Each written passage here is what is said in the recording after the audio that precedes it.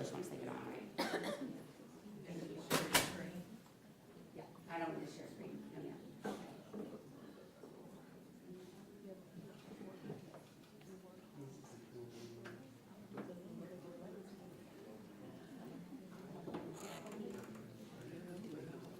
Get that started yet?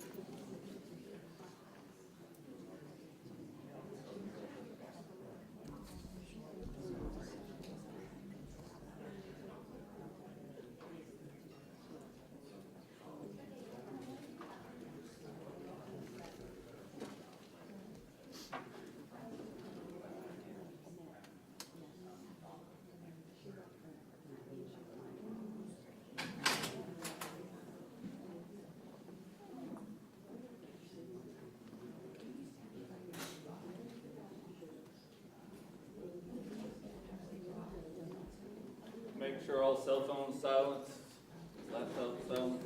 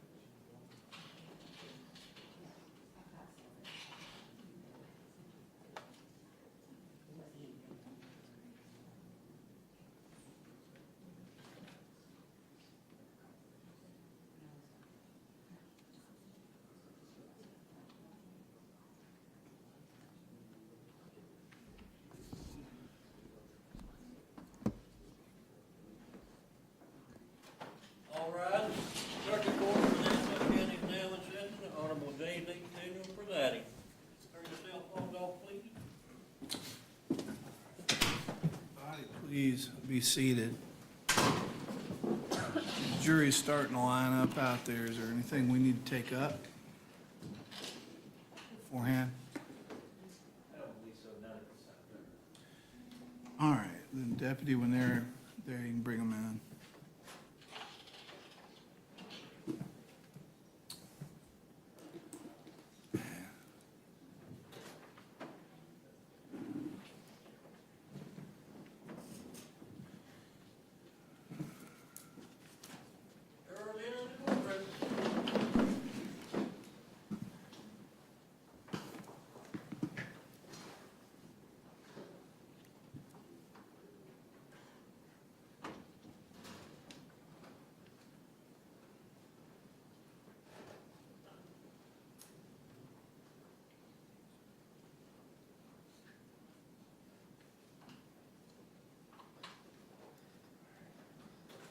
Everyone, please be seated. Welcome back, ladies and gentlemen. Good morning. Thank you for being here again and on time and ready to go. We're getting ready to resume the trial with the defense's case in chief. Just want to start off the morning asking anybody, did anybody see any, read any, or hear any media accounts of this case since we were last here? Everybody shaking their head no. Pardon? Oh. Well, either way. We will, again, avoid all of that as you have been for the last 2 weeks. All right. I'll now turn to the defense. You can call your next witness. Good morning, Your Honor. The next witness would be Kenny Mayhall over Zoom. All right. First of all, let me do this. Need this. There we go. I'll bring him in.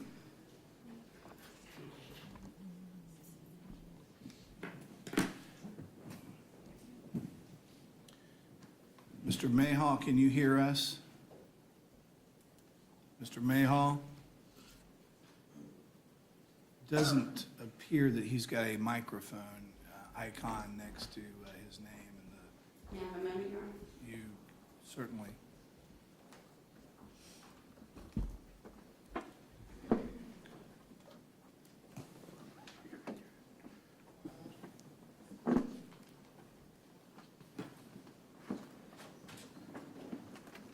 Mr. Mayhall, your Zoom is on mute. You at the bottom,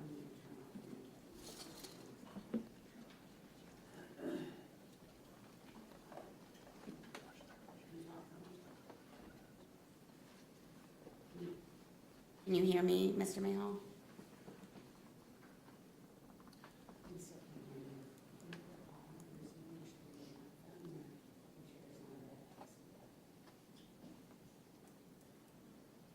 Yes, hit that.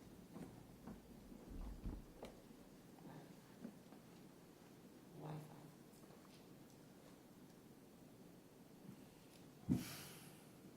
And if you can talk, sir. He's now got a microphone, but it's muted. And now your microphone is muted. You unmute it. Mr. Mayhall, can you hear us? We can barely hear him. And really, is your microphone muted still, Mr. Mayhall? It is not. It's not. He just doesn't have a very good Let me see if I can. microphone. Mr. Mayhall, can you speak for me?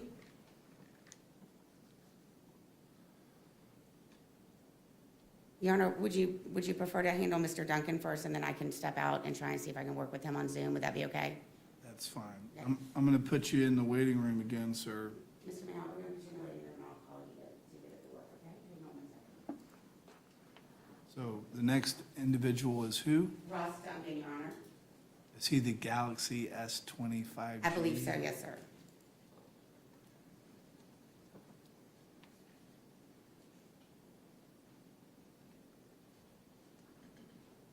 His last name was what again? Duncan.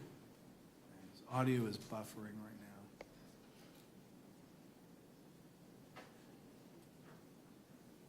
Mr. Duncan, can you hear us? Yes, sir, I can hear you. All right, we can hear you as well. We need to swear you in. Our deputy clerk will do that now. Yes, sir. Do you solemnly swear or affirm the testimony you're about to give will be the truth, the whole truth, and nothing but the truth, so help you God? Yes, ma'am. You may proceed. Thank you, Your Honor. Good morning, Mr. Duncan. Can you please state your full name for the record and spell it for the court reporter? My name is Ross William Duncan, RossWilliamDuncan. Thank you. And Mr. Duncan, where do you live currently? I still live in Harrisburg, Illinois. Okay, have you lived there your whole life? With the exception of I went to college in Owensboro, Kentucky. I lived there for 5 years. Okay. Did you know an individual named Patrick McDowell that lived in Harrisburg? Yes, ma'am. How did you know Mr. McDowell? Well, we grew up together. You know, we hung out from time to time in the earlier years. We, of course, being from a small town, a small class, and you pretty well know everybody and everybody's business. Later on, throughout like high school and junior high, we didn't hang out much because we had different interests. I was more into athletics, were more my concerns and everything. I don't think Patrick really got into that because, number one, traveling back and forth from Florida during the summer when a lot of that's going on, you know, you play with your teammates that you're used to, and he wasn't, you know, he couldn't do summer ball and things like that. And also, he wasn't a very, you know, he was kind of standoffish. He wasn't very aggressive. Okay. Would you consider you and Mr. McDowell very good friends at the time you were in high school or before? Yes, ma'am, absolutely. All of our classmates were close. I'm sorry, I interrupted you. What'd you say, Mr. Duncan? Oh, that's okay. All of our classmates were close. You know, like I said, everybody knew everybody. Everybody hung out. But Patrick and I, his stepfather and my uncle served on the police force together. So, you know, we would stay at each other's house overnight and things like that growing up throughout the years. Did you know Patrick to get in any sort of trouble when he was younger? No, ma'am. He wasn't ever a very problematic child from what I can remember. Even in his teenage years, I don't really in trouble at all. You're breaking up a little bit, but I'm going to ask you, with his father being, his stepfather being a police officer, did that give Patrick a way to live or a code of ethics? Oh, absolutely. Well, coming from a small town and everything, of course, our hometown heroes are more along the lines of military and first responders, such as police officers, firefighters, and things like that. Even with us having police officers in the family, we were even more so apt to respect and think highly of these men. And All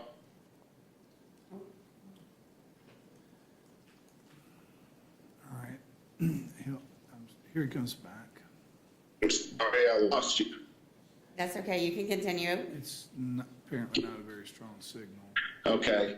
Even whenever we were younger, you know, as kids, we grew up in probably the last generation where going outside and playing, you know, until the street lights came on and stuff like that, you know, there was a lot of, you know, playing paintball when we were younger, or, you know, playing military or playing, you know, cops and robbers. Okay. Did you know about Patrick's ambitions to join the Marines?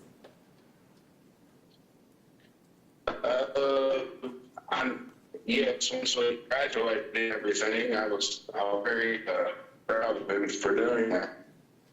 When's the last time you saw Mr. McDowell? Can't remember the exact year, but I would say about 10 years ago. He came home visited for a couple of days, And- and we actually wound up.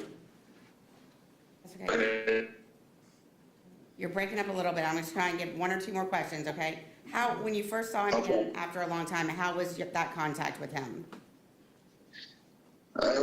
You could tell that he was a different person, that he had kind of grown up and matured in the military. He was more apt to go up and talk to people, shake their hands. You know, he wasn't the kind of standoffish, sit in a corner and be quiet type of guy. He would talk to people and very. You could tell he presented himself to where he would more so stand up for himself and things like that. Did you ever know Patrick to have a problem with drugs or alcohol? No, ma'am. Even throughout high school, you know, a bunch of field parties and stuff like that. I didn't see him much at many of those either. Drugs wise and everything, I would have never had any idea that he would even remotely think about that. And when the last time you saw Patrick, was that meeting just like picked up from where you left off? Was there any animosity between the two of you? No, ma'am. Patrick and I never really had crosswords or anything like that. It was just a kind of, you know, glad to see you and everything else. And he actually wound up staying with me that night, and we had a good night, hanging out, catching up, chatting. We, of course, you know, went to the bar and had some drinks, but there was no drugs involved. All right, I don't have any further questions, Your Honor. Cross? Yes, sir. All right, Mr. Duncan, you are excused, all right? Okay, thank you very much. What do you want to do about Mr. Mayhall? Your Honor, I believe Ms. Sopp will go ahead with her witness, and I'll step out and try and get Mr. Mayhaw working again. All Is right, that okay with the court? that's certainly fine. You may proceed and call your next witness. If we would call Shauna McDowell. In person. Out in the hall, and I need my assistant to help with the computer.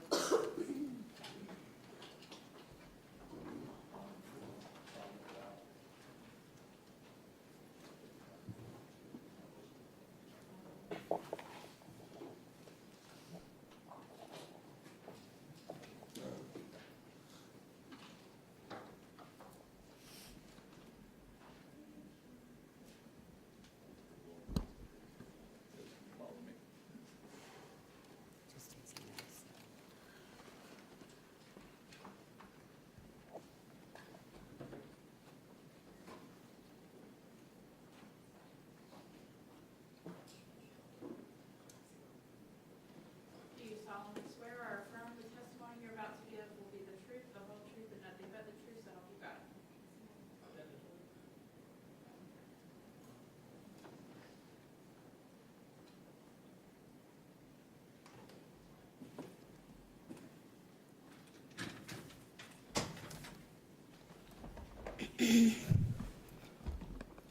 You may proceed. Good morning, ma'am. Keeping your voice up and speaking into that microphone, would you state and spell your full name for the record, please? Shauna McDowell, ShaunamcDowell. Ms. McDowell, where do you live? I live in Huntington, West Virginia. And how old are you? I'm 36, Where were you born and raised? San Diego, California. And do you know Patrick McDowell?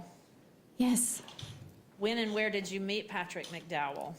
Camp Pendleton, California. And what is Camp Pendleton? That's a Marine Corps base. And was that near where you were born and raised? Yeah, about 30 minutes. And did you meet Patrick McDowell at your sister's house? Yes, ma'am. And what was your first impression of Mr. McDowell? Instant attraction. And why was that? I don't know. He just was smiling and just looked genuine. And was there anything about Patrick McDowell that drew you into him when you first met him, that you wanted to spend more time with him? He was kind to me. How soon after you met Patrick McDowell did the two of you start dating? Almost instantly, within a week. And what kinds of things would you do when you were dating? We would go to the beach. We kind of just hang out at the house. My sister had a pool, so we would go to the pool. And how old were you when you first met Patrick McDowell? 18, And how old was he? 19. How did Patrick McDowell treat you as a girlfriend? Great. What kinds of things would he do? Open my car door and spin me around in a parking lot because it made me feel like a princess. Did Patrick McDowell ask you to marry him? He did. How long after you first met him and started dating him was that? About 4 months. And were you still 18 years old at that time? Yes. And Patrick was 19? Yeah. And did you go through any kind of premarital counseling with the church or any kind of marriage group before you married? No, ma'am. And where did you get married? We got married at the courthouse in San Diego. And how long did you spend planning that wedding? Maybe he had training he had to go to, and then we decided when he got back that we would get married. So maybe a month. All right. And was Patrick in the Marine Corps when you met him and ultimately married him? Yes. And do you know what his assignment was or his role was at that time? He was a radio operator. And was Patrick deployed with the Marine Corps after you all married? Yes, ma'am. And where was he deployed to? He went to Okinawa for a year. And did you see him during that time? Yeah, we flew him home for 2 weeks for R&R. All right. And when was that? Do you recall? No, ma'am. Sorry. Like 6 months in. And how did you all get along during that R&R? Great. And how did Patrick treat you during that time? Well, he treated me good. Okay. And was there some point in time you went to Patrick's hometown to meet his family? Yeah, we went to Harrisburg, Illinois, to have our ceremony and like a proper ceremony. And then we went to Florida before he left for Okinawa. All right. And did you have a proper ceremony in a church in Harrisburg? Yes, ma'am. And was Patrick's family involved in that ceremony? Yes, ma'am. Did you meet Patrick's stepfather, Mike Jones? Yes, I met Mike Jones. And did you know he was a police officer? Yes, I did. During the time that you were dating and then married to Patrick, did he ever say anything negative at all about his stepfather No, ma'am. He loved Mike Jones. or about any police officers in general? No, ma'am. Did Patrick have a good relationship with his stepfather? Yes, ma'am. Did he tell you anything about any mental health issues his mother had? Yes, ma'am. And what did he tell you about that?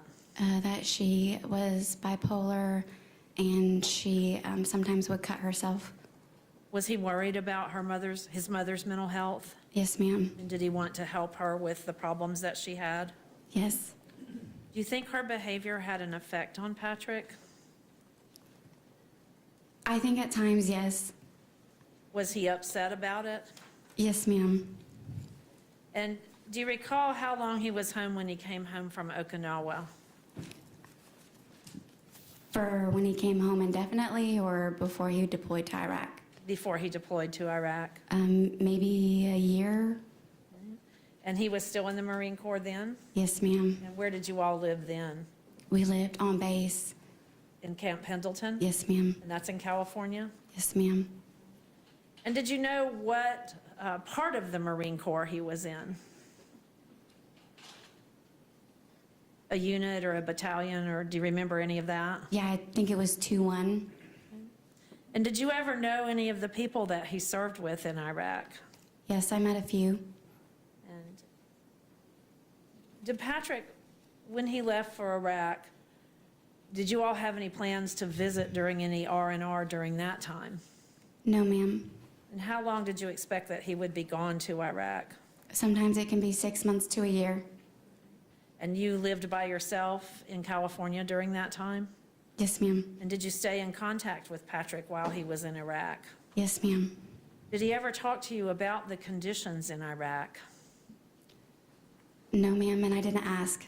Right. Was there ever a time that you learned that he was surrounded by bombs going off?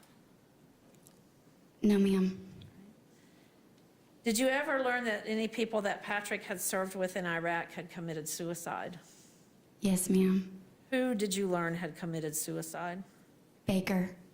And do you know who Baker was? I think I met him once.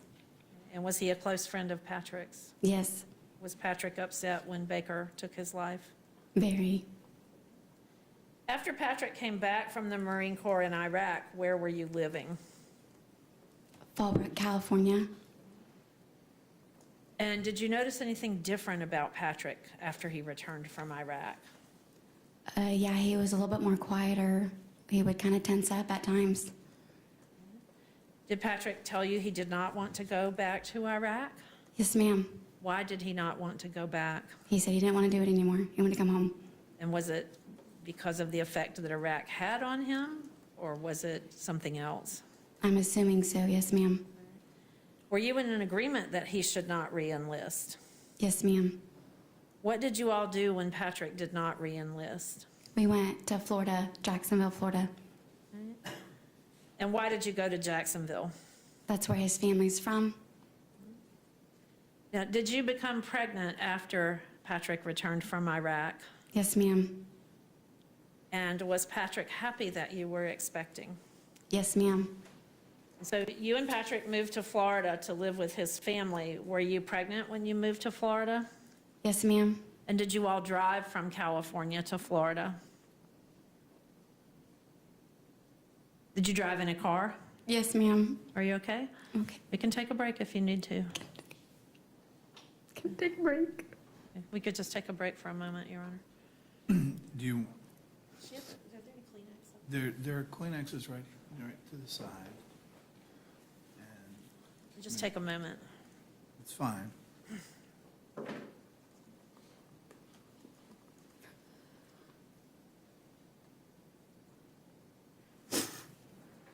Sorry.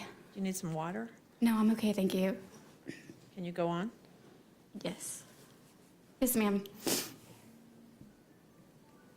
Did you all drive from California to Florida? Yes, ma'am.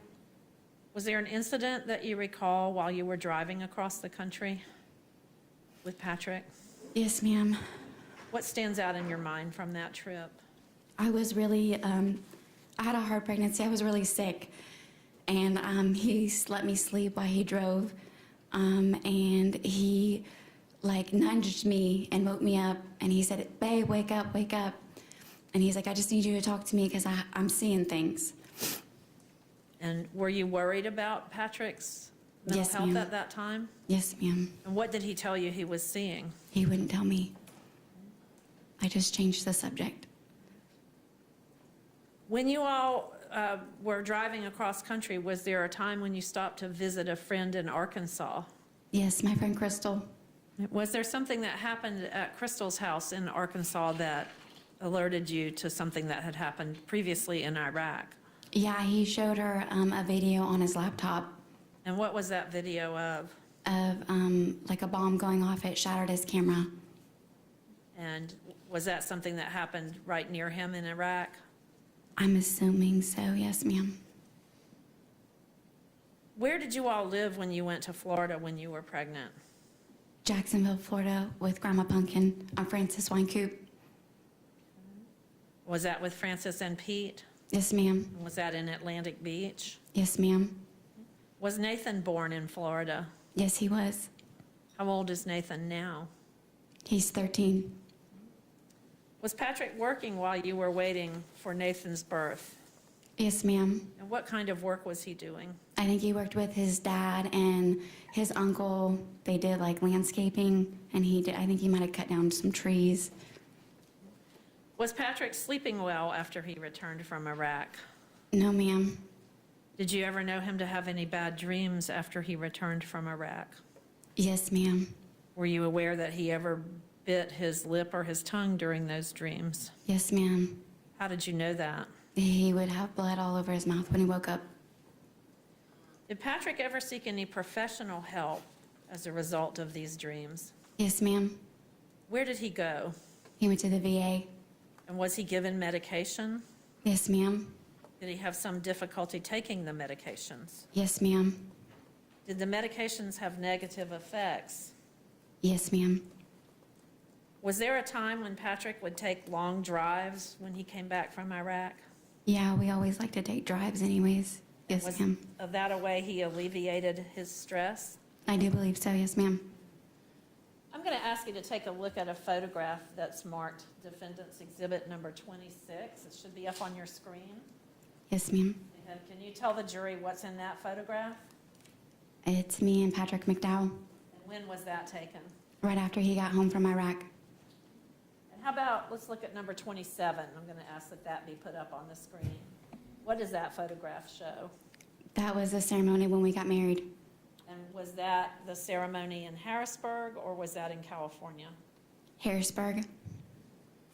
And number 28, put that up on the screen and ask you, who's in that photograph? It's me, Patrick McDowell, Cindy, and Robert Papalonis. And are those Patrick's grandparents? Yes, ma'am. Was that at the church in Harrisburg where you had your wedding ceremony? Yes, ma'am. All right. So back to the medication that Patrick was given. Did he have some difficulty taking the medications?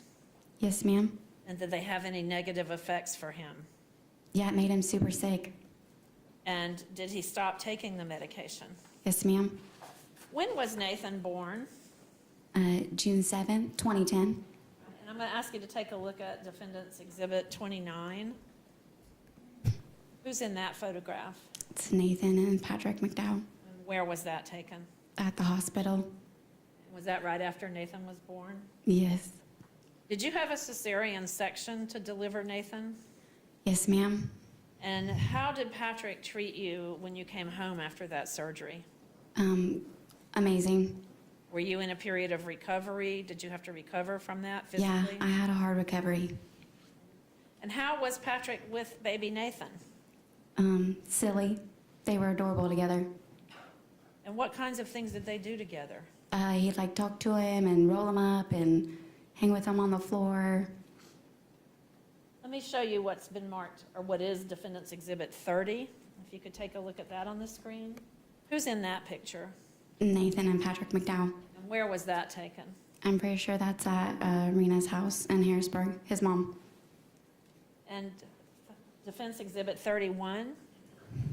Take a look at that. Who's in that photograph? Me, Patrick McDowell, and Nathan McDowell. And do you know where that photograph was taken? Yeah, Grandma Cindy's house in Harrisburg. What about Exhibit 32, if you would take a look at that? Who was in that picture? Nathan and Patrick McDowell. And do you know where that photograph was taken? Yeah, at Cindy's house. And about how old is Nathan in that photograph? Maybe 3 months. So was there a time when Patrick was working in the landscaping field that he suffered a seizure at work? Yes, ma'am. Where and when was that? I don't remember the timeline. I knew it was when he was working, so I don't know where he was at. Was that when it was in Jacksonville? Oh, yes, ma'am. Okay. And was he taken to the hospital? Yes, we went to the ER. And was he treated there? Yes, ma'am. Was there some point in time that Patrick talked to you about going to work for a government contractor, Triple Canopy? Yes, ma'am. When was that? Was it after Nathan was born? Yes, ma'am. About 6 months after Nathan was born. And why did he want to go to Triple Canopy? To support his family. Was the money good? extremely good. And did you all talk about the money as being good to support you and the newborn Nathan? Yes, ma'am. Were you worried about him going back to Iraq? Yes, ma'am. And why was that? I didn't want him to go. I thought it was a bad idea. Why was it a bad idea? I was just worried it's a lot more complicated than like an Iraq tour. You mean working for a military contractor? Yes, ma'am. Did you talk to Patrick while he was in Iraq with Triple Canopy? Yes, ma'am. What kind of experience was he having there? Not good ones. Do you recall ever being on a phone and hearing an explosion in the background? Yes, ma'am. When was that? Can you tell us how you were on the phone, what time of day, and what happened? I think it was nighttime there and it was morning time, and we were on the computer screen and there was a loud pop, and he like goes, "Shauna, did you hear that?" And then the phone disconnected. How did you feel at that moment? Scared. And were you able to talk to Patrick after that? I think so, yes, ma'am. How long before you were able to reconnect with him? Probably about a week. And were you worried for his safety during that time? Yes, ma'am. Did Patrick ever tell you anything about Iraqi people bringing their injured children to the gate of the base when he was guarding the base for the Army while he was in Triple Canopy? Yes, ma'am. What did he tell you about that? He told me that people would bring up their babies to the fences to get help. And what was going on with the babies? Some were injured. And were some burned? Yes. And did that upset Patrick? Yes, ma'am. Did he come back to Florida to be with you and Nathan after he worked with Triple Canopy? Yes, ma'am. Do you believe he returned from Triple Canopy a different person? Yes, ma'am. In what way? His mannerisms were different. He was a lot more angry, stayed silent. He would like doze off. Was this behavior worse than when he had returned from Iraq after his deployment with the Marines? Yes, ma'am. Did his personality change have an effect on your relationship with him? Yes, ma'am. And how old were you at this time? 23, And how old was Patrick? 24. Right. And how old was Nathan? He was about 6, almost a year. And did Patrick's mother, Rena, come visit you all? In Jacksonville, Florida, yes, ma'am. And were you and Patrick living in an apartment by that time? Yes, ma'am. Did you and Patrick have difficulties communicating with each other at that time? Yes, ma'am. Do you recall a day that you had gone out shopping and were in the drive-through of a Steak and Shake having an argument with Patrick? Yes, ma'am. Do you know what started that argument? I do not know, ma'am. Had you already planned to take Nathan to California for a month at that time? Yes, I had a plane ticket to go home. And during this argument with Patrick, is there something that you said to hurt Patrick about you and Nathan? Yes, ma'am. What did you tell Patrick? That I should just stay home. And when you say I should just stay home, that meant you should just stay in California? Yes, ma'am. And was that the first time anybody had brought up the issue of separating you and Patrick? Yes, ma'am. Is that how that happened, in an argument at the drive-through in Steak and Shake? Yes, ma'am. Was it your choice to return to California with Nathan? Yes, ma'am. And did you stay in California with your parents? Yes, ma'am. Was there some time when you talked to Patrick about trying to restore your relationship in Florida? I think at times I did try to bring it up. Yes, ma'am. Was it difficult for you to communicate with Patrick during that time? Yeah, he cut off. Did he still try to maintain his relationship with Nathan? Always. Did he come out to California to see Nathan? Yes, ma'am. And did he have Nathan come to Florida to see him? Yes, ma'am. Before you left to go to California, was Patrick behaving in a way that you had not seen before? No, ma'am. Was he ever staying out at night? Oh, Or, yes, I'm sorry. Yes, ma'am. He was staying out at night. and did you expect that he might have been involved with another woman? Or suspect, I'm sorry, did you suspect that he might have been involved with another woman? Yes, I suspected it. And did you know that for certain before you left to go to California? No, ma'am. How did you find out that he had been seeing someone named Haley? His mom, Rena Jones. And when did she tell you that? I think I went up there to go visit, to drop Nathan off, and he was going to come pick him up, and she told me. And did you have a good relationship with Patrick's mother, Rena? Yes, ma'am. What did you learn about Haley's influence on Patrick? She was a bad influence. Did you ever meet Haley in person? Yes, ma'am. And what happened in that meeting? Mm, Where were you, first of all? we were at a park And where? in California. Right. And was that because Patrick had brought Haley and Nathan, or Haley out to come visit Nathan? Yes, I told him I thought it was important that I meet her And why was that? because I'm Nathan's mom. And would Nathan be spending time with her? Yes, ma'am. Right. And can you describe what happened in that meeting at the park in California? She didn't speak to me. And what was her behavior? Just very off-putting. She only spoke unless she was spoken to. And did she interact with Nathan that you could see? Yes, she did. And what was her interaction with Nathan? I think she tried to help him off the monkey bars. Did you ever have any contact with Haley's mother? Yes, ma'am. How did that come about? Tracy sent me a Facebook Messenger. Okay, who is Tracy? Haley Wheeler's mom. Okay. And did you and Haley Wheeler's mother know each other before she sent you this message? No, ma'am. And when you were on Facebook Messenger, anybody can look you up on Facebook and send you a message? Is that how that works? Yes, ma'am. Right. And so Haley Wheeler's mother looked you up on Facebook and sent you a message. What did she tell you? She said, I just wanted to let you know that I think it was a bad idea for me to send Nathan to see Patrick And why was that? because him and Haley were doing drugs.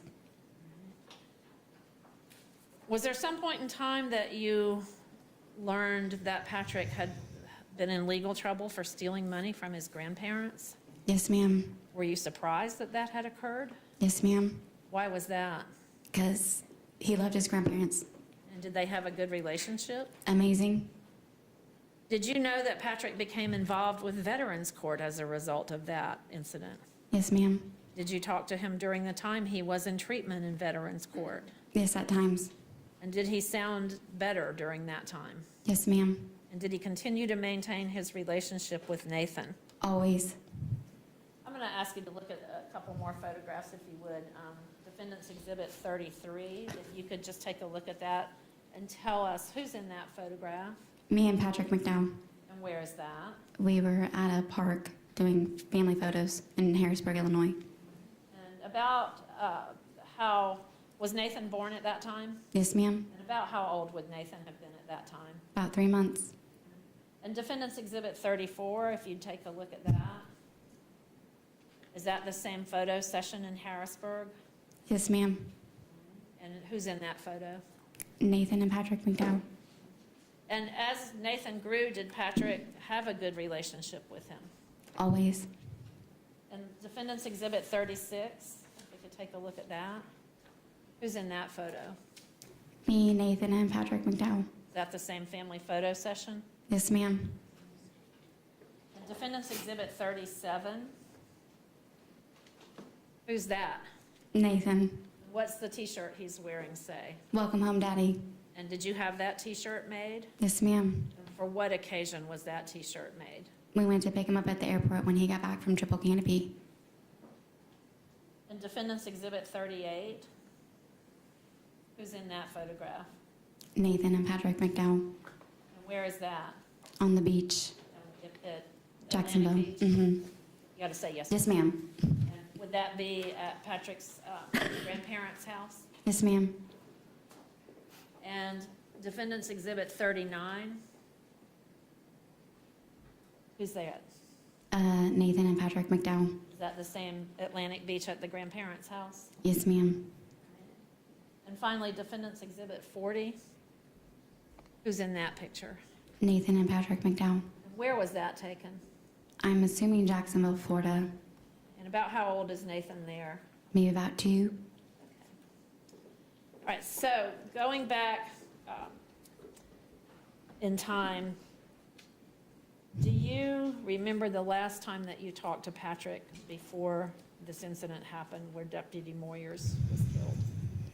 Yes, ma'am. I think it was a Wednesday before it happened. I think everything happened on Friday. How did Patrick get in touch with you? Facebook Messenger, And what was he saying on Facebook Messenger? that he was having a hard time, but that he would call Nathan soon. And do you know what kind of a hard time he was having? No, ma'am. Was Patrick's mother, Rena, on that call also? No, ma'am. Did you suspect that Patrick was using drugs at the time of that call on Facebook Messenger? I'm assuming so.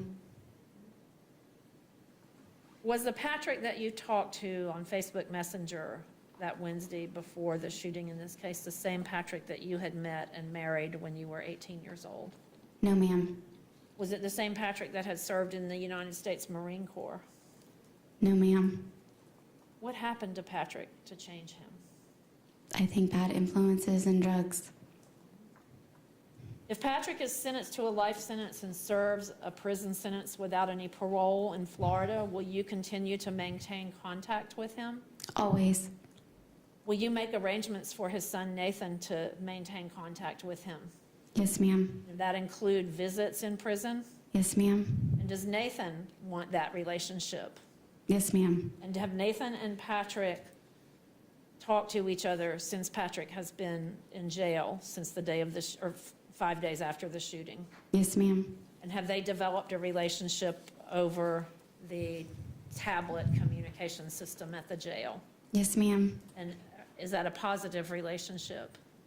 Yes, ma'am. And have you seen Patrick try to take steps to have a positive relationship with his son? Yes, ma'am. Is Patrick McDowell, who shot Deputy Moyers, the same Patrick McDowell that you had loved and married? Same person emotionally, mentally? No, ma'am. Thank you. I don't have any other questions. Cross-examination.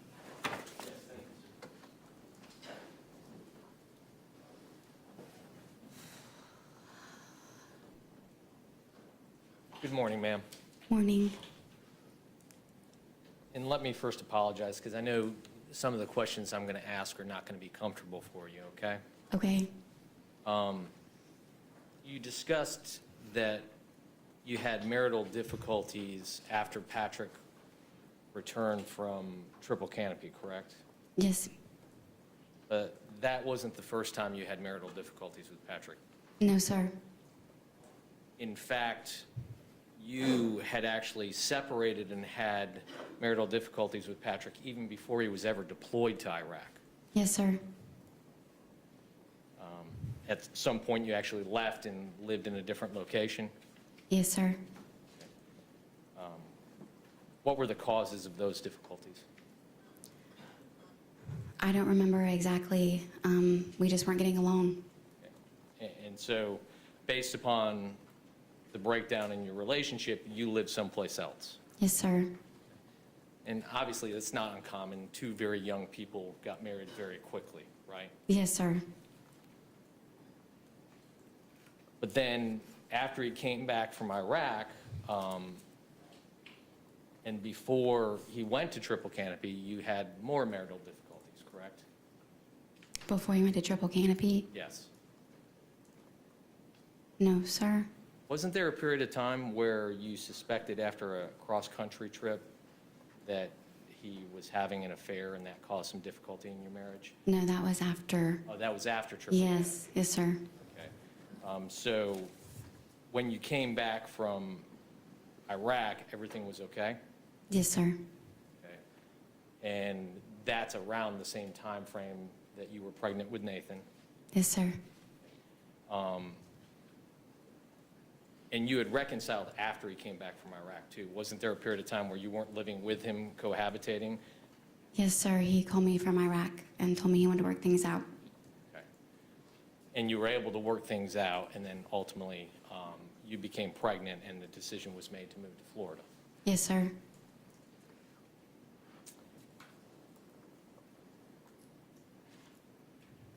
After Triple Canopy, he was out a lot, correct? Out a lot at night? Yes, sir. Not present for you and Nathan during that period of time? No, sir. He was there. but he was out at all hours of the night. And you suspected at this point in time that he had a girlfriend. That last month I was there, before I left to California, is when he was out. Other than that, he was there. Okay. And you were a little bit homesick at the time too, correct? Yes, sir. When you left to go to California, it wasn't your intention to stay in California, was it? No, sir. You wanted to continue your relationship with this defendant. Yes, sir. You wanted to make the marriage work. Yes, sir.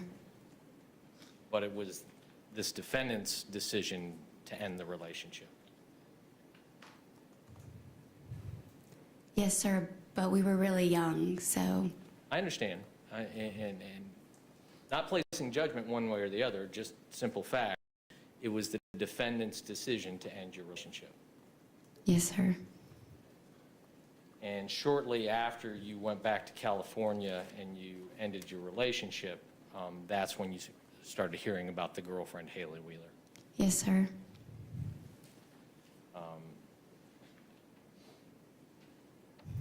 I think you had talked about this. At some point, Haley's mother even contacted you, I guess as a warning, because she was concerned about Nathan's well-being when Nathan was with Haley and Patrick, Yes, sir. because they were doing drugs. Yes, sir. And that was really the first time you really recognized or realized that Patrick had a drug problem. Yes, sir. And so when was that, best that you can remember? I know timelines are hard, but that was more towards 2015-ish? I think Nathan was 9, almost 10. 9, almost 10. So Nathan was born when? 2010. Okay, so that would have been even later, would have been more towards 2018, 2019. Yes, sir. So prior to that time frame, obviously you were in contact with Patrick on a regular basis because of Nathan, correct? Yes, sir. You had shared custody, so you would see Patrick when Nathan was exchanged for holidays or vacations or things of that nature. Yes, sir. And so during that time frame from when you went back to California until you received this phone call from, or, excuse me, it's not a phone call, it's a Facebook message, from Miss Wheeler's mother, you had not suspected that Mr. McDowell was having difficulties with drugs. No, sir. It was that first time when Miss Wheeler's mother contacted you that you learned that Patrick may have had some difficulties with narcotics. Yes, sir.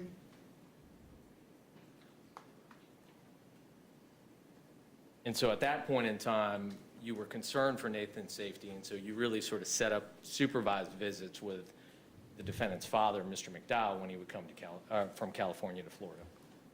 Not right away, no, sir, but shortly after, yes. Getting towards the end, right before the murder occurred, you became aware that the defendant had an arrest warrant for his arrest, correct? Yes, sir. And not this last phone call, but at some point in time prior to the murder, you were present at the defendant's mother's house when the defendant had a video chat, or I'm assuming it was some sort of video call. Was that via Facebook as well? I don't remember. But some sort of video chat where you could see him and there was a conversation. Yes, sir. And the defendant looked pretty rough at that point in time. Yes, sir. And you and his mother told him he needed to turn himself in. Yes, sir. And simply put, Patrick said no, he was not going to turn himself in. Yes, sir. That last Facebook chat, you told him that, or he told you that he was on the run, correct? That final Facebook chat? Yes, sir. He told you that he was supposed to be getting something like 30 years in jail as a result of his arrest in Georgia? Yes, sir. And the defendant told you that he was not going back to jail? Yes, sir. And you pled with him You said, that's not a life to live, that's not a life for Nathan. Think of Nathan, correct?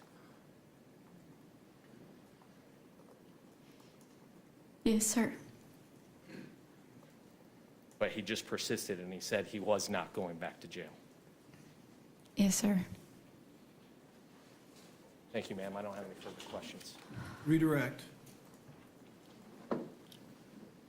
Ms. McDowell, when Patrick came back from Triple Canopy and was working, did he take a job with a security company? Yeah, Working at at an apartment complex. Yes, ma'am. And was that job required him to be out? It is, but I'm going to allow it if you want to recross on that topic, you will have that opportunity. Was he working at night for the apartment complex security? Yes, ma'am. And so when he was sometimes out at night, he was working, is that correct? Yes, ma'am. Right? And when you answered Mr. Khalil's questions about this FaceTime call where you could see Patrick was really rough, what did he look like?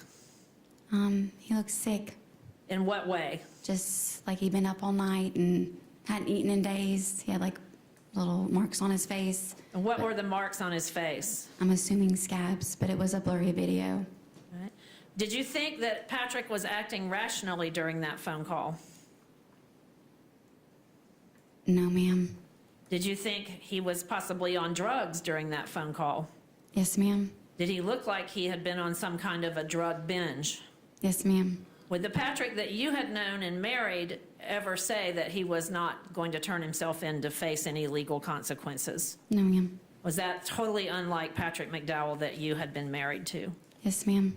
I don't have any other questions. Thank you.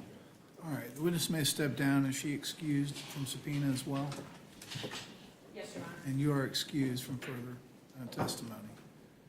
Call your next witness. Your Honor, if you could try Mr. Mayhaw again, I believe it's working.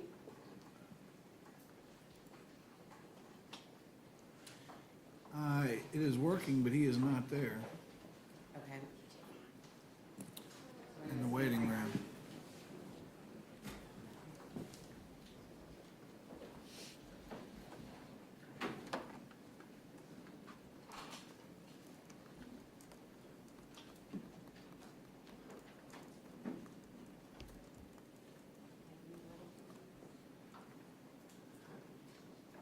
He was just beginning, Your Honor. I apologize for the delay.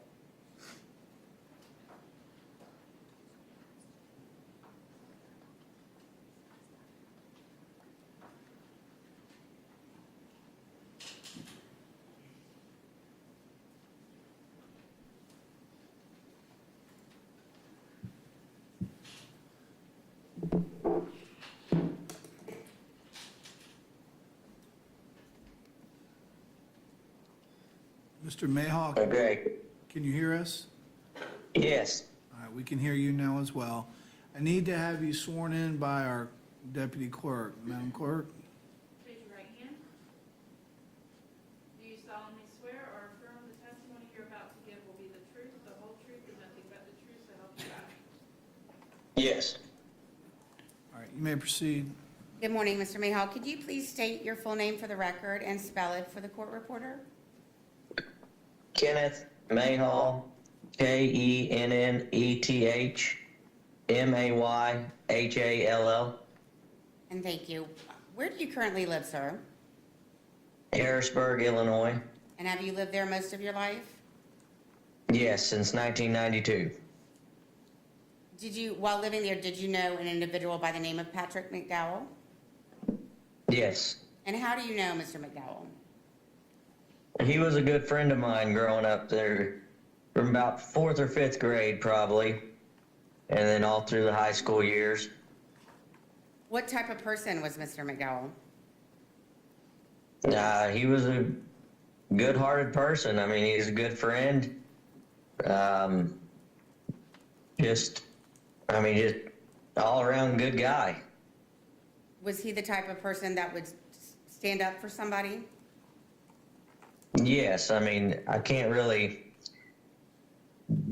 narrow down a specific time, but I mean, he was just always upbeat and there for people, and I mean, he would stand up for what he believed in, you know. And as you progressed through high school, did you have any knowledge about what Mr. McDowell wanted to do after high school? Yeah, he joined the military, and that was the path he wanted to go on, and I lost contact, you know, with a lot of friends through after high school. Everybody goes their own separate ways, and as far as I knew, he was doing good with talking to his stepdad, you know, with the family that he still had here while he was gone to the military. Okay, when's the last time you saw Mr. McDowell? It was a holiday, and he had come back to Harrisburg, and I saw him in passing, and it was just pretty much one of those conversations of, you know, how have you been, how's life, you know, what have you been up to, stuff like that, and I mean, he just seemed like the normal old Patrick. And was this before he had been deployed with the Marines?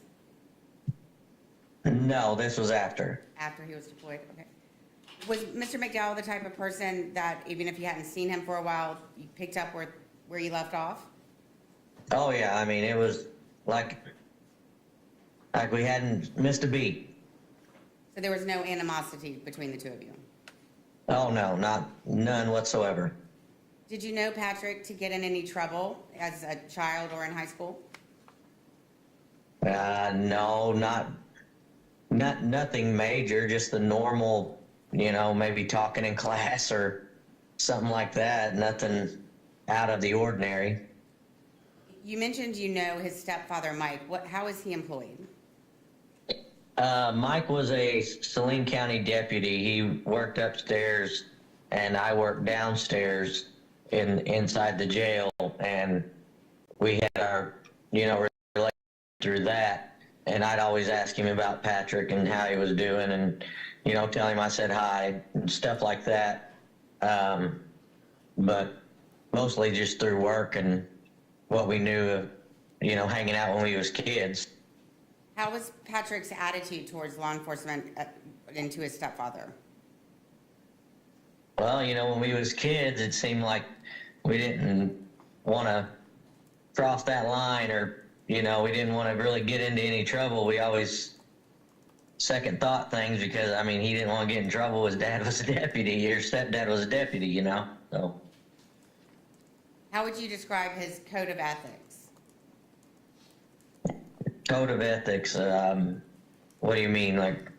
How would you describe how he lived his life?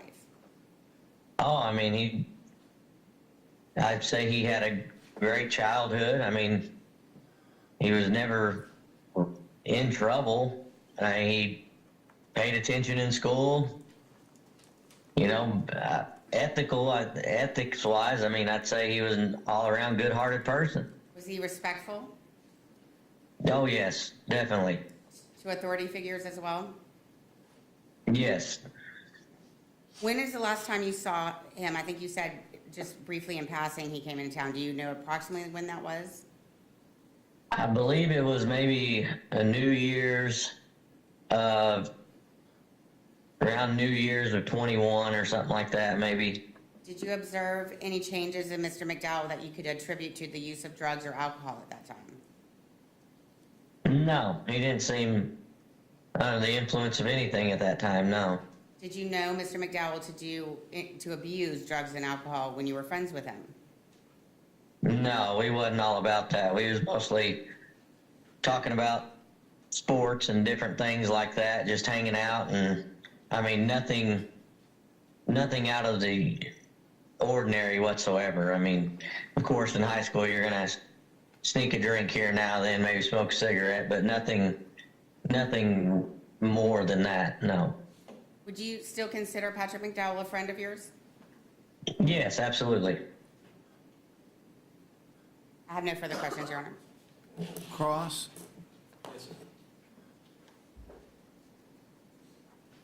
Good morning, sir. Good morning.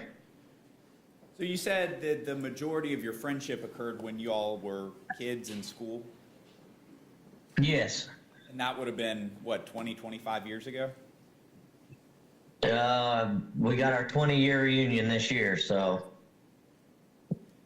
And then when he got back from the Marines, you had some meaningful contact with him?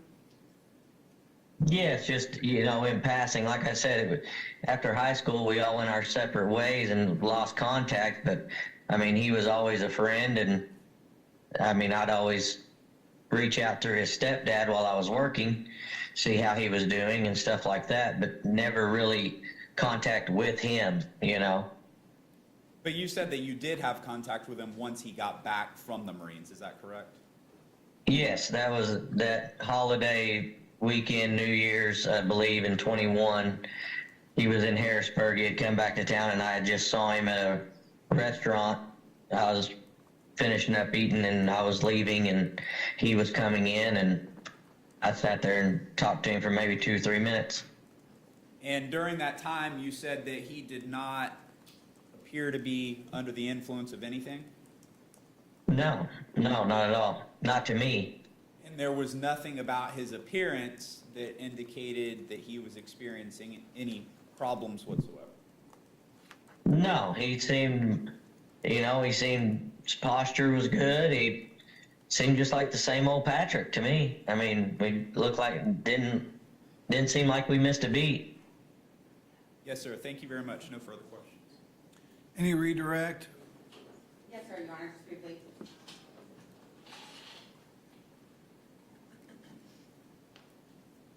Mr. Mayhaw, I just have one more question. When this meeting in 2021, you only saw Mr. McDowell for about 3 minutes, is that correct? Yes. Thank you. I have no further questions, sir. All right, sir, you're free to go. All right. Thank you. Okay, thank you. Thank you.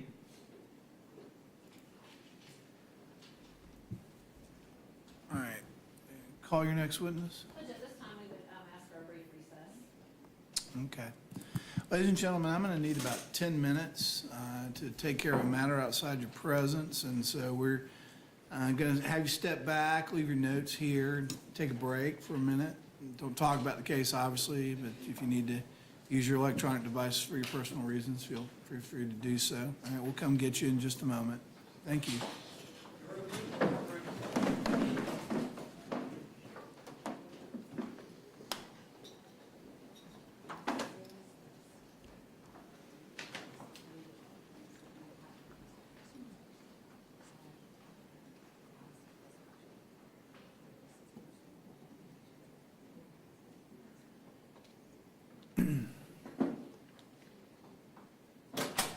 All right, everybody can have a seat.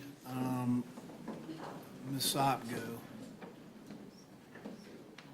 believe she's talking to our next witness as a minor, so. I understand. I'm going to address the cameraman in the courtroom. Have you had discussions about this next witness? Yes, sir. You know, or understand that you do not depict him. You can certainly you can do the audio, but not the video of the witness. And Yes, sir. And I appreciate your cooperation with that. I do have to ask him some questions to make sure that he is competent to testify.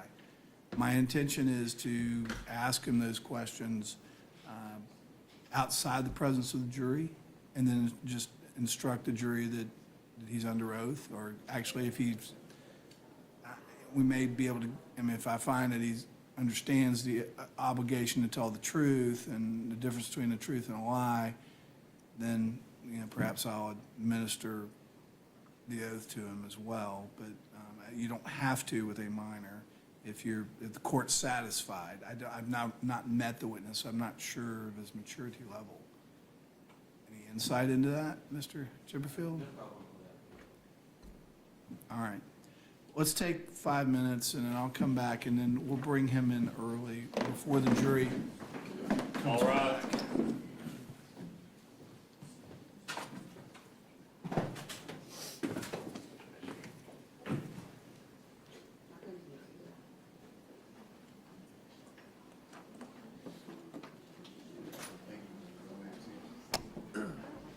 Hey, how you doing? Howdy, how you doing? Just council recess, we're No voting.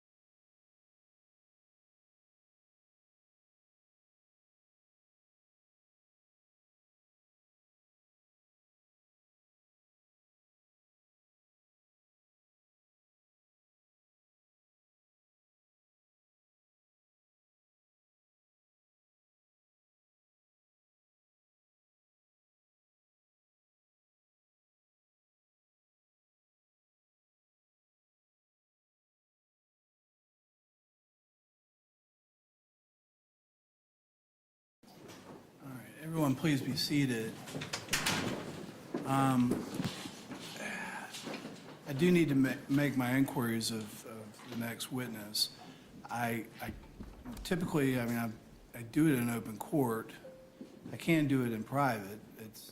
I'm needing guidance from counsel on this. I was planning to do that, Your Honor. Okay, well, if you want, Take them through those questions. well, we need to do it, I want it done outside the presence of the jury. All right? And then if I deem him competent, then we can go forward and Madam Clerk can administer the oath, okay? Your Honor, just so the court knows, I know Nathan was very emotional outside. I was approached with counsel, tried to calm his concerns. I am not asking this young boy any questions on this. All right, Whatever they need to present, they can present, but I have no intention of questioning this witness. okay. I appreciate you stating that in front. Why don't you bring him in then? Nathan McDowell.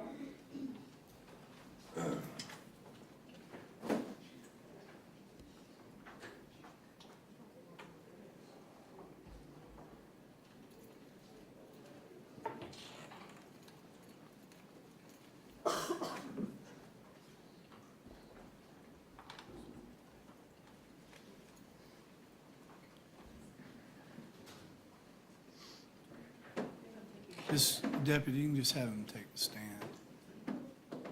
Nathan, why don't you come on up and have a seat, all right?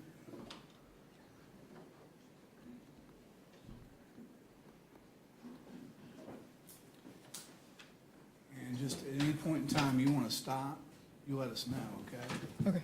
All right? I know this is a little bit different setting than you might be used to, but we got to ask you a few questions, and then once Ms. Sopp asks those questions, we'll bring the jury out, okay? Okay. All right, Ms. Sopp, you go ahead. Is your name Nathan McDowell? Yes. How old are you? 13. Do you understand what it is to know the difference between telling the truth and telling a lie? Yes. And how do you know that? Is that something you've learned growing up? Yes, ma'am. And what is wrong with telling a lie? You were being dishonest and distruthful. Is it important to be honest? Yes. And if someone asks you to tell the truth, should you always tell the truth? Yes. And just so you know, if I told you that the judge was an old lady, would I be telling you a lie?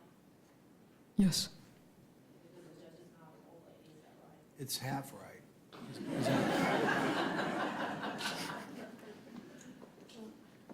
So I would be telling you a lie if I said that about the judge.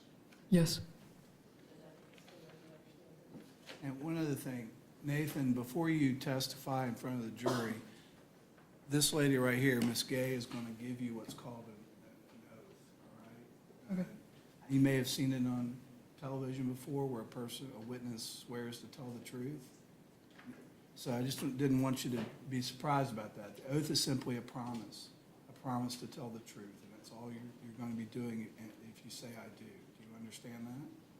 Yes, sir. You're going to be promising to tell the truth, and that's all we want you to do. Can you do that? Yes, sir. All right, I find that this witness is competent to testify. He understands the moral obligation to tell the truth, understands he's clearly capable of recounting and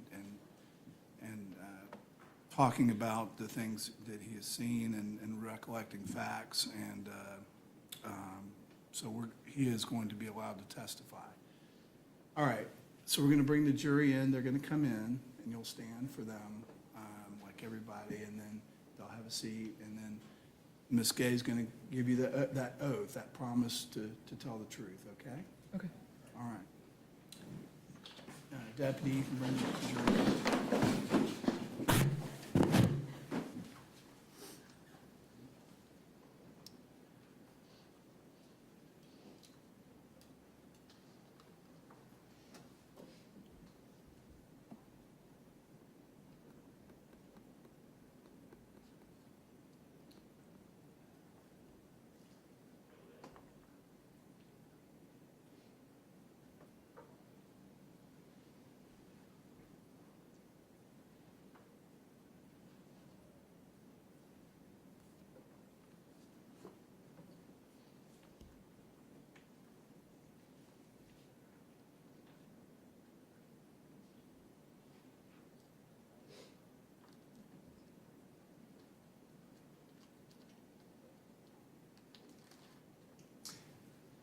just down the hall, so sometimes it takes them a moment to come down.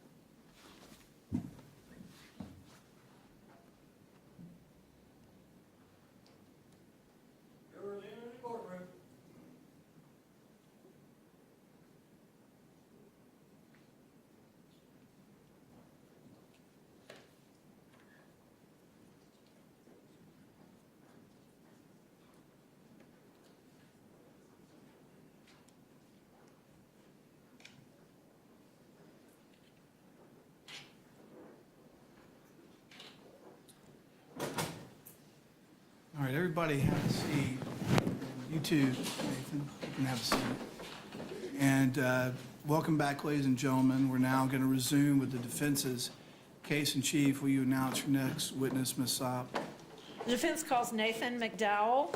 All right, and Ms. Gay, will you give him the oath? You just need to raise your right hand. Do you solemnly swear or affirm the testimony you're about to give will be the truth, the whole truth, and nothing but the truth, so help you God? Yes. You may proceed. Would you tell everyone your name and spell it, please? Nathan McDowell. NathanMcdowell. And where do you live? What town? Milton, West Virginia. And is Shauna McDowell your mother? Yes, ma'am. And is Patrick McDowell your dad? Yes. I'm going to show you some photographs. I think they're going to come right up on that computer screen in front of you. Can you see that screen? We're going to take a look at Defendant's Exhibit number 41. Is there a photo there? Yes, ma'am. Who's in that photo? That's me and my dad. And do you know where you were? Was that a vacation or a camping trip? I don't know. Or you think you had gone fishing with your dad?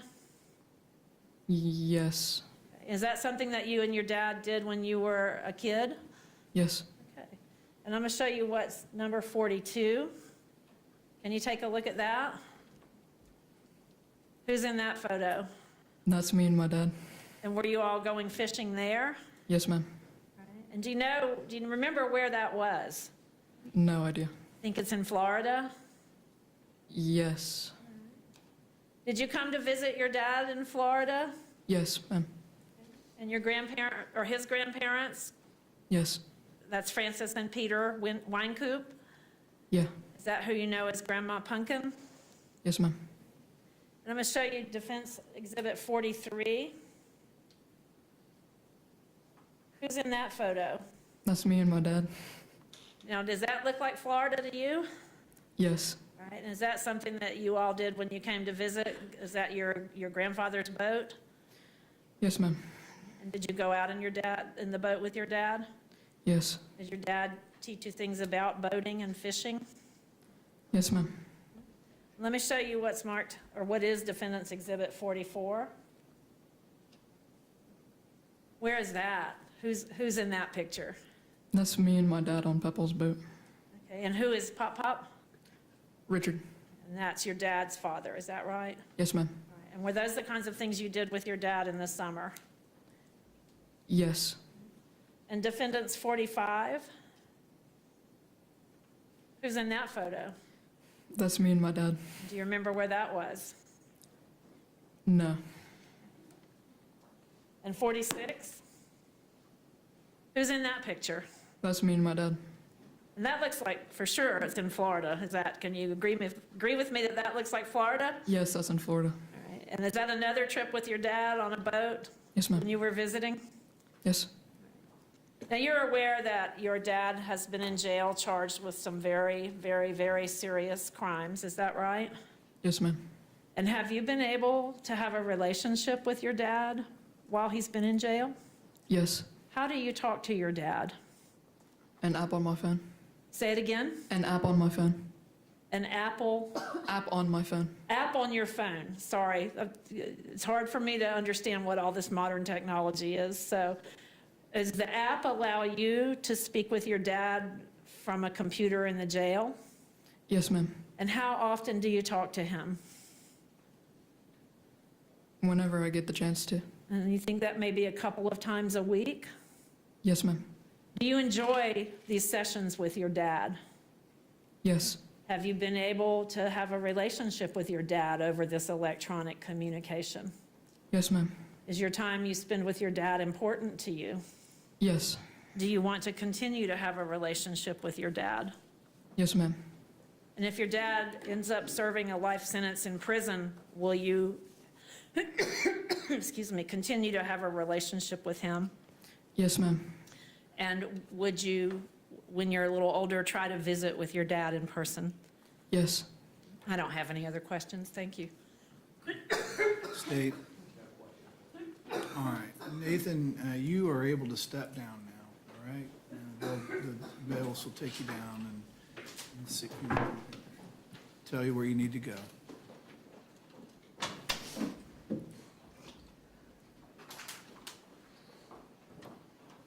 All right.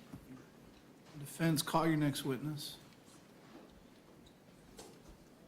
Your Honor, at this time, I would like to just publish briefly Defendant's Composite Exhibit 52, so the jury understands it. Okay.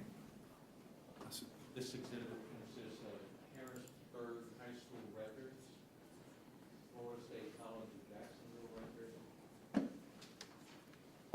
then the longest section is complete military records.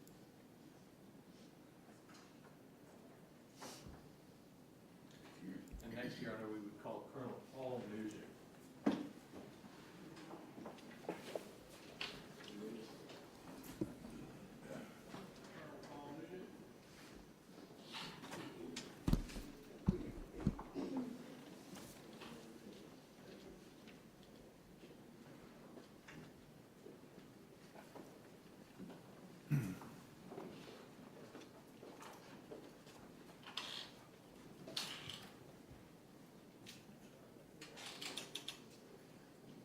you solemnly swear or affirm the testimony you're about to give will be the truth, the whole truth, and nothing but the truth, so help you God?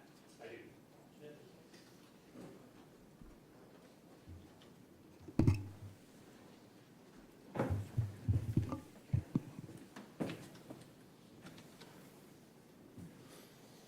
You may proceed. Thank you, Your Honor.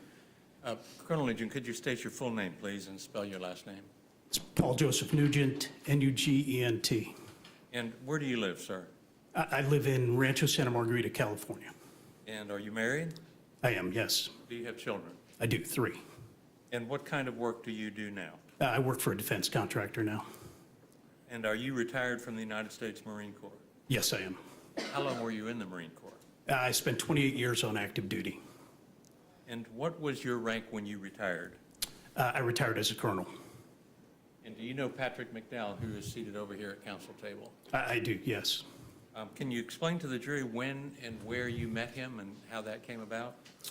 Yeah, so I first met Patrick McDowell in 2008. I was a commanding officer of 2nd Battalion, 1st Marines, stationed at Camp Pendleton, California. In about May of 2008, Patrick was assigned as my radio operator for the battalion. All right, and your position then was as commander of that battalion? That's correct. I was a commanding officer of 2nd Battalion, 1st Marines. And at that time you met him, what was his MOS and his rank? I'm not sure of the exact number of his MOS, but his MOS was a radio operator in the communications platoon of the battalion, and his rank at the time was a corporal. How many men were you commanding in 2nd Battalion, 1st Marines? Yeah, so at that time, it was just over 900 Marines. As we worked up to go on deployment, it grew to about 1,000, 1,100 Marines, just shy of 1,100. And that's because the 2nd Battalion, 1st Marines became a task force and added more people? Yes, sir, that's correct. We had attachments that made the battalion a task force for that deployment to Iraq. And how was Mr. McDowell selected to be your radio operator from the group of other radio operators? Yeah, sure. So the communications platoon, the platoon commander, the platoon sergeant are going to pick a high-performing Marine to be the battalion commander's radio operator, and that's consistent with any infantry battalion in the Marine Corps to pick the highest or one of the higher performing Marines. And so they had evaluated his skill level, his performance as a radio operator, and assigned him as your own personal radio operator. Yes, sir. And was Aaron Middleton one of the Marines who recommended Mr. McDowell to be your radio operator? Yeah, at the time, Lieutenant Middleton was the communications platoon commander. So yes, he would have. And communications, is that a specialty in the Marines or an MOS? It is. It's a military occupational specialty, communications, and there's offshoots to that. But I believe Patrick McDowell was radio was his forte. All right. You mentioned a workup for a deployment to Iraq. What does a workup consist of? What kinds of things did you do to work up to go to Iraq? It consists of a lot of training, a lot of field time. Shooting, maneuver, communications. We first started at the Mountain Warfare Training Center in Bridgeport, California in roughly May of 2008. After that was a series of field training exercises to develop proficiency in each of the companies, the supporting elements of the battalion to get deployed. It culminated with an exercise at 29 Palms, California called Mojave Viper. And essentially that was a full mission rehearsal exercise in preparation for the deployment. So at 29 Palms, did you rehearse for just about any kind of situation that you would face when you went over to Iraq? Yes, that's correct. Full mission rehearsal preparation to deploy to combat in Iraq. Yes. And that workup lasted 6 months or more? Yeah, roughly 8 months, I would say. So from about March of 2008 through December of 2008, the organization, the battalion, went on some pre-deployment leave prior to deploying at the end of December, early January of 2009. All right. And so you did deploy to Iraq then? Yes, sir. And at that time, was Iraq considered a war zone? Yes, sir. How long were you in Iraq on that deployment? Roughly 8 to 9 months, no more than 9 months. And was it anticipated during your workup for that you might see combat when you were in Iraq? Yes, sir. Had there been combat in Iraq for several years before you arrived? Yes, sir, there had been. And when you actually arrived over there in Iraq in January of 2009, what was the situation on the ground? What was going on there? Yeah, so in 2009, I would say the insurgency was trailing off. We had started to transition to Iraqi control, provincial Iraqi control, giving the Iraqis back the security aspect of the provinces, the governance of the provinces, the rule of law, back to the Iraqis. We were leading from behind to be able to support their initiatives in taking over control of all aspects of the provincial level and the overall government. So there wasn't as much kinetic activity, that is, fighting, shooting back and forth, as there had been in earlier years. Is that accurate? Yes, sir. That's correct. And so authority was being transferred to the Iraqis. That means the United States was trying to back out troops and let the Iraqis take over? We were, yes, sir. Part of what we had done was take over areas that were normally held by larger organizations or multiple battalions, and we were turning in equipment sets. We called it the responsible withdrawal. Those equipment sets would then make their way back to the United States. So yes, we're reducing our footprint in Iraq in terms of the number of Marines on the ground, and then units were taking over larger areas of operation. And was there, even though there was not a lot of kinetic activity, did there remain a threat to you and your troops over there while you were there? Yes, sir. We always plan for the threat. Always expect that there's a threat there, and are prepared to deal with it. And where did you locate when you first arrived in Iraq? So we first got to Iraq in January 2009. We went to Nineveh province, which is northern Iraq, essentially northwestern Iraq, north of a town called Sinjar. But that's where we initially went. That was the initial area of operations for 2nd Battalion, 1st Marines. I'd like to just show you a map of Iraq, and I'm not sure how it's going to show up on your screen, so. We have another copy of it. Can you see that well on your screen? I can't see anything. There's nothing on the screen. Well, first of all, no, it's there. Is the Oh, okay. screen Yeah, I black? see it now. Okay, there you go. If you could, using that map, and if you touch it, it will draw a line or a circle. If you can explain on that map where you were and the surrounding area, your area of operations when you first arrived in northern Iraq. Sure. So in January 2009, we moved up to this star here, which is, you can see the town of Sinjar here. This is a mountain range that runs east to west. But our area of operations was north of the Sinjar Mountains there to the west of Mosul. And where is Syria on that map? Syria is the dark line here that runs essentially north to south.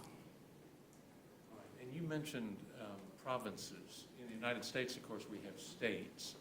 In Iraq, were they divided up into provinces? Yes, sir. Yeah, the provinces. So if you look on the map here again, Nineveh province was initially where we went to in Iraq. Now, was it part of your mission? Well, I'm not sure if I'm using the right word, mission, but was it part of your duty over there to watch for insurgents and watch for people coming in from Syria who were trying to do mischief in Iraq? Yes, sir. So the initial mission in Nineveh was to interdict Al-Qaeda elements, Al-Qaeda in Iraq, moving essentially east to west to or from Mosul at the time. The 25th Infantry Division was in Mosul, and our mission was to interdict any of the insurgent elements or AQI moving east to west through there. Can you show on the map where Mosul is? Yeah, Mosul is right here. So essentially, we operated in this area here. There was another Marine unit to our south that operated there, but essentially we were interdicting east-west traffic. All right, now that location in northern Iraq, in Nineveh, was that a temporary location for your battalion? Initially, yes, it was temporary. I mean, we went up there, we prepared to stay there for the long haul, but then we were redirected to move south. And was there a permanent camp up there? I mean, with walls and barracks and that sort of thing? No, it was very expeditionary in nature, very austere in northern Iraq. There wasn't the what you would see in southern, some of the more established bases, forward operating bases there. So it was much more austere. And by austere, did your men sleep in tents? Yes, they did. Yeah, so they slept in tents or slept on the ground. And the tents were like two-man tents? For the most part, yes, they were two-man tents. And while you were there, would you and your men travel outside of the tent facility and travel around your area of operation? Yes, I think part of our mission parameters at the time were to be mobile in nature, to move around, not be, for security purpose, not to be stuck in the same position all the time. So mobility provided a sense of security for us as we moved around. Again, we operated from our vehicles in a mobile nature, moving throughout the area of operations in Nineveh. And your purpose in doing that was to try to intercept people who were coming into Iraq? Yes, sir. Interdict was the purpose there, and that was folks coming out of Mosul from the east, and then potentially insurgents or Al-Qaeda coming from the west out of Syria. What was the jump platoon? Yeah, so the jump platoon is a node, 3 command and control nodes. Command and control is how you provide direction and guidance to the organization for it to be able to conduct its mission. The jump is one of those command and control nodes. There's a main command post, there's a forward command post, and then from there's a jump. And what the jump provides is mobility. And it provides me as the commander the mobility to move around the battle space and observe, be at points of friction if there's incidents or things like that. So it's one of the 3 command and control nodes for the battalion. And how many people were in the jump platoon? There's roughly about 30 Marines in the jump platoon. And was McDowell in the jump platoon? Yes, sir, he was. What was his job in jump platoon? He was my radio operator in the jump platoon. And was he also part of your personal security detail? Yes, and I think for personal security detail, he's part of the security detail of the jump.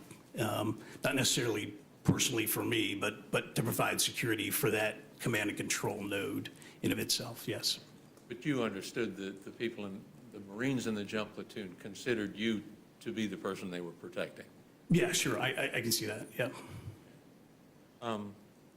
And why did you need that kind of security? What was the purpose of having a personal security detail for that group?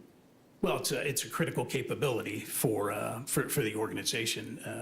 As I said, it enables me to command and control the battalion to observe, to provide guidance and direction to the organization to be able to accomplish its mission. So the criticality of that is not just me; it's the function that it performs, and that's right, local direction and guidance to my subordinate elements for them to be able to operate. And what were the threats that existed that required this kind of security for you and the jump? So the threats overall in Iraq at that time, I'd say principally indirect fire was indirect fire, rocket, mortar, secondarily IEDs, improvised explosive devices, small arms fire was a threat. And then later on, as the deployment went on, it's called RKG-3 is the threat, but it's essentially a hand grenade with a shaped charge in it that can penetrate armor. Okay. I want to ask you just to briefly describe each of those things. Indirect fire, you mentioned mortars and rockets. And what exactly is that? Can you explain to the jury what that is? Direct fire is like small arms handguns. Indirect fires are things that are launched that has a trajectory on it that can go up and over things and impact. There were a lot of rockets. It improvised detonation of these rockets at the time, but essentially it's not looking directly at somebody or the target. It's more of an indirect approach is what it is. And these can be fired from distances where you may not be able to see. Sure, the yeah. person who's firing. Yeah, generally behind something. The purpose of indirect fire is to be in a hidden position and launch it over, so it provides a sense of protection for the person that's shooting it or launching it. And when the rockets or the mortars land, course, they can do some destruction at the point at which they land. Hmm. Do they also cause destruction beyond that point where they land? I mean, do they blow up and spread around somehow?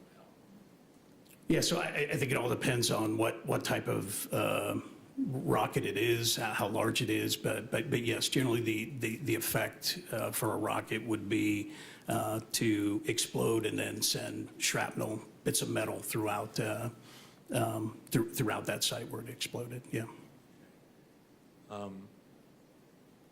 And you mentioned small arms.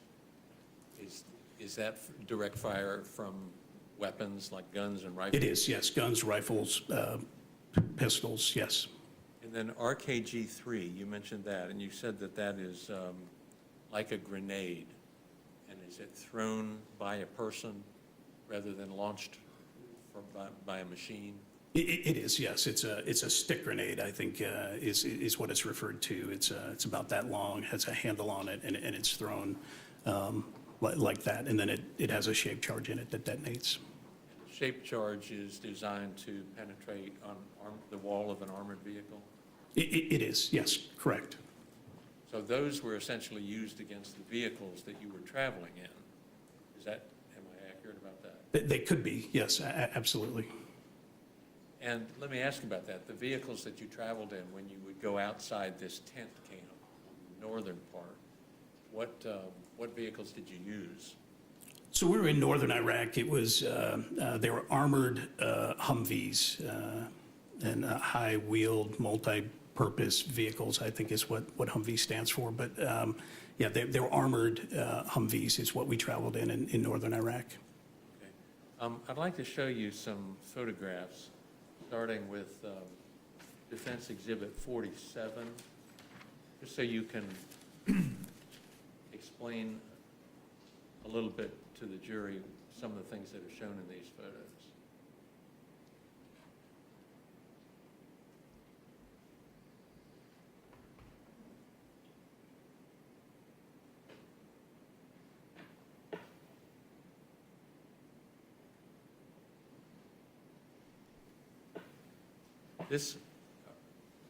Is that up in front of you now? It is, yes. Are you the person on the right, the far right in that photo? Yes, sir. And there are some things in this photo I wanted to ask you about. Is this in northern Iraq? Yes, sir, it is. And over your left shoulder, it looks like a tent. Can you describe what that is showing?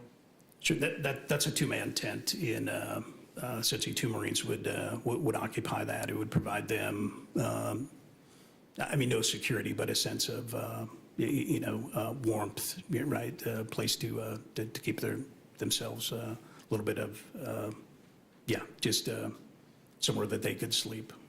And what is a coil? So a coil is, at this point here, because of how we were operating in northern Iraq, and again, we weren't behind any walls or didn't have any entry control points or anything like that.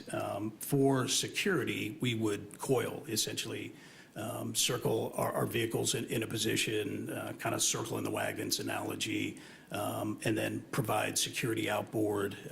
You notice the vehicles in this picture are focused away from where we're standing in the center, and then there would be Marines manning the machine guns on those vehicles, and that would provide our security for that. So that's what I mean by that's what a coil is. It's circling your vehicles, facing them outboard to provide security for the folks in the center. And when you say security outboard, that means that the people who are on post are focusing their attention and their weapons away from the center of the circle or the center of the coil.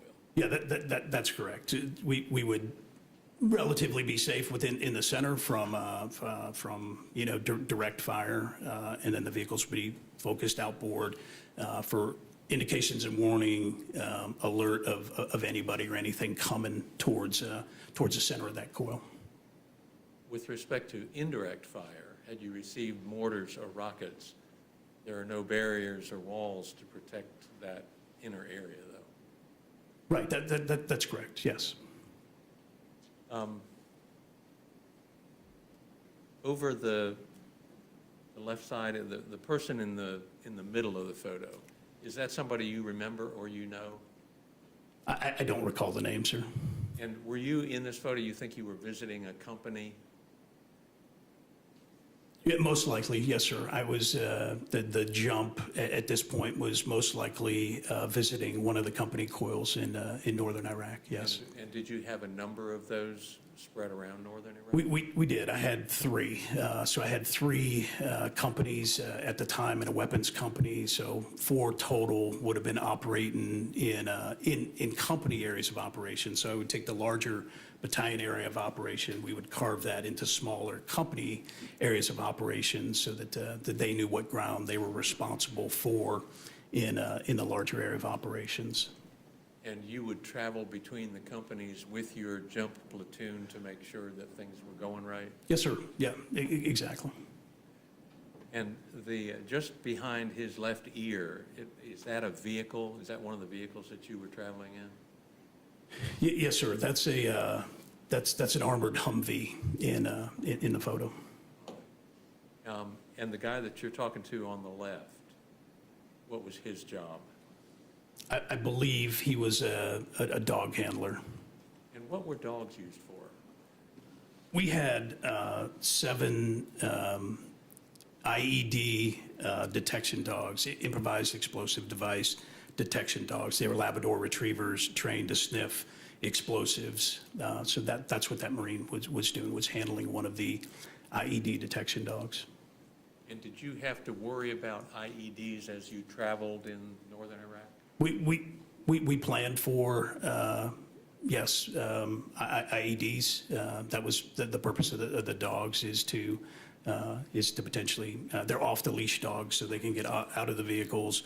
They can move, come back to the vehicles. If they alert on something, they'll lay down. So we could send them out when we stopped before we dismounted the vehicle. And an IED, can you just explain what that is to the jury? Sure, it's, again, an improvised explosive device.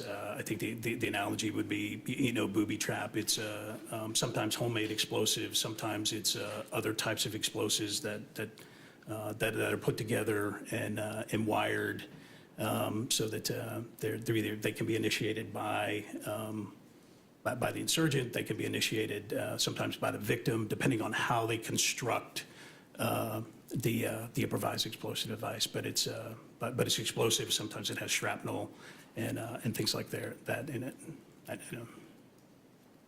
And now I'd like to show you Exhibit 49. I think it's 2 down from where we are now. Not that one, but the next one. Yeah, in this photo, is this also in northern Iraq, the photo you're looking at now? Yes, sir, it is. And can you explain what's going on there? I don't know exactly where it is, but it just seems to be, we had stopped the vehicles, and I had gotten out to talk to some of the local kids. And who is that standing there toward the right of the picture? That is Sergeant Carl Chamberlain, and he is providing security in this picture here while I talk to the kids. So even if you're talking to children in an open area, you still had security to protect from an attack? Sure. Yes, sir. I mean, you always plan for security. I mean, it's a constant. It's what we do. He's focused outboard. There's potentially other kids or someone coming into the photo here, but yes. And is it likely that Mr. McDowell was somewhere in that same area, but just out of the picture? Yes, but highly likely that as part of the jump, he was there. Yes. This area in northern Iraq, was it a desert kind of area and pretty and not real populated? Yeah. It was desert. It was less populated than Al-Anbar in a relative sense. So there was, a smattering of villages throughout our area of operations. And as a desert population, it would have been hot during the day, cold at night? Yeah, during this time, January, February of 2009, it got cold at night. yeah, relatively warm during the day, but not excessive, but cold at night. Now, after a time in northern Iraq, did you move your battalion to a different part of Iraq? I did. After we were here maybe 30, 40 days in Nineveh province, we were retasked to move down to Al-Anbar province. All right. And can we put the map up again so that you can look at that and just explain to the jury where Al-Anbar province is and what your area of operation was down there? Right, so again, from northern Iraq in Nineveh province, we moved down to Al-Anbar province, which is here. It's a large, I think it's one of the largest provinces in Iraq, and it's in western Iraq. And we did a relief in place. Essentially, we took over for another unit in this part of Iraq, and I had positions from Al-Qaim here in the west, all the way to what's spelled as Hit here, Heat, and this is the western Euphrates River Valley that runs here. Is that the Euphrates River that runs from kind of the northwest to the southeast? It does. It runs from Syria. I mean, essentially, the Euphrates River runs from Syria here, intersects with the Tigris River in Baghdad, but it's referred to as the Western Euphrates River Valley. Yes. Did you guys call it the WERV? Yes. Yeah. The WERV is just the acronym Western Euphrates River Valley. Yes. Those stars on the map, what do they represent? This is where I had each of my subordinate elements operating during that time. So in Al-Qaim, I had a company. I had my main command post, essentially where I was located, with another company in Rawa. I had another company in Haditha, and then my final company in Heat. And was Rawa a base where your jump actually stayed? It was, yes. That was the headquarters of the battalion was at Rawa, but there was also a company at Rawa for security, yes. And Rawa was a more permanent base than the tent camp that you had in northern Iraq? Yes, sir, much more so. It was, walled perimeters, HESCO or bermed barriers, entry control points to control access in and out. And it had barracks made of plywood rather than living in tents? I think we had a combination of some plywood barracks, some metal, they referred to them as cans, and then some tents. Okay, and you mentioned HESCO barriers. Are those, what is a HESCO barrier? HESCO barrier is essentially a wired bucket with some canvas in it that you fill with dirt and rocks, and that provides a hard barrier. So it's a way to build a wall. Essentially, it's just a container you put dirt and rocks in, and you have an instant wall. And your job down in that part of Iraq, was it to circulate around that battlefield in your area of operations to visit your different companies? Was that part of your job? Yeah, so it's part of what I did. It's my position as a battalion commander was to get out and to circulate battlefield circulation to each of my company positions and engage with my commanders and support my commanders in the execution of what they were doing.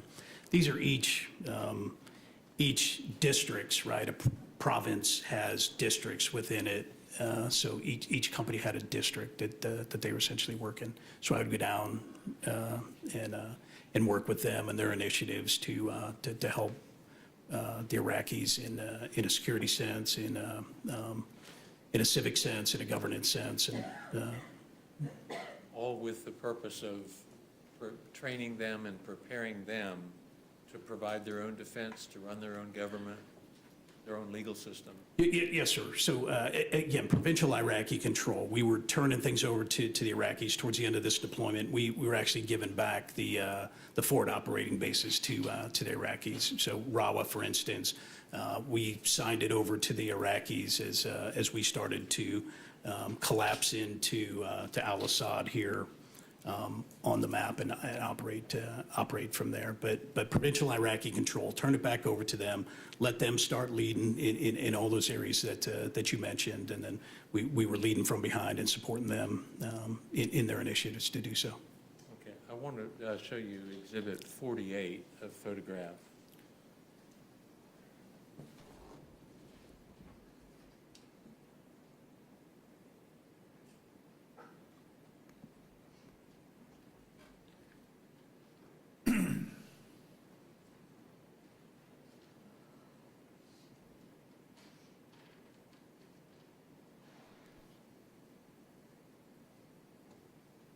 In this photograph, is that on your screen? Yes, sir. Who is in this photograph? So it's myself, Sergeant McDowell in the vehicle, and I don't recall the Marine's name on the left. And that vehicle, what kind of vehicle is that? This is an MRAP, a mine-resistant armored personnel carrier is what it stands for, but it's an armored vehicle. And is that somewhat more protective of the people inside than the Humvee that you mentioned you had in northern Iraq? It is, yes, sir. I mean, this vehicle was built to help mitigate some of the IED blast effects that are there. The shape of the hull, the armor protection on the vehicle provides more protection than the vehicles we had in northern Iraq, yes. And is that the kind of vehicle that you used in central Iraq to do your battlefield circulation? It is, yes, sir. The jump platoon, as you said, is it consisted of 4 of these vehicles. When you rode in the MRAP on those trips, would McDowell be inside your vehicle? He would, yes, sir. And why did he have to be close to you? Again, he was my radio operator, so the systems that are in front of Sergeant McDowell in this picture here, he would be operating, troubleshooting, ensuring that they worked and that they were functioning, and that if I needed to get in touch with one of my subordinate elements or anybody else, that he would facilitate that from that vehicle. Okay. I want to go back to the Rawa base for a minute. You said you had faced the threat of indirect fire when you were in northern Iraq. When you were at Camp Rawa, was there still a threat of indirect fire by mortars and rockets? Yes, sir, there was.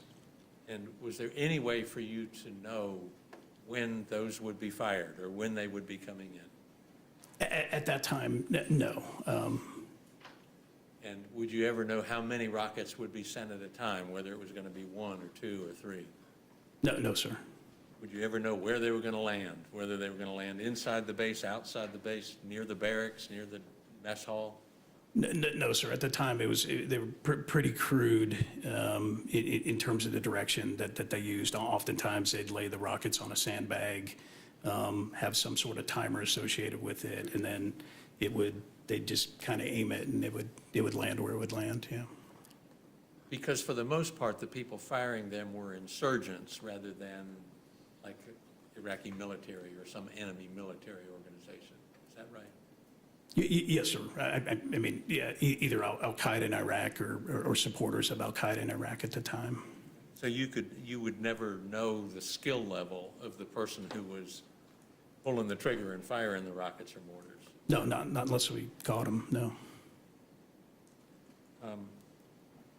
You mentioned Al-Qaeda. Were there other enemies besides Al-Qaeda while you were in central Iraq? I mean, Al-Qaeda's the principal one, sympathizers to Al-Qaeda, maybe supporters of Al-Qaeda, but Al-Qaeda in Iraq, maybe waning at the time, but that was the principal threat and referred to as, right, insurgents. So and were there also Iraqis who were still hateful of the United States? Yeah, I assume so, yes. And in a in a crowd of people, was there any way you could identify who was friendly and who was foe? No, I mean, Al-Qaeda insurgents, they didn't wear uniforms or anything like that, so, no. Did you spend, while you were at Camp Rawa, did you actually spend as much time outside the camp as you did inside? At Rawa? Yes. Yeah, I spent as much time as I could circulating to my company positions and supporting my company commanders, yes.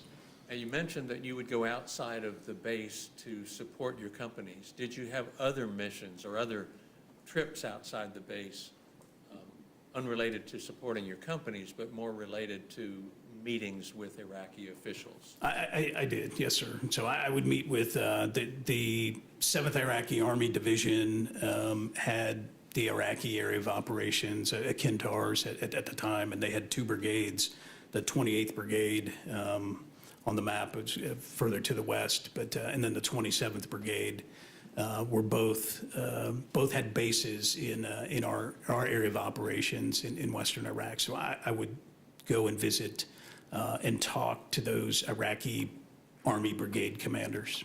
All right. And did you also visit other key leaders in buildings that were not on a base, but might have been just a government building somewhere? I did, yes. I met with police officials. I met with civic leaders. I met with sheikhs.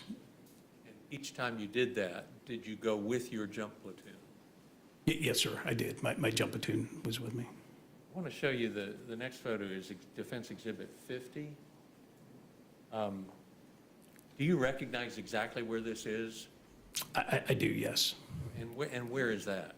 This is one of the brigades I mentioned. This is the 27th Brigade headquarters. It is northeast of Al-Assad in western Iraq, right along the Euphrates River. But yes, I forget the name of the camp, but it was the headquarters of the 27th Brigade. And you would go there in order to meet with officials? I would go here specifically to meet with the 27th Brigade commander. He was an Iraqi Army general.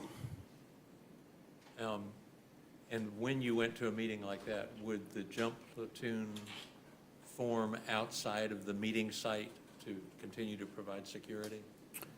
Generally not at this site, sir. We have, here at this site would be a military transition team, would have been other Marines at this. We would come inside the Iraqi perimeter for this, and the jump platoon would be out there in a security posture, but not as if we were, right, somewhere more remote in Iraq. More at ease then, rather than? Yeah, a little bit, yes. Because it's a military base? Because, yes, there was already Marines here. It was Iraqi Army. Yeah. Let me show you the next photo, Defense Exhibit 51. Is this the site of of a key leader engagement that was not on an Army base? I don't remember the site exactly, but yes, this would generally be a location that looked like where I would have a meeting with maybe municipal leaders or potentially even sheikhs here. But yeah, this is outside of any cantonment or base area. And when you would have a meeting at a place like this, was there a greater need for security than there was when you went to one of the Iraqi Army bases? Yeah, I would suspect we're at a higher alert posture here based on it being in town and not on either a U.S. or Iraqi base. Yes. So when you would go into a site like this for a meeting, am I correct that Staff Sergeant Chamberlain and Sergeant McDowell would actually go in with you? For the most part, yes. We would have an outer cordon of security. There'd be folks outside, and then wherever I went into, oftentimes somebody would accompany me into the meeting room. And I just called him Sergeant McDowell. You said earlier when you met him, his rank was less than that. Did he get promoted to sergeant before you did your trip to Iraq? He did, yes. November of 2008, I believe he was promoted to the rank of sergeant. And you mentioned he was your radio operator. Would he go into these meetings with you I'm sorry, can you repeat the question? Yeah, you said he was your radio operator. Would he go into these meetings with you generally when you were at a site like this? It wouldn't be uncommon for him or Sergeant Chamberlain or somebody from the platoon to come into a meeting with me. Principally, the majority of the platoon would be outside in a situation like this, and then there would be one, maybe two Marines that would come into the meeting or just right outside the door of the meeting for security purposes. To be sure there wasn't some sort of ambush or something like that? Yeah, to make sure that, right, nobody's coming into the meeting room that, looks threatening. And the vehicles in this convoy, for lack of a better term, that you would take to these meetings, would they have been staged somewhere outside this building in a position of security? They would be, yes. The vehicles would be somewhere in a position that they could defend themselves from the vehicle, yes. Typically, how many MRAPs would you take on one of these trips to do a key leader engagement? So our standard was 4 vehicles. We had 4 of the MRAPs from the previous picture that we used to circulate. Right. And in northern Iraq, you mentioned potential dangers from IEDs, RKG-3s, indirect fire. Did you face the same dangers when you were doing these travels in central Iraq? Yes, we planned for the same threats in this part of Iraq that we did. And the RKG-3 was more here in Al Anbar than it was in Nineveh. So that wasn't, at the time we were up there, really had not proliferated yet. And it was when we were here in Anbar that the RKG-3 threat really emanated. And that was a threat even to your MRAPs, I suppose? It was. It could, an RKG-3 could penetrate armor, right? So the sides, the hull, the doors of an MRAP, that hand grenade could penetrate it. And that hand grenade was designed to come in through the doors of an armored vehicle? Yeah, I'm not exactly sure. Like I said, it's a stick grenade. It has a shape charge in it, an explosively formed penetrator that can puncture armor and has an effect inside the vehicle. But I'm not an expert on the RKG-3. And I want to show you one more thing. It states Defense Exhibit 53. Oh, I'm sorry. I don't have a copy of that on there, so may I approach the bench, Your Honor? You may.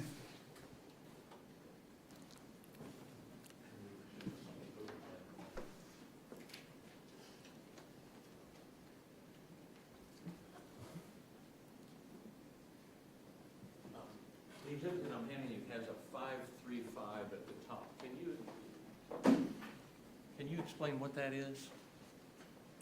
Right, so the 5, as you're looking at it from left to right, the pre-post combat actions are the first 5, the 3's in the middle, and then the last 5 are on the other side. But essentially, this is right what we would commit to in preparation for operations or in the execution of operation. We call them the 5-3-5. Basic rules. In fact, I think they're referred to as flat-ass rules. These are the things that we will do. So these missions that you would go out on, or the trips, missions, whatever you want to call it, that you'd go out on, away from Camp Rawa, you would plan each day for those and have a briefing meeting and go through how it was going to take place and what the security measures were? We would, and they were missions, and they were pre-mission briefings that we did. Essentially, we went through an orders process to ensure that everybody understood the mission and what we were doing, where we were going, what the contingencies were if something would happen on that mission. So yes, we would do that, and these are things that we would cover during some of that briefing. Yeah. I wanted to call your attention to the right of that under habits of thought, number 5. Can you read that? It says, the Iraqi people are not our enemy, but our enemy hides amongst them. And is that because the insurgents really weren't identifiable? They could be anybody. Yeah, essentially, I think that's what that means. we don't necessarily know who the enemy is, but we treat everybody the same until they demonstrate some sort of hostile act or hostile intent. The briefings that you described that took place between each of these missions, was McDowell involved in that briefing as the radio operator? He was, yes.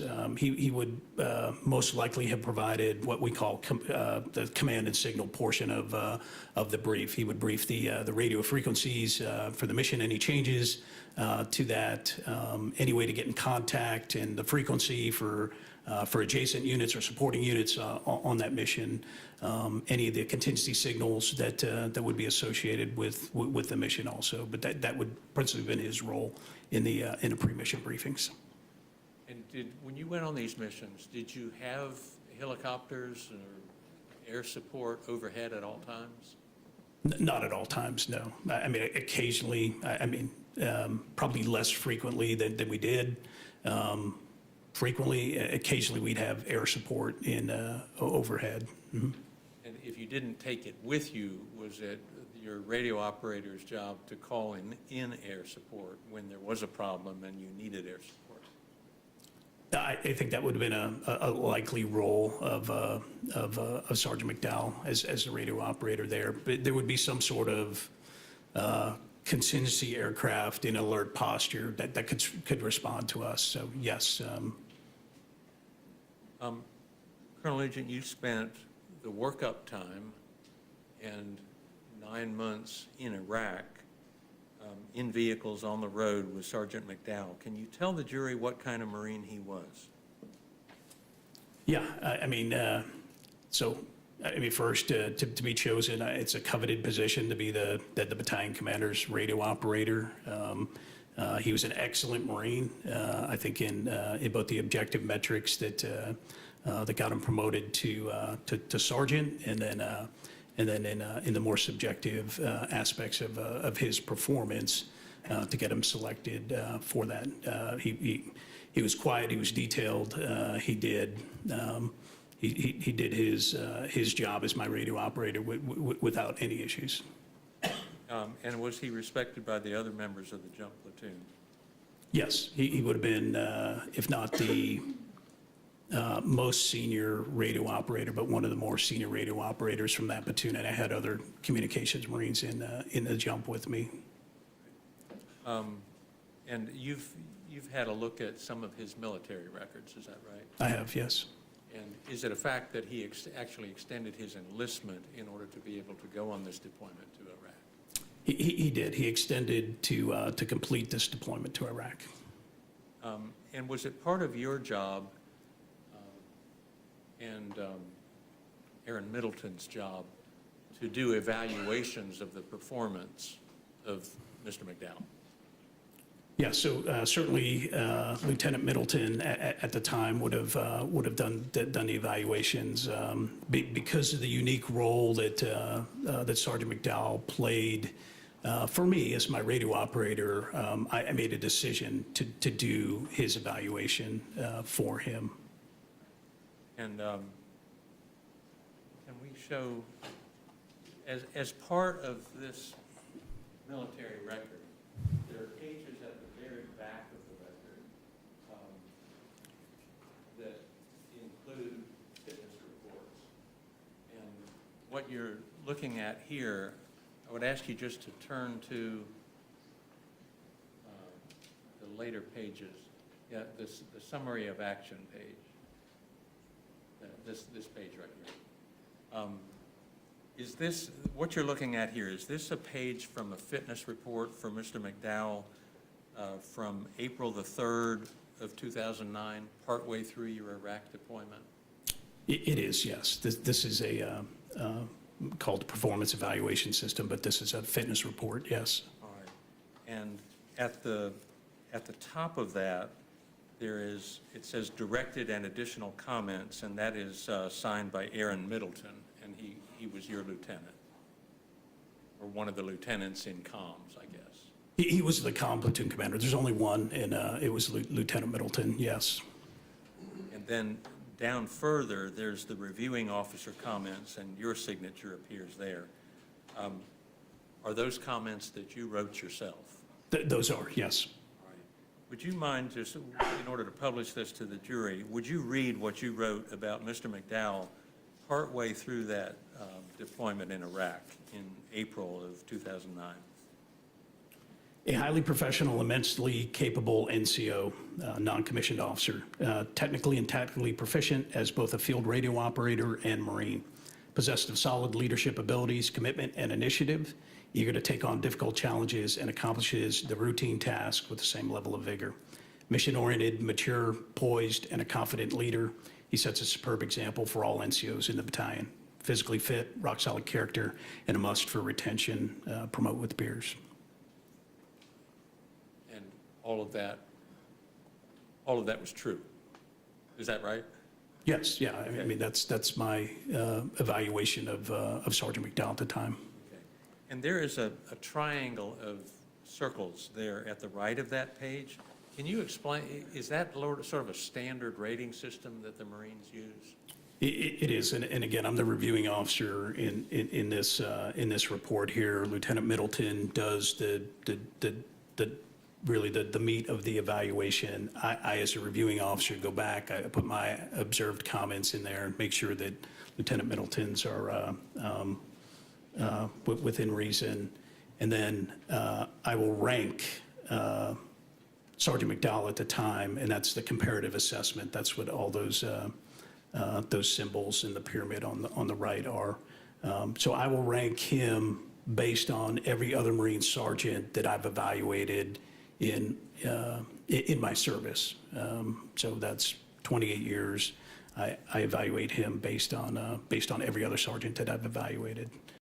So that's what that comparative assessment is. And you see numbers next to the box.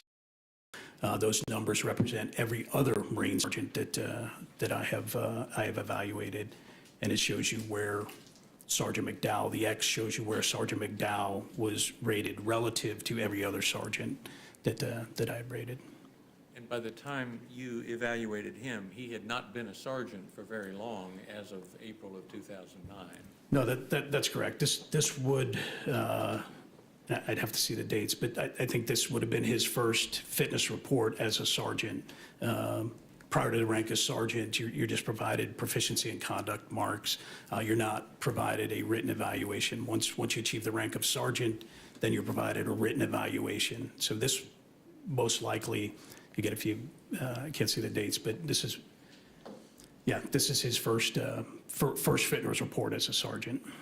And as a first fitness report as a sergeant, is this a good evaluation? Yes, I mean, yeah, it's a very good evaluation. I think it's relative to me and where I rank folks as an initial report as a very young sergeant at the time. It's very good. And so he ranked well, even though he was being ranked against sergeants who had been sergeants for a longer period of time. Yes, sir. That's correct. If we could show the next one, also at the back of the military records in this composite exhibit, there's another one of these rankings. If you'll look at that, and this is one that appears to be August of 2009, which is right around the time you said that your battalion came back to the United States from Iraq. Yes, sir. That's, yeah. And what we're showing is the last page of that evaluation. Can you read, to publish to the jury, what you wrote about Sergeant McDowell on that evaluation? A highly competent and technically proficient non-commissioned officer as both a field radio operator and overall Marine. Professional, positive, and stellar initiative throughout the deployment, a can-do Marine.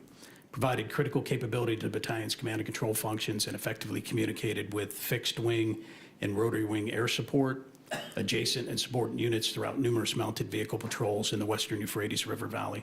Exceptionally mature, poised, and confident for a Marine of his age, rank, and experience. Promote and retain. Was Mr. McDowell the kind of Marine that you wanted to keep in the Marines? Yes, I mean, I think these reports would keep him very competitive for continued service in the Marine Corps, and future promotions. And that generally why they read the way they do is the retention piece of it. What is a NAM? A NAM is that's the acronym for a Navy Achievement Medal. And did Sergeant McDowell, was he awarded one of those at the end of this deployment to Iraq? He was, yes, sir. And was that a decision that you made? It was my decision, yes. If we could put that up on the screen. If you'll keep going to the summary of action. Now, and this too is included in these military records, and I've got it up in front of you, the summary of action. If you can't read that, I can you read that all right from the screen? I can, yes, sir. Okay. The summary, there's a summary of action and then there's a citation. Can you explain what the difference is between those? Yes, the summary of action is the write-up. It's essentially the meat of the accomplishment, what they did during the time period that they're being recognized for this award. The citation is just an abbreviated form of that for the presentation. So it's just a condensed version of the summary of action. The summary of action is the actions performed for the recommendation for the award. The citation is just a summation of the summary of action that goes on the certificate. And this is an award that's actually granted to him at a little ceremony or in front of other Marines? It would be a public ceremony to present this award, yes. Okay. And to publish the summary of action, can you just read that to the jury? Sergeant McDowell is enthusiastically recommended for the Navy Marine Corps Achievement Medal for meritorious service while serving as a platoon radio operator, Jump Platoon, Headquarters and Service Company, Task Force 2-1, Regimental Combat Team 8, 2nd Marine Expeditionary Force Forward in support of Operation Iraqi Freedom 9.1 from January to August 2009. After being deployed for less than a week, his positive impact was immediately felt across the battalion as he played an instrumental role in the proper zeroing of the entire battalion's personal and crew-served weapon systems. I'm going to interrupt you from Sure. time to explain things. What is the proper zeroing of the weapons? So when you deploy from the continental United States overseas, your weapons can get out of zero, and zero is the proper alignment of the sights with the barrel of the weapon system. So you have to re-zero those weapon systems. At the time, we also took over weapon systems from other units. So the crew-served weapons there, the machine guns, would have had to been re-zeroed to the Marines that were issued them. So two functions there. Now, he was a radio operator. What's he doing zeroing weapons? Yeah, I think it's just the role of the Jump Platoon as they fell under the operations section for the battalion that the Marines were assisting the rest of the battalion. We would generally set up a range, and then you would cycle the companies through it. So most likely, he was there facilitating that so that the range could function and run, and we could just rotate units through. Each member of the Jump Platoon, I assume, had his own MOS, but were they sort of cross-trained so they all had general knowledge of everybody in the Jump Platoon? Yeah, I think that's the ideal in terms of we wanted everybody to have a certain skill set to be able to operate from the vehicle, to provide security, to drive vehicles, to man the machine guns of the vehicles, to work the radios of the vehicles. We would cross-train everybody in that platoon to have functionality in each of the roles of the Jump Platoon, yes. So although he is the specialized person for radio communications, he had general knowledge of infantry tactics, driving, all the skills that were represented in a Jump Platoon. Sure, yes, sir. I'm sorry, I interrupted you after the zeroing. Can you go on? Sure.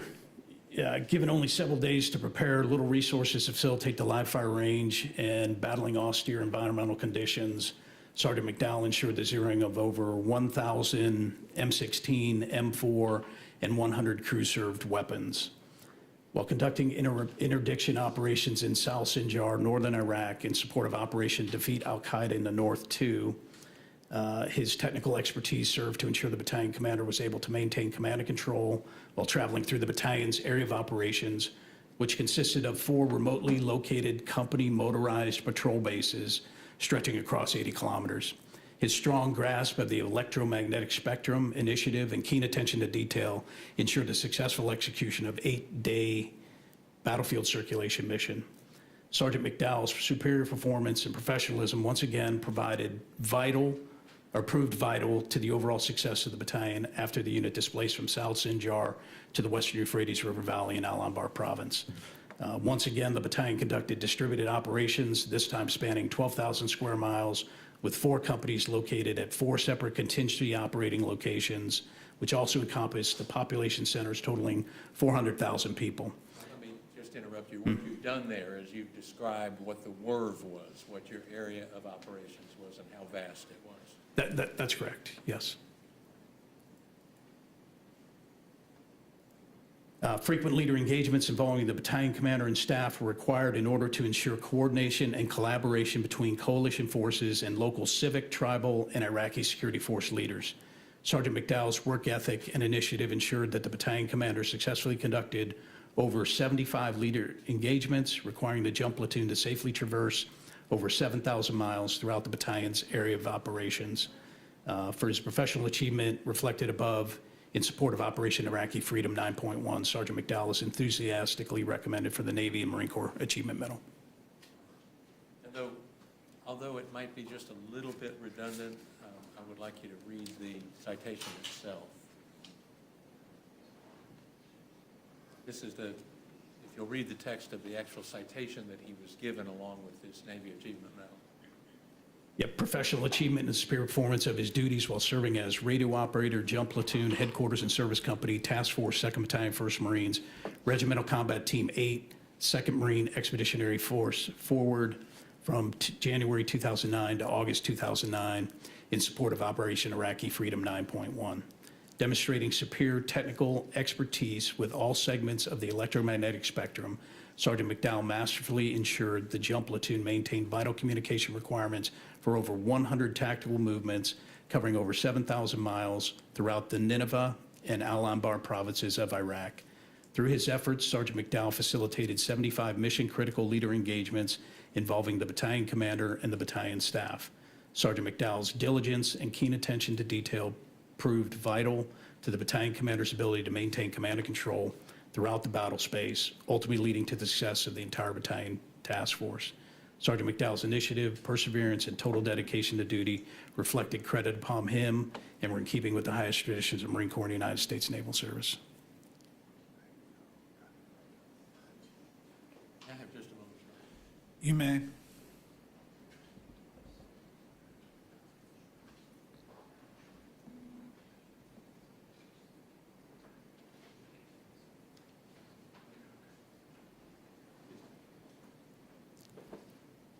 Colonel, it's been pointed out to me that I left out something I intended to cover with you. Can we go back to the second evaluation, the one in August of 2009? Yeah, that. I did not ask you about the triangle on this one. This is the second evaluation in August of 2009, which would have been toward the end of your deployment to Iraq. Can you explain again the dots and where Sergeant McDowell ranked among the sergeants that you had evaluated in the past? Yes, sir. So from the first fitness report that we looked at to this one and the comparative assessment in terms of the pyramid on the right, he ranked one higher in my evaluation during this period. So again, the numbers on next to the boxes on the right reflect how many Marines of the rank of sergeant that I've evaluated. So this reflects that, there's 4 Marines that have been previously ranked ahead of, that are ranked higher than Sergeant McDowell. So those numbers, 0, 2, 2, 10, 11, 2, 1, 1, what that means is that in all the sergeants you had evaluated, there were only 4 who ranked higher than Sergeant McDowell. That's correct. And those are sergeants who may have had years or months more experience as a sergeant than McDowell.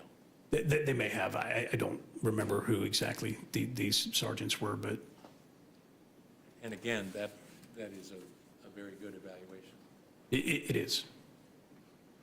Thank you, Colonel. That's all I have. Cross-examination?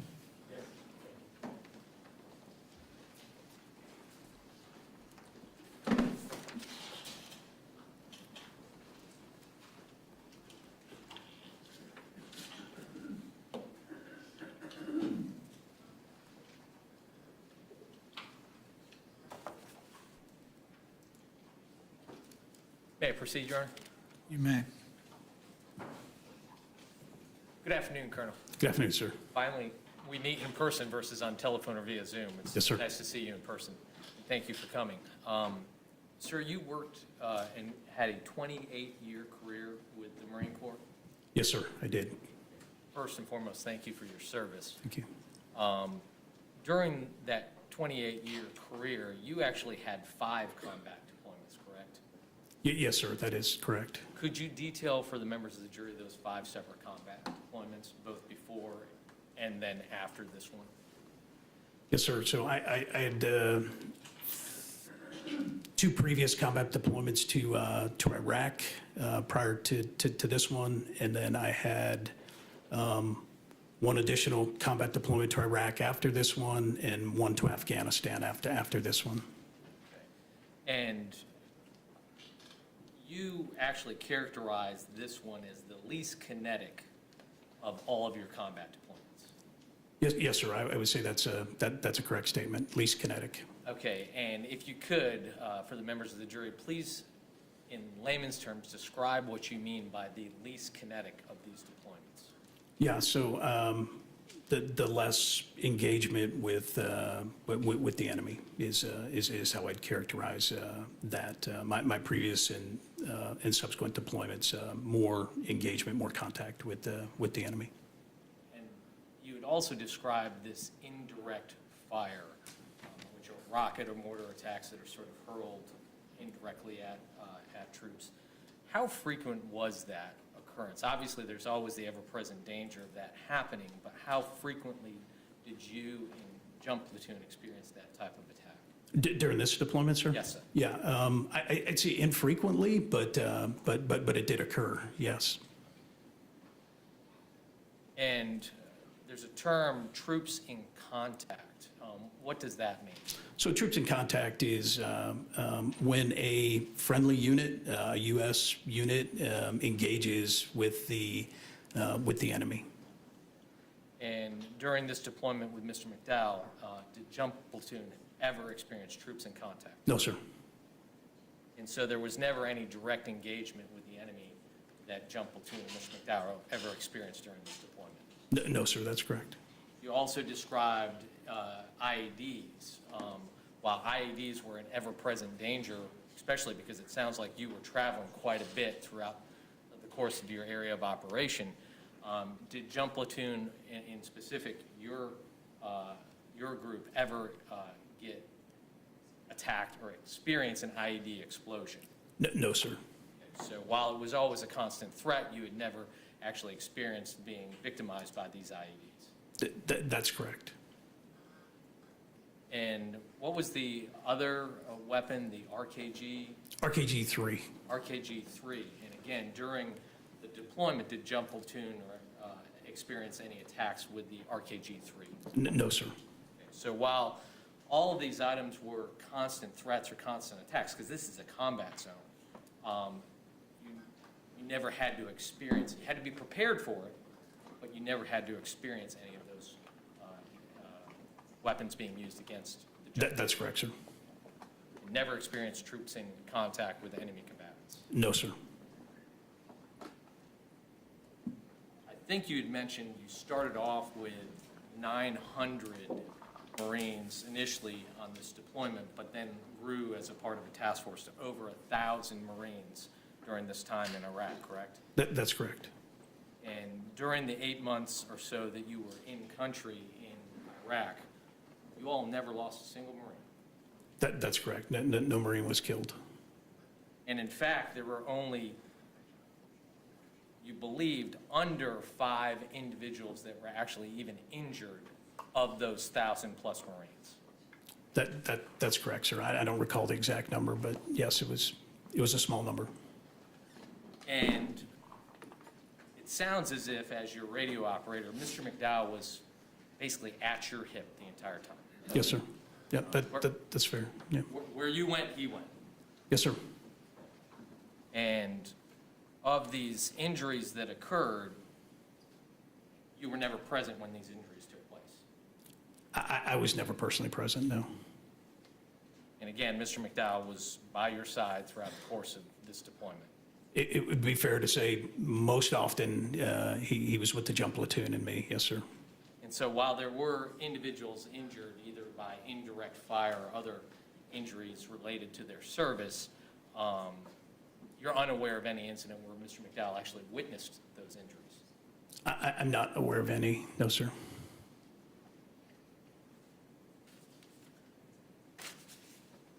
In short, it sounds like Mr. McDowell was an exceptional Marine. Yes, sir. I think that's a fair assessment. And upon your last evaluation of Mr. McDowell in August of 2009, did you have any concerns of his physical or mental fitness at that time? No, sir, I did not. Thank you, sir. I don't have any further questions. Redirect.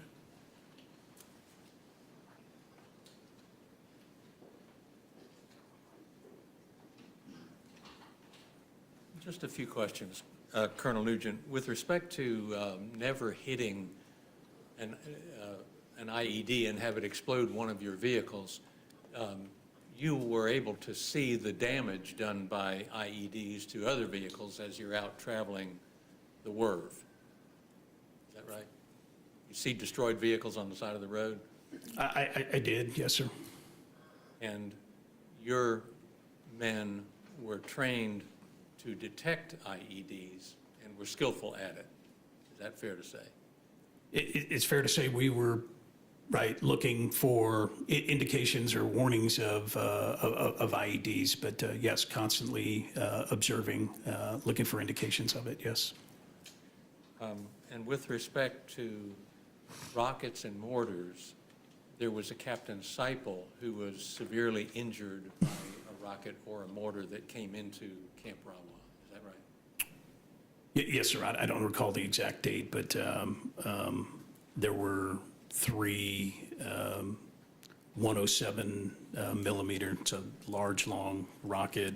Diameter is the 107 piece of it that were launched at Camp Rawa, the base there, and one of them hit my command post there and injured Captain Seipel. And he was injured by the shrapnel that spread out after the rocket impacted somewhere.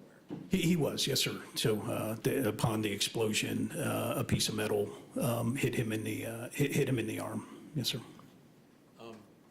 And you were aware of an accidental injury to a Marine named Hanking just before one of your trips outside of Camp Rawa. Is that right? Shot himself in the foot?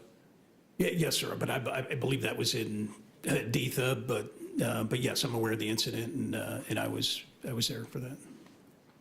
You weren't away from the base at the time that happened.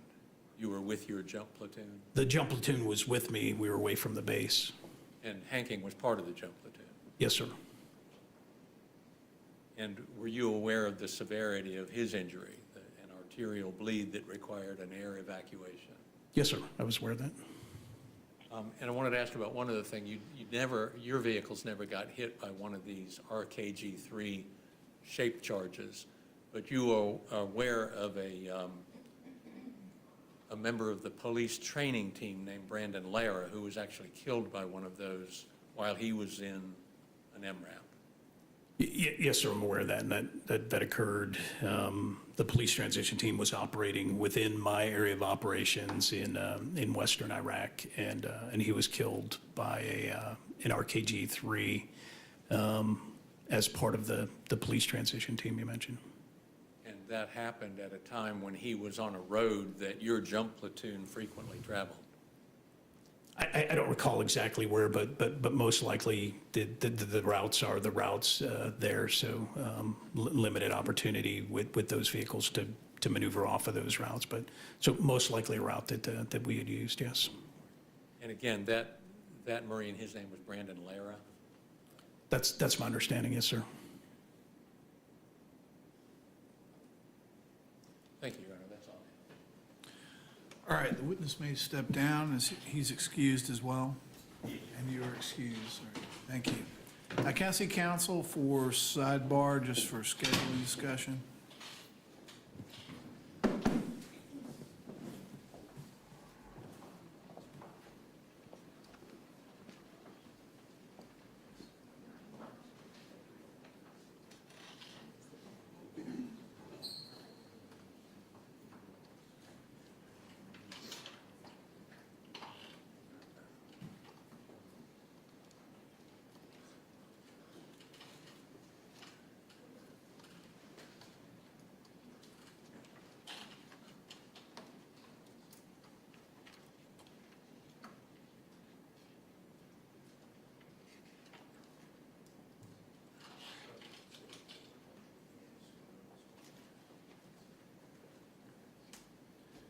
All right, ladies and gentlemen, as council's making their way back, we think this is a good time to take the lunch break. I know yesterday we were a little, into the noon hour. This time we're gonna take it early because the next witness will take a little bit of time too.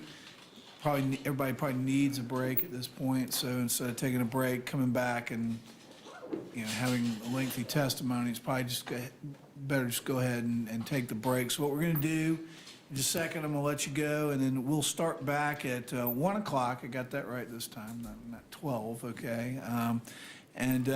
So if you can be back here at 5, no later than 5 till 1, and we'll be able to, at that point, get you settled in and bring you down, and we can get started right at 1 o'clock for the afternoon session.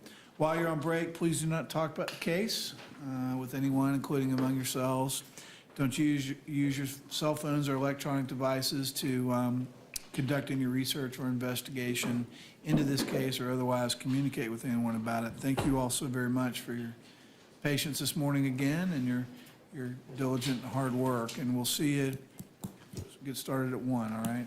Thank you.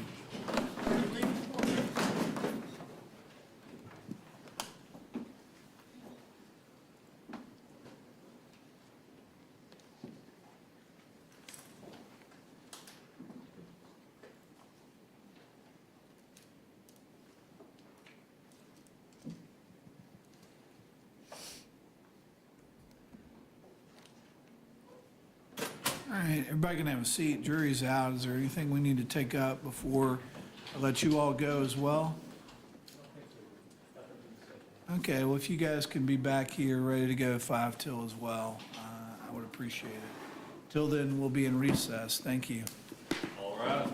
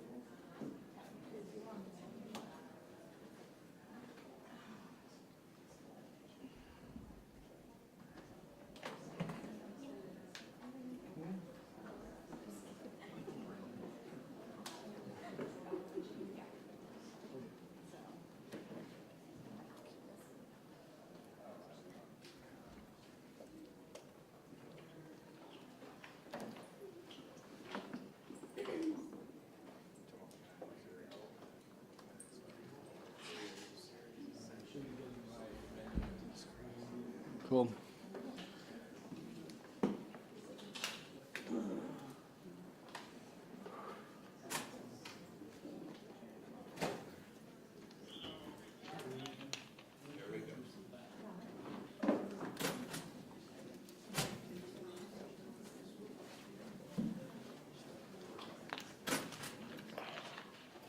What?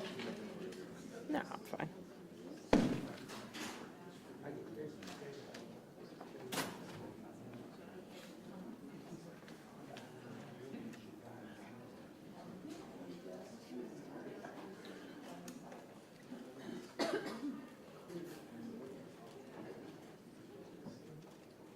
Hello. How'd you guys go? Okay. Okay.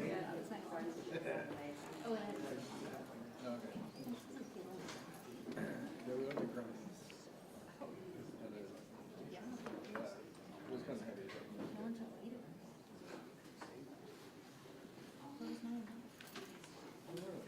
I don't know that actually.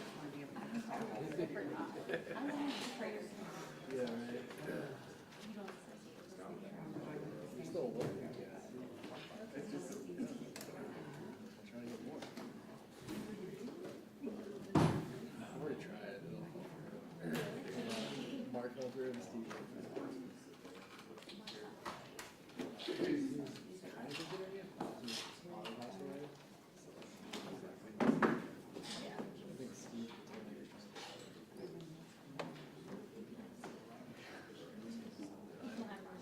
I know.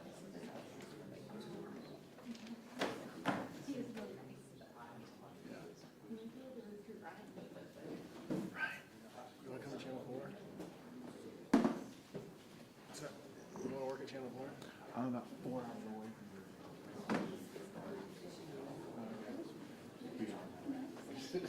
She said she was okay to get rid of you. You want to go today?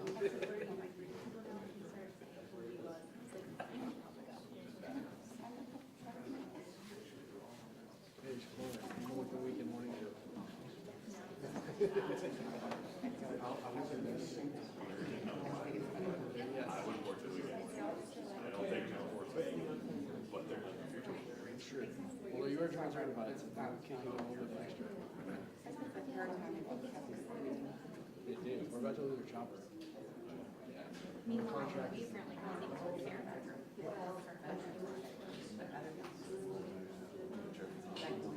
Dave was all too. That was really what's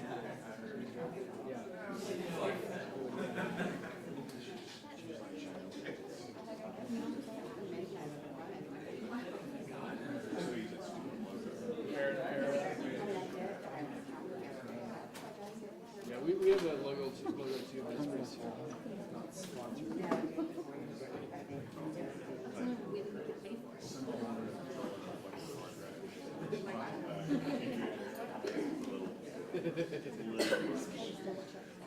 Right, that hasn't happened yet.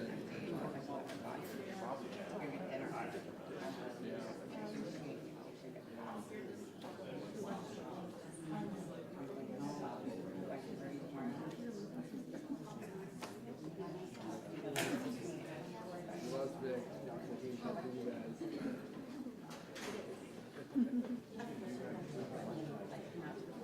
Yeah, it's a Firebird. He's still contracted with Fletcher. High school. He's a high school bow tie. Yeah. He just graduated. He's still contracted with Fletcher. But he's working 8 hours a day. That was the deal. No, I think he's down to small. Just to be on the safe side. Yeah. All right. Report for Nassau County.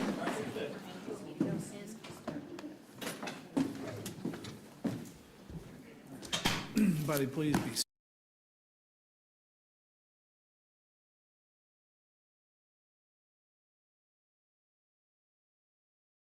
A moment. Okay. Next witness live, I believe. All right, the jury was coming down the hall. If they're ready, you can bring them in. You're in the courtroom.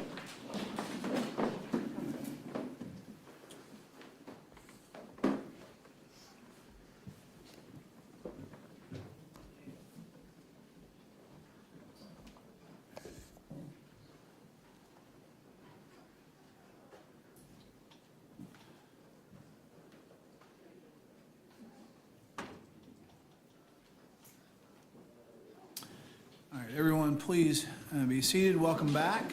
Ladies and gentlemen, hopefully you had a nice break and got some fresh air for the lunch hour and ready to start the afternoon session for today. I will turn back to Defense Counsel and call your next witness.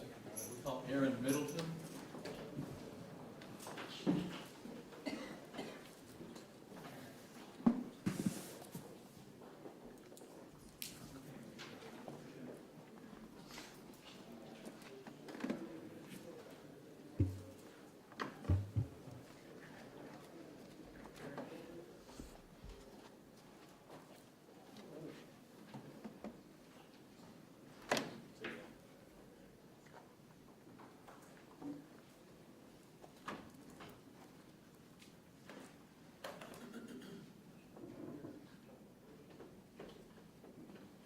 Do you solemnly swear or affirm the testimony you're about to give will be the truth, the whole truth, and nothing but the truth, so help you God? I do. This one?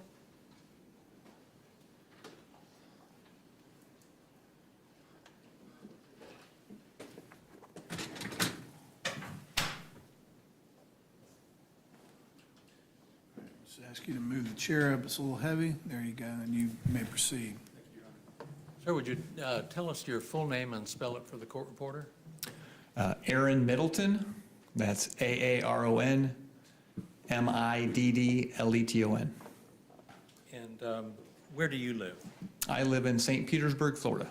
How old are you? 43 years old. Are you married I am. and have children? I do. What is your occupation? I'm a financial planner, How long have you done that kind of work? about 5 years. Are you retired from the United States Marines? I am. How long did you serve in the Marines?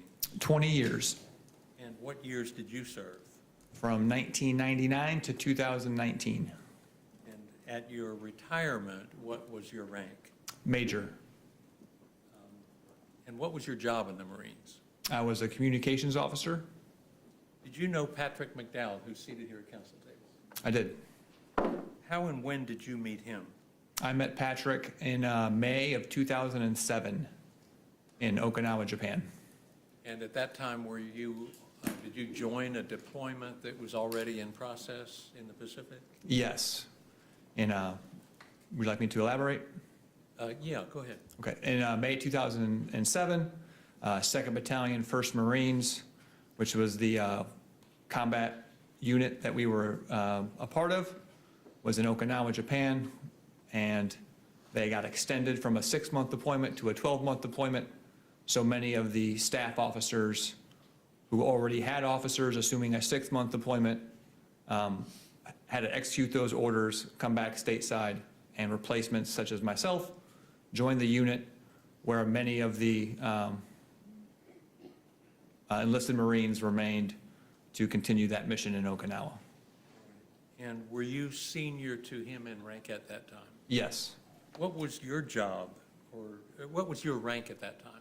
I was a lieutenant, a 2nd lieutenant, and then became a 1st lieutenant. And what was your job? What was your MOS? Sure, I was the battalion communications officer, which also made me the platoon commander for the communications platoon that Patrick was a part of. So he was in the comms unit then, the comms platoon? The comm platoon, correct. He was a radio operator at that time? Correct. Were you, was he a direct report of yours? That is, were you a direct supervisor of him? Yes.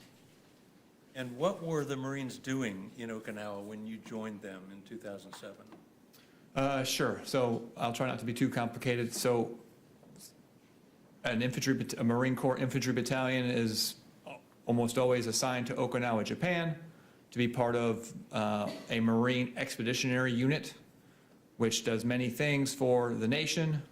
A forward deployment should any sort of need come up, whether it be humanitarian assistance, disaster relief, some sort of combatant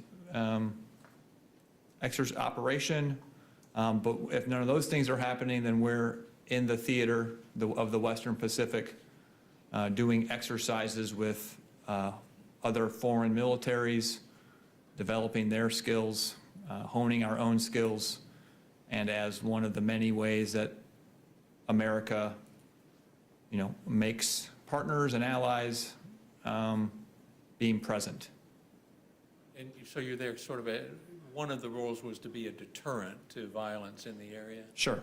And Yep. be a presence to deter others from stirring up trouble? Correct. And you said training foreign forces. Do you remember what countries you visited while you were over there? Yes. So countries such as Australia, South Korea, the Philippines, Cambodia. We would go aboard Navy ships from Okinawa to those areas, spend 2 weeks to a month with those militaries, and do some sort of joint exercise to, again, increase their capability, keep ourselves sharp, as well as, again, America's many ways that it furthers our own interests as a nation. And there was no combat going on over there at the time you were there on that deployment? Correct. No combat at all. But you're there as a force in readiness in case there is some kind of trouble? Correct. And what was involved in your work in comms for that MEU, the Marine Expeditionary Unit? Sure. As the battalion communications officer, I am on the staff of the battalion as the advisor to the battalion commander on how to employ communications and how to integrate communications into the overall, plan of all the other things that we need to do to make operations or exercises or training successful. And then at the same time, I'm leading the men, the Marines of the communications platoon, making sure that they know their jobs and they're ready to employ their skills when they need to. So I'm kind of wear two hats in that regard of bridging the capabilities of the communications platoon with the needs of the battalion commander to do our mission. And did you spend time on ship and on land while you were on that deployment? Yes, so probably about equal thirds. 1/3 of the time roughly we would be on land on Okinawa, Japan, training, cleaning equipment, being prepared. A second third aboard Navy ships, either going from point A to point B or just afloat in the Pacific Ocean, prepared to be, one step closer should we ever need to go somewhere. And then the other third ashore in Australia or South Korea or some other host nation, conducting a joint exercise. And you mentioned South Korea. I suppose there's always a potential of combat in South Korea versus North Korea. Is that Sure. always an issue and was an issue while you were there? Sure. And in the communications platoon, how many men were under your direct command in that platoon? About 65. And did you see Mr. McDowell regularly while you were on that deployment? Yes. And how long did that deployment last? The whole deployment for the battalion was about a year. I joined in May, so I was with the battalion for about 8 months of that year. And would you see McDowell pretty much every day? For the most part. And how would you describe his performance on that deployment? He performed well in that deployment. You ever get any complaints about his work or observe any problems with it? No, none at all. And any complaints about his character, his dependability? No. And did you feel he could be trusted? Yes. Did he get along well with other men? Yes.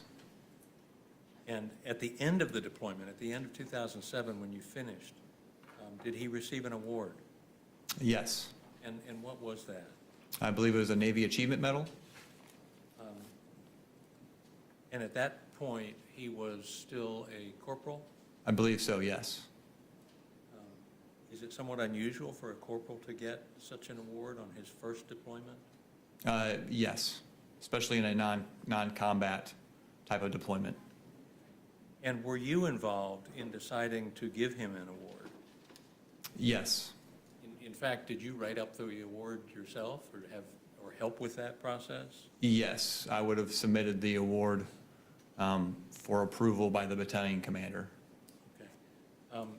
That award is part of his military records that have been introduced into evidence as Exhibit 52. I wonder if we could show that, because I would like to have you publish that to the jury.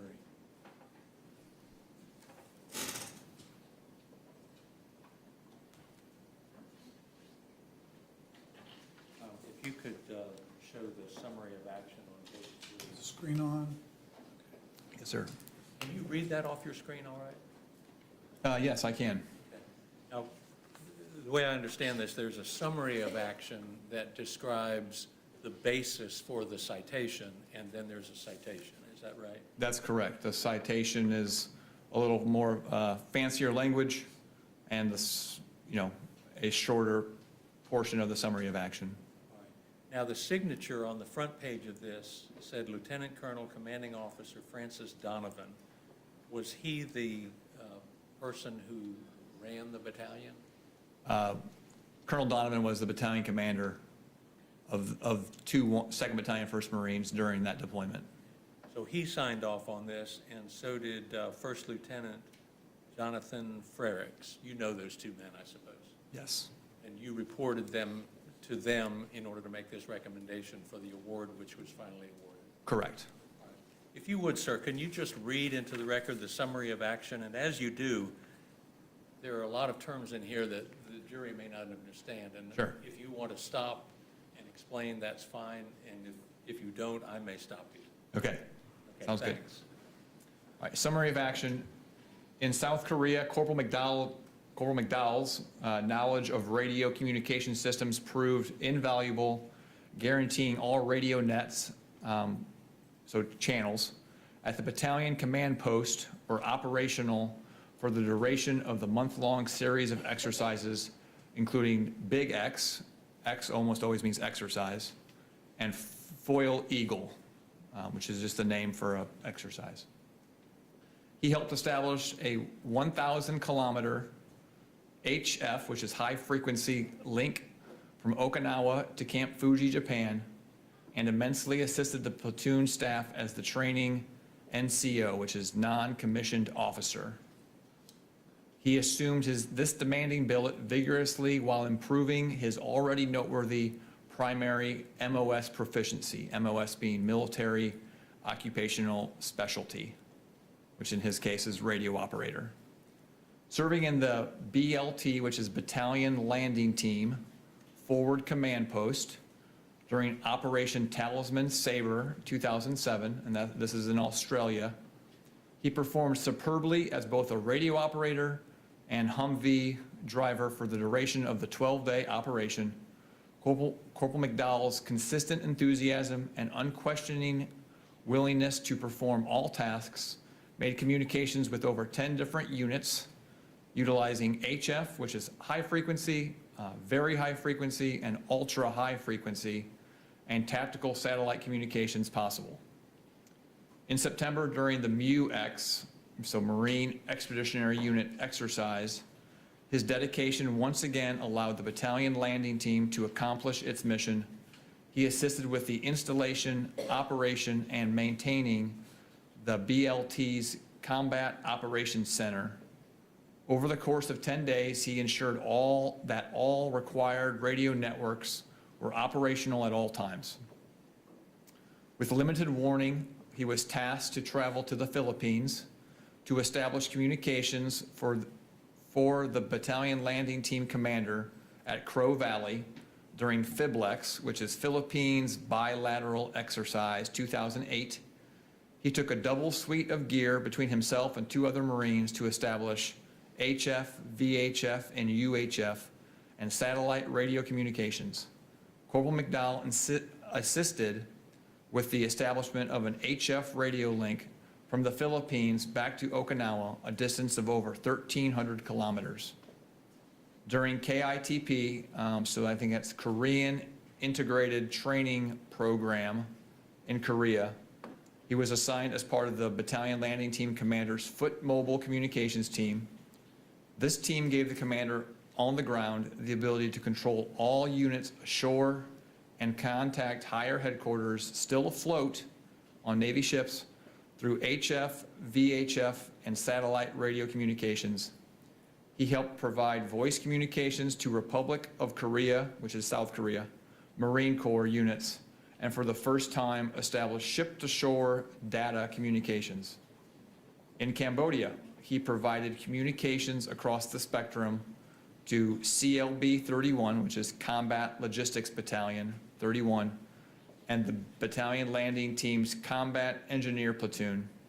As part of a two-man team, he allowed these units to stay connected to the 31st MU from their remote site through HF and SATCOM, which is Satellite Communications, Data Communications. Corporal McDowell's proficiency and dedication to the unit greatly elevated the platoon support to the BLT during numerous operations.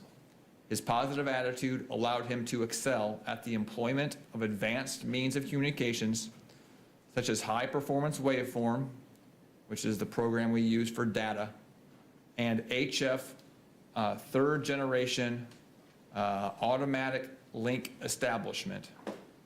He was consistently placed in demanding roles based on his expertise and proficiency beyond his grade. Grade meaning corporal, beyond the rank of corporal. Proficiency beyond his grade, meaning he was performing above the level of a corporal in his MOS. Correct.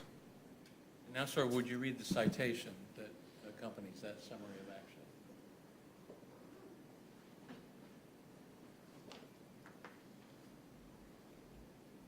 action? Citation. Professional achievement in the superior performance of his duties while serving as radio operator, headquarters and service company, Battalion Landing Team 2-1, 30, which is 2nd Battalion, 1st Marines, 31st Marine Expeditionary Unit from 1 January 2007 to 1 January 2008. Throughout the year, Corporal McDowell executed all assignments and performed all tasks with uncommon enthusiasm and expertise. During Operation Talisman Sabre, Corporal McDowell served in the Battalion Forward Command Post, providing reliable communications between all American and Australian units. His motivation and willingness to tackle any job increased the battalion commander's ability to command his Marines through the use of HF, VHF, and satellite communications for the duration of the 10-day exercise. During Korea Integrated Training Program exercise, he worked in the battalion commander's communications team, providing him with multiple means to communicate with all subordinate units ashore and higher headquarters still afloat. Corporal McDowell's initiative, perseverance, and total dedication to duty reflected credit upon him and were in keeping with the highest traditions of the Marine Corps and the United States Naval Service. In that sort of an environment where you're in the Pacific the way you were, is communications important? Yes. And he was proficient in establishing and maintaining the communications between your forces and other forces? Yes, to say the least. We've had some mess-ups with communications with our equipment in the courtroom. Are these the kinds of things that Mr. McDowell would have been able to cure with the radio communications in South Korea? Yes, very skilled at the basic and the routine and the advanced of troubleshooting, figuring out what's wrong, and then making it work. Now, at the end of 2007, when that deployment ended, where did the battalion go? The battalion went back to our home base, which is in Camp Pendleton, California, Southern California. And what did the battalion do there? So at that time period, what happens when a Marine Corps infantry battalion comes back from a deployment, at least during that time frame, a lot of the people that have already deployed twice have orders or have fulfilled their obligation and leave the service or go execute orders and go somewhere else to do some other job. At the same time, new Marines come in, whether they be brand new Marines or Marines that are coming from some other unit, right? So kind of a natural refitting of the battalion.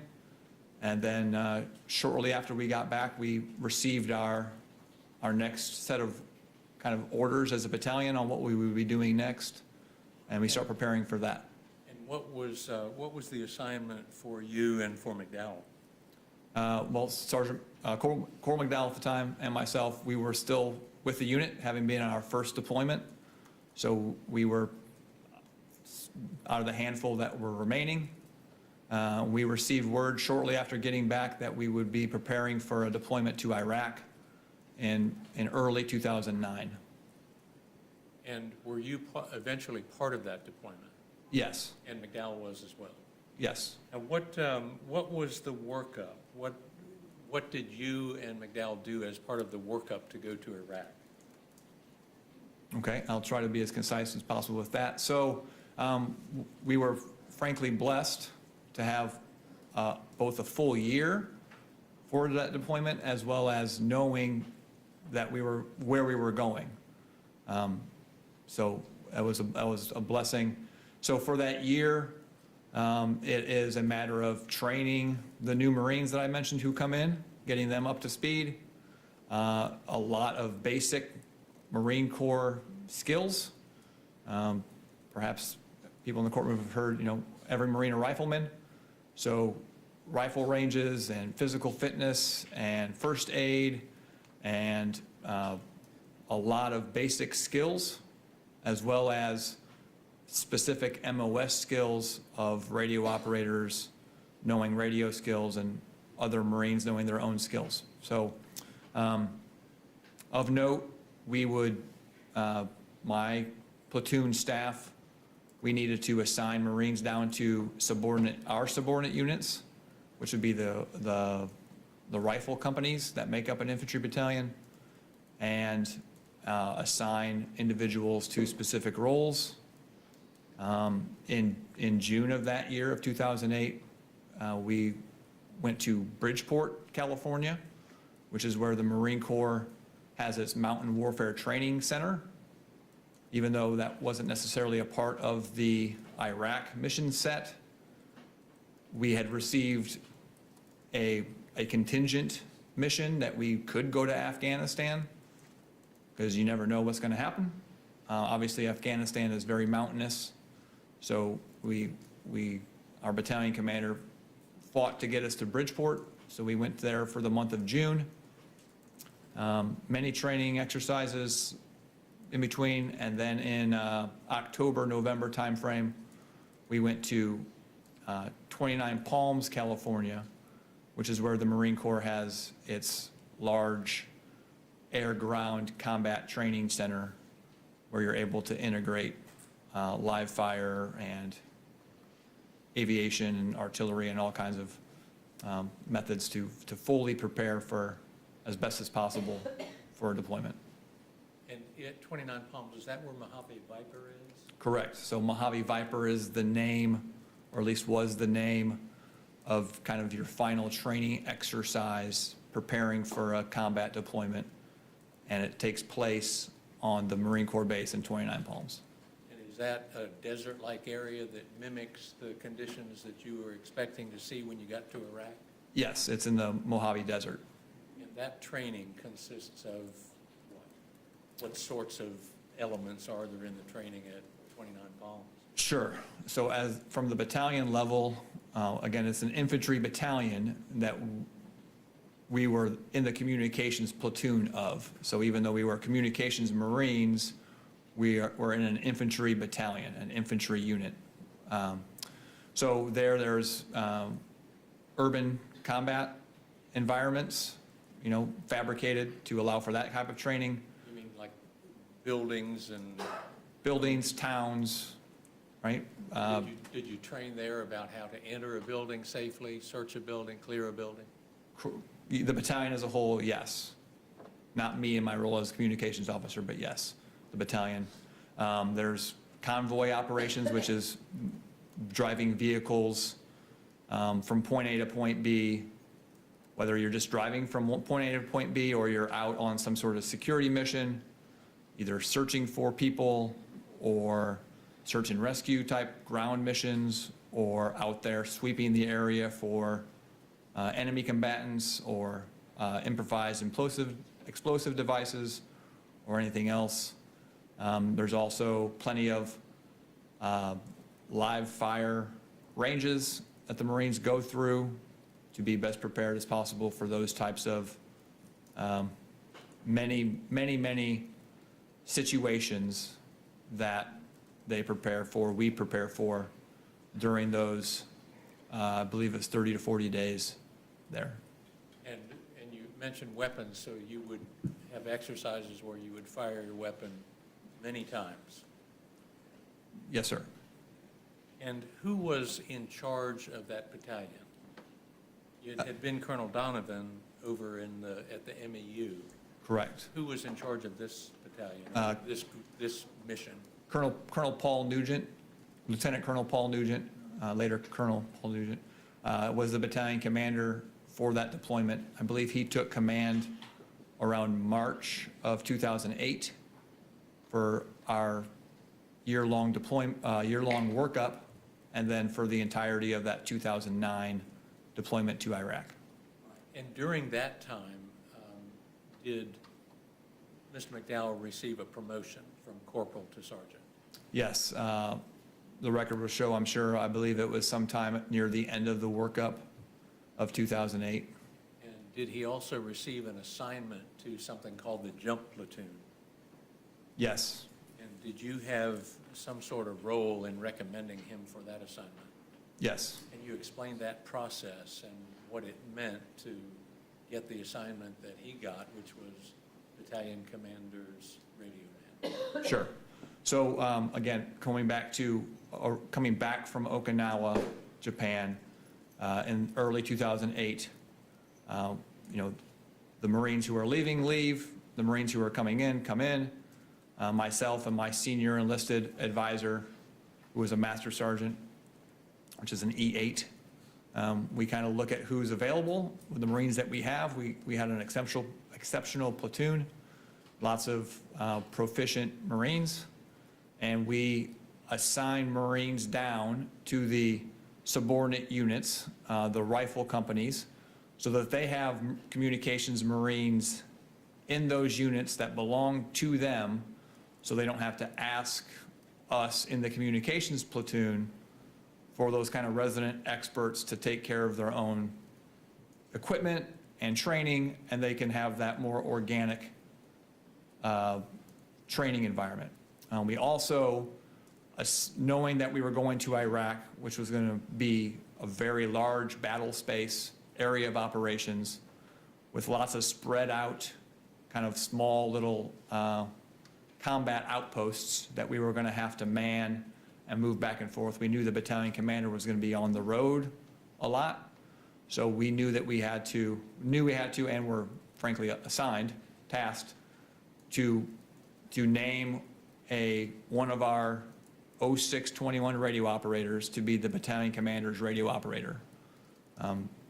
And we knew that was going to be the best Marine in the platoon, and I say best as in most technically proficient in installing radios and making radios communications work, but who was also skilled and apt at the stuff that every Marine's supposed to know: how to drive a vehicle, how to ride in a vehicle, how to fire their weapon, how to, do Marine stuff, right? First aid, calling in, casualty evacuation type stuff. But then the third kind of component to that would be, is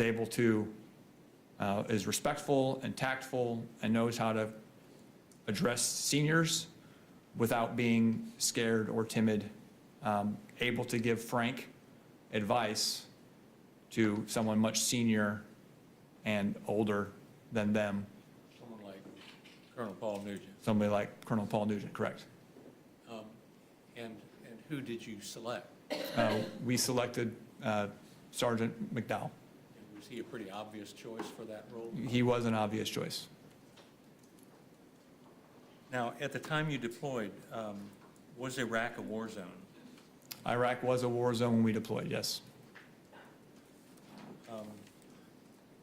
And we understand from Colonel Nugent's testimony that you first went to northern Iraq, and then you went to central Iraq at Camp Rawa. During the time in central Iraq, did you have regular contact with Mr. McDowell during the entire deployment? Yes. And how did that contact occur? I mean, let me ask you this. Were you in the jump platoon that went outside the wire regularly? No, I was not in the jump platoon. I was on the battalion staff. And so I stayed at the battalion headquarters for the most part, but would certainly go off on the road with the battalion commander or perhaps with the battalion executive officer to go put boots on the ground at the other outposts that we were in charge of to make sure that things were going well from my side as the senior communicator for the battalion. Were there times when you went with the colonel where his jump platoon did not accompany you? Like if you would fly somewhere or you would go in a vehicle without the jump platoon? Not that I can remember. Perhaps we would fly if we had, I can't remember specifically, if we had to fly somewhere in a helicopter, then we might go with a very small detachment. But we drove, I think, everywhere. And if the colonel ever drove anywhere, he went with the jump platoon. So your base of operations then was inside Camp Rawa? Yes. And I keep saying Camp Rawa. Is that what it was called? It went by several names: FOB, Forward Operating Base, or COP. I think COP was its technical term, which would be Combat Outpost. Combat Outpost. Yeah. So if McDowell is with the jump platoon and very often outside the wire, and you're inside the wire, on what occasions would you see him and have contact with him? How did you guys stay together, or how'd you have contact with each other? Sure. So we were at Rawa probably about 4 months or so, from maybe March to July, probably time frame. So out of that time, Colonel Nugent and the jump platoon would go on the road to go to the other outposts often, but certainly not always. I suppose the colonel's time was probably roughly half, 50-50, I would guess. Half at Rawa and half on the road or at those other outposts. So the time that Colonel Nugent was on Rawa, then Sergeant McDowell would be at Rawa. And while if Colonel Nugent wasn't really on the road or doing anything, he didn't need his own radio operator because the COP would already have its Combat Operations Center, kind of, the main portion where we were in contact with everyone. So when Colonel Nugent would be at Rawa, then Sergeant McDowell would basically be with the communications platoon, tracking equipment, cleaning equipment, training young Marines, making sure his own skills don't atrophy, of course, and he would be integrated with the platoon if the colonel wasn't out on the road, basically. You mentioned training. Did he train the younger, less experienced radio operators? Yeah, absolutely. So training never ends. Training does not end with the deployment, right? You get as good as you can before the deployment, but there's, a lot of downtime while you're deployed, especially when you're on a COP like Rawa was. There was ample time to train, to make sure that, again, those Marines that are going to be senior Marines next deployment know what they're doing and know not just the basics, but the advanced, how to, troubleshoot and fix more than just the common problems. And was he a direct report of yours? McDowell reported directly to you? Yes. And as part of your duties as his direct supervisor, did you do the fitness reports for him that covered the period of that deployment? Yes. The fitness reports, again, are part of the military records, and I would ask if you could, we could have the overhead and show you parts of the fitness reports that I think you're familiar with. And the first would be the billet accomplishments from the fitness report of April the 3rd of 2009 for the first part of that deployment. Is that something you can read, or is that too? Yeah, I can read that. You can read that? Yes. If that's on the screen, then, if you could just read the accomplishments of the billet, I guess, is that his assignment? Yeah, billet means job, right? His job. If you could describe for the juror what his billet accomplishments were. Certainly. Installed, operated, and maintained VHF, UHF, and SATCOM tactical voice radio networks for the battalion commander and JUMP COC, which is Combat Operations Center, during forward operations in support of Operation Iraqi Freedom. Install, operate, maintain tactical data networks via the SATCOM radio. Served as vehicle commander on over 20 mounted patrols throughout western Iraq, traveled over 1,000 kilometers, and led vehicle crew of 4 to 6 Marines. Directly responsible for the effective evacuation of a gunshot wound, priority casualty sustained by a Marine during OIF, Operation Iraqi Freedom, operations, initiated CASEVAC request, talked aircraft into landing zone, and passed all required information to the battalion main COC. Let me stop you there and ask about that. Do you remember who the Marine was who had to be evacuated? I do not. Was that a Marine who was in the jump patrol, or do you know? I don't believe so. You can resume reading then. Okay. Provided personal security to the battalion commander during engagements with local Iraqi leaders. Installed, operated, and maintained all radio networks for the battalion commander and JUMP COC during the month-long Mojave Viper series of exercises, including HF, voice and data, VHF, UHF, and SATCOM voice and data. Served as vehicle commander, if you could move that up just a shade, so there's some icons here blocking. Thank you. Served as vehicle commander during Mojave Viper, traveled over 700 kilometers on 30 patrols, and trained JUMP COC Marines on the proper installation, operation, and maintenance of all JUMP COC communications assets, including the VRC, which is Vehicle Radio Communications 110, PRC, which is Personal Radio Communications 117, PRC 119 Foxtrot, and Blue Force Tracker. So some of the people he trained were some of the radio operators within the jump platoon then? Absolutely. So kind of what we would call an implied task is obviously he can't do it all himself. So kind of a teach a man to fish kind of mentality of make everyone else better so that you can focus on the more advanced stuff and not have to do all the routine stuff. Now, on the last page of this same evaluation, if we could put that up, Colonel Nugent signed it at the bottom and made some comments, but you signed at the top and made some comments about his performance during the first half of this deployment.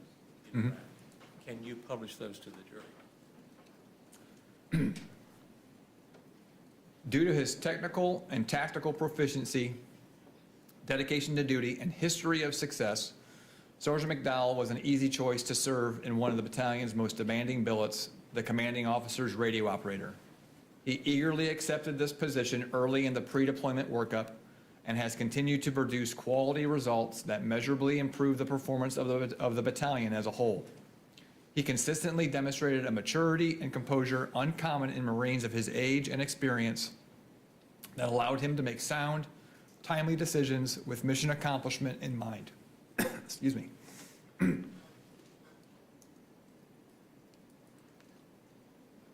His high standards of bearing, demeanor, and appearance served as an excellent professional example for everybody around him. MRO, which is Marine Reported On, it's him, is enthusiastically recommended for promotion and retention. Directed comment, Section A, Item 3C, This is a combat fitness report from participation in combat operations in the Nineveh and Al Anbar provinces, Iraq, from January to March 2009.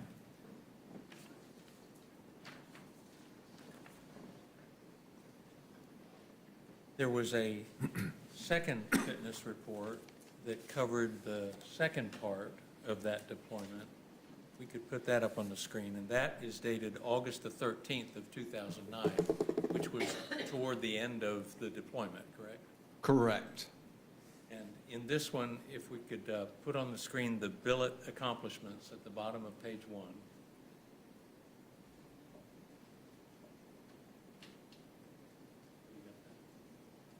Can you see that on your screen? Yes, sir. Are you able to read the billet accomplishments? Yes, sir. All right, if you'll publish that to the jury. Covered 5,000 miles as vehicle commander and battalion commander radio operator on 75 mounted patrols.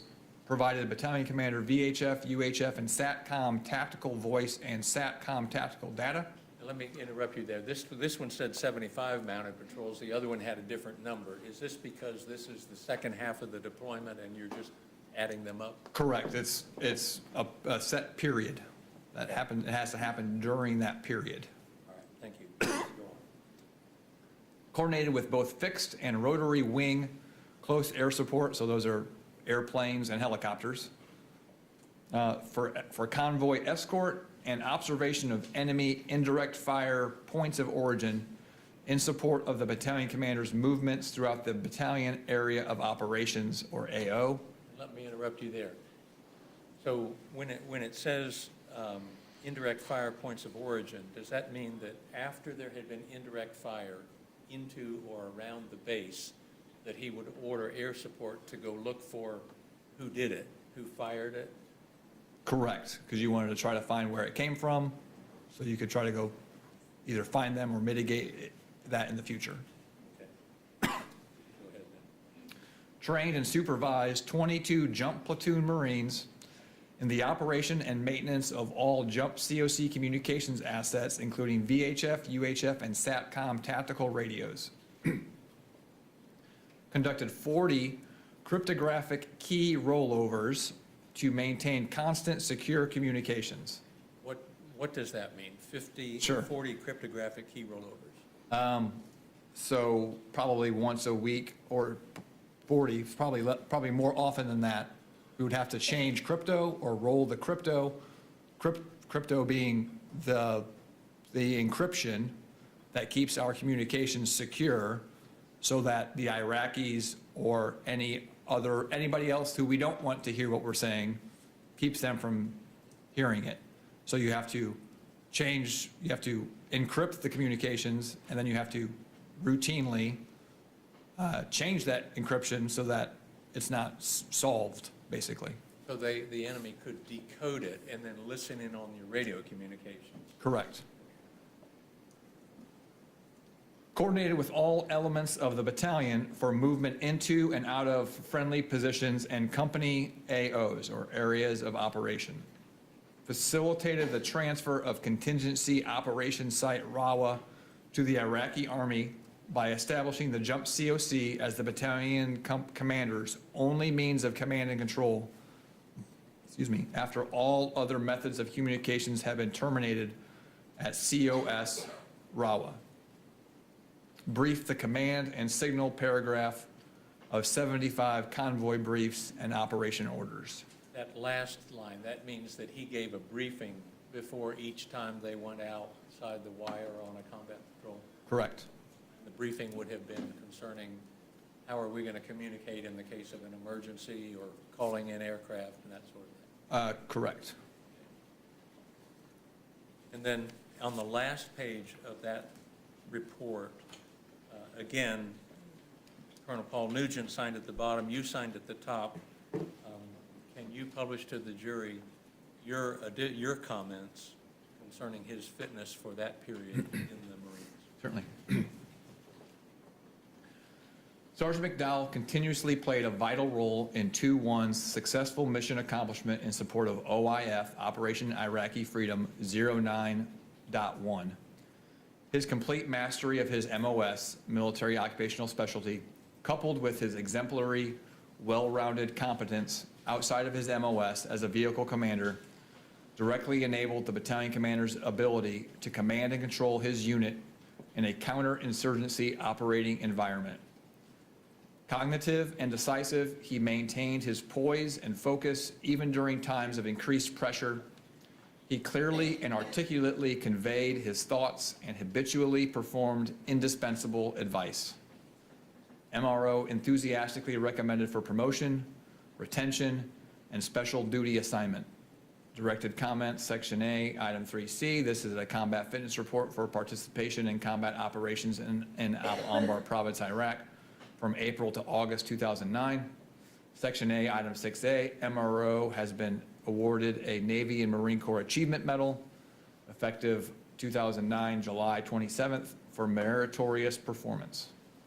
Now, Colonel Nugent told us about that, the second Navy Marine Corps Achievement Medal he received after this deployment in Iraq. Did you concur with that? Did you agree that that reward was deserved? Yes, I wrote it. After you returned from the Iraq deployment, did you continue your career in the Marines? Yes. And how much longer did you stay in after that? I guess it would have been about 10 more years. And had you started as an enlisted man? I did. And when you left, did you leave at the rank of major? Yes.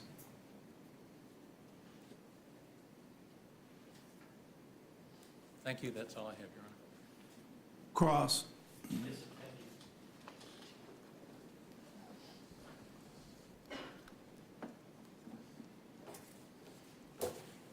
Good afternoon, Major. Good to see you. Good to see you again.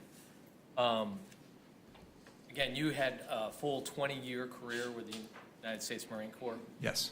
and you retired at the level of major. Yes. But this combat deployment was the only combat deployment that you went on, correct? Correct. But you also joined the battalion during the course of the Japanese deployment at Okinawa. Correct. And again, thank you for your service. I want to talk a little bit about the deployment to Okinawa. That was not a combat environment. Correct, was not. There was no real danger posed to any of the Marines during that time frame. The danger would be just inherently from being on board ship. Correct. What's just natural dangers that are posed whenever you're operating on a naval. Correct. No enemy combatant danger. I think you may have even jokingly referred to it. I know some say this was sort of like a pleasure cruise. I wouldn't say that, but it was not intensive from a combat. And there were many ports of call within that deployment. Yes. Now, in regards to the workup, you noted that it was somewhat unusual and actually a benefit that you had a year-long preparation for the Iraqi deployment. Correct. So there was an opportunity when you were at Camp Pendleton and the bases surrounding there to prepare for what your mission was going to be once you arrived in Iraq. Correct. Sort of the opportunity is best that you can, because it's obviously a combat zone. Be prepared for whatever the area may hold for you when you arrive. Correct. And then once you arrived, this would be described as a very low kinetic environment, correct? There were, again, I was on the battalion staff. There were many, the subordinate units, the companies were out amongst the people and at a heightened sense constantly. So always a heightened sense of danger and not to be complacent. But the overall war in Iraq during that time was less kinetic than it was in 2004 and 2005 and previously. And obviously, this is Iraq. We are in a combat zone. There is a constant threat of danger being posed, correct? Correct. Dangers such as IEDs that are described and were previously described by the colonel, correct? Correct. But the colonel's jump platoon was did never fall victim to an IED during the deployment. I can't say for sure. Rely on the colonel to provide that information. Correct. The other issue too is we've heard about indirect fire where rockets or mortars are being lobbed towards positions that are being held by military personnel for the United States. But there was no what we call troops in contact during this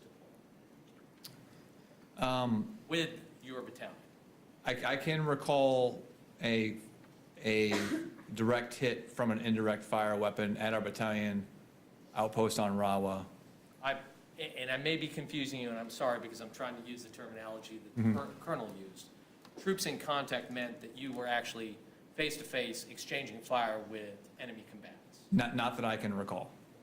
And during that deployment, there were no engagements where troops from your battalion were in contact with the enemy and had direct combat with those personnel. Not that I can recall. There was a description, like you said, in one of the meritorious awards, that Sergeant McDowell assisted in the evacuation of an individual who had a gunshot wound. Does it refresh your recollection that that was an individual who may have accidentally shot himself? I don't know.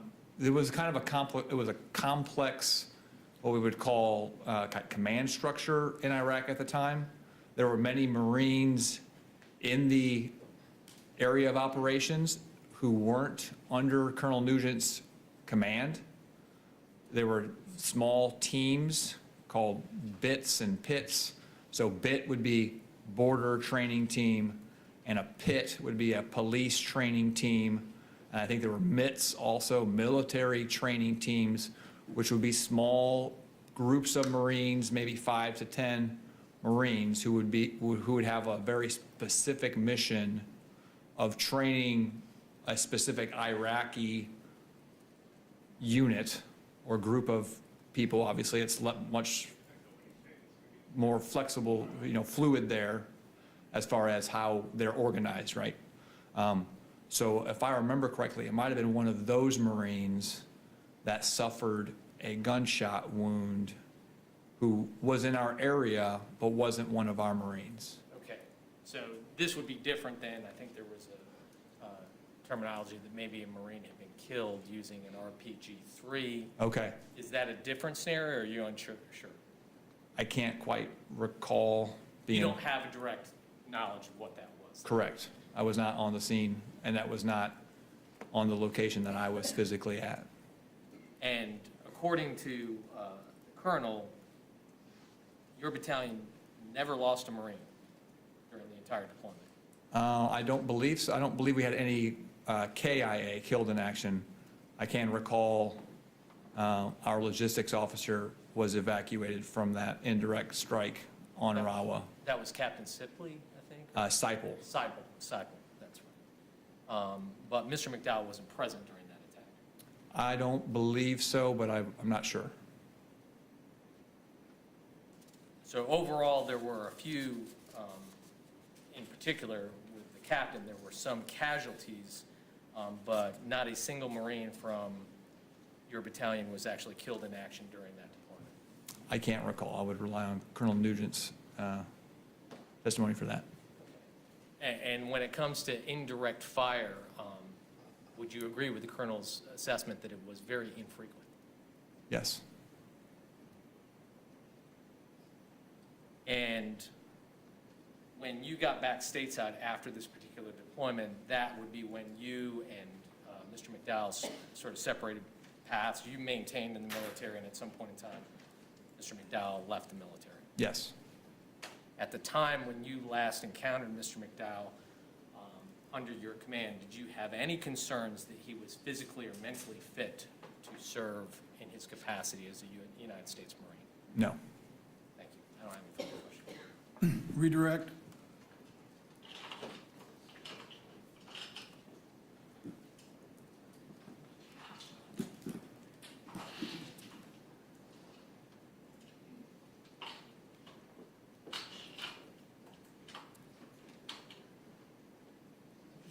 I want to clarify something. There were times when there was indirect fire at the other companies or the other posts that you guys had that wasn't at Camp Rawa, is that right? Certainly. And those were companies or camps where Colonel Nugent and his jump platoon would drive out to? Correct. There was about 4 other outposts in western Iraq what we were responsible for. And then there was also indirect fire that was perhaps aimed at Rawa that didn't land inside Rawa. Partly because of the lack of skill of the insurgents who might have been firing it. Correct. But it would still come in and explode when it hit. And by Outside. come in, I didn't mean to say come in the base. I mean, it would Be fired be fired from some place to some direction, right? in your general direction. Correct. Thank you, that's all I have. All right, the witness may step down, and I assume he's excused from further testimony as well. You are excused. Let's call your next witness. We call Brandon Westerman.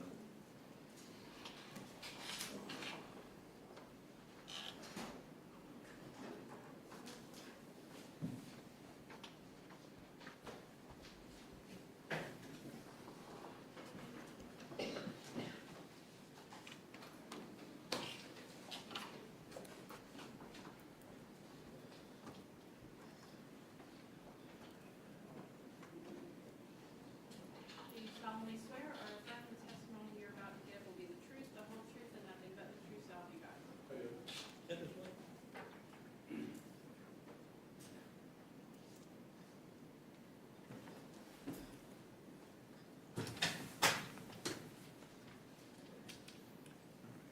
You may proceed. Sir, could you state your name and then spell it for the court reporter? Brandon Westerman, Brandon Westerman. And sir, where do you live? I live in Woodville, Ohio, Where were you born and raised? Grafton, West Virginia. And are you married? I am divorced. Do you have children? I do. I have 3 boys. And what kind of work do you do for a living? I am a firefighter, paramedic. I'm a fire lieutenant with Bowling Green Fire Division, and also an armed tactical medic with the Wood County Sheriff's Office Special Response Team. And I am a charter boat captain. And Special Response Team, SRT, or is that like a SWAT? SRT, it is a SWAT team for the area. And do you know Patrick McDowell, who's seated over here at council table? I do. Can you tell the jury when and how you first met him? I met Patrick McDowell as he was a corporal in the United States Marine Corps when I transferred to 2nd Battalion, 1st Marines, approximately August of 2008. I transferred in July, and I met him in August of 2008. And at that time, was that at Camp Pendleton? That was at Camp Pendleton, California. And at that time, was his unit, which became your unit, doing a workup for a deployment to Iraq? Yes, sir, that is correct. And did you go through that workup at 29 Palms and the mountain training facility? I did not go to the mountain training facility. I came in after they had returned from that. I did go to 29 Palms for Mojave Viper with Patrick and the rest of our platoon. And was that a fairly rigorous training at 29 Palms? Yes, 29 Palms was approximately a month long of training in desert operations. For our unit, it was unique in that it was really the first opportunity we had in our platoon to train these Marines, many of which had come from other disciplines other than infantry Marines, to teach them tactics and operations to be working outside of the wire in more of an infantry environment, which was part of the reason I was brought into that platoon. All right, what was your MOS in the Marines? My MOS was 0311 Infantry Rifleman. And you had been in the Marines then for a while before you met Patrick McDowell? Yes, sir. That was my 3rd duty station in the Marine Corps when I met Patrick. I enlisted in 2002. I served with 2nd Lighterman Reconnaissance Battalion as a scout team leader, scout section leader. And then I also served in Weapons Company 124 as a instructor staff. I was an instructor for Reserve Marines in Northwest Ohio for approximately 2 years before moving to California. And you were, what was your rank when you first met McDowell? I was a sergeant, and I was the platoon sergeant of the battalion commander's personal security detail, or PSD, and I was brought in to fill that billet. So you were senior in experience and in rank to Mr. McDowell? Yes, sir. And was he one of your direct reports? Yes, he was. So when infantry is your specialty, do you go to a school of infantry, like Mr. McDowell would have gone to a school of communications? Yes, sir. All Marines are trained as riflemen, basically. Infantry Marines go to the School of Infantry, either on the east or west coast, depending on their geographic location when they enlist. Infantry or Marines that are not of an infantry specialty will go to Marine Combat Training, or MCT, as they call it, when they enlist, and it's approximately 3 to 4 weeks. It's a quick version of tactics and different weapon systems that they receive in that training. So it's a shorter period of infantry training and less intense than you get if your MOS is infantry? Yes, they feed them that information very quickly, and they don't go as in-depth with the training. And had you been on deployments to Iraq before you joined up with Mr. McDowell? Yes, I had. I had deployed to Iraq in 2004 as part of the 24th Marine Expeditionary Unit. I was attached with the Light Armor Reconnaissance Battalion with their platoon. And then I returned home for just a couple months and returned back in 2005 for second deployment with 2nd Light Armor Reconnaissance Battalion. And at the time you were there on those deployments, was there more kinetic activity going on in Iraq than you eventually experienced when you went over there with Mr. McDowell? In 2004 and 2005, there was definitely more kinetic activity as far as engagements with the enemy, detonations of bombs, and direct fire attacks through small arms fire rockets. And we also had a significant amount of indirect fire that we would receive onto the camps that we were stationed. And is a Marine's first deployment different in some way than later deployments? Yes, the first deployment is, to me, it was much more intense. I'm talking about to a war zone like Iraq, that's what I meant. Yes, the first deployment to a combat zone is more intense, and that there's a lot of the fear of the unknown. You can only train so much for situations you're about to face, and until you see those situations in person, until you experience that, it's very mentally taxing on you as far as not knowing when, where, how you're going to experience that. You used the term fear of the unknown. Is that partly because you don't know when an attack is going to come, where it's going to come from, and who it's going to come from? Yes, and your time over there, there's no space is safe space. They would, like I said, we would receive indirect fire just in the camps or the restrooms or the dining facilities that you had to be concerned with. But when we ventured outside of the wire into their towns, their areas, traveled their roads, you never knew what could be a bomb. You never knew who was looking to fight with you. You never knew who had a weapon. There was a lot of different questions that were constantly circulating in your head to make a decision and to try to predict what the enemy was doing and what would be coming next. Are you familiar with the saying, be polite, be professional, but have a plan to kill everybody you meet? Yes, that's General James Mattis that had that saying, and that was it was a saying. I think he was the operator or the commander of maybe CENTCOM over there. I'm not exactly sure what his. He was a commander for one of the major command units, and he used that saying in theater. It was a common theme to know that. And what did it mean to you? Anybody could be a threat at any time, and that went from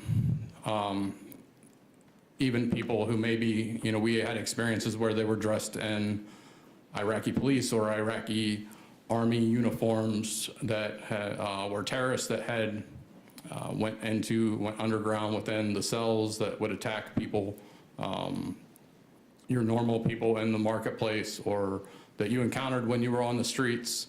They could all be a threat at any time. Men, women, even children could be a threat over there? You had to treat everybody as the same threat at all times. Now, when you deployed to Iraq, were you part of Jump Platoon? Yes, Jump Platoon was the name given to the battalion commander's personal security detail. We were known as Jump Platoon throughout the entire battalion. And what was your role in Jump Platoon? I held the billet of platoon sergeant. I was the second in command of the platoon, next to Staff Sergeant Chamberlain. I did a lot of the coordinating for routes, overviews there, and then would pass that on to our navigator. I did a lot of the external security, perimeter security, as the colonel and his immediate security detail would go in to do like leader engagements, or anywhere when we were meeting with somebody. I would stay out with our vehicles. Our job was outside perimeter security to make sure nobody else was coming into that engagement and nothing else was happening suspicious outside of those buildings to where they were threatened. And then we would also be like a quick response force to any other problems that may occur. And this security that you maintained outside of a leader engagement or a meeting that the colonel was having with somebody, did you do that even if you believed that the leader was a friendly leader? You did that everywhere you went, even if we were just pulling over to check tire pressures or temperatures on vehicles. You always maintained 360-degree security around you because you never knew where a threat could come from. Now, at those meetings, was McDowell one of the people who would usually go into the meeting with the colonel? That is correct. Patrick would go in as with typically Staff Sergeant Chamberlain, and they would be his left and right security to go in and just be a show of force and an immediate security force for him if there was any problems inside. And they would check out the interior when they got in and then remain inside during a meeting to provide that security? Yes, their job would be to check the rooms, be suspicious of anything else that may go wrong, and then keep a watchful eye over any of the individuals inside of that room and anything that may happen with them. When you went out on these patrols, were you the commander of one of the vehicles? I was the vehicle commander in our last vehicle in all of our convoy operations and movements. And why would they put you in the last vehicle? What was the tactical idea behind that? We divided our most senior individuals. Staff Sergeant Chamberlain was the vehicle commander to the colonel's vehicle. We kept them in the middle, so we had security in front and behind him at all times. I was in the rear. My job was to make sure we were caught up. Nobody was getting left behind us. Was the colonel's vehicle for lack of a better term, a high-value target for the enemy? I don't know that, if they knew who he was, it most definitely would be a high-value target, but they all were similar vehicles in nature. There was nothing on the outside of the vehicle which would designate it as this No, vehicle sir. contains the colonel? No, sir. That would be dangerous.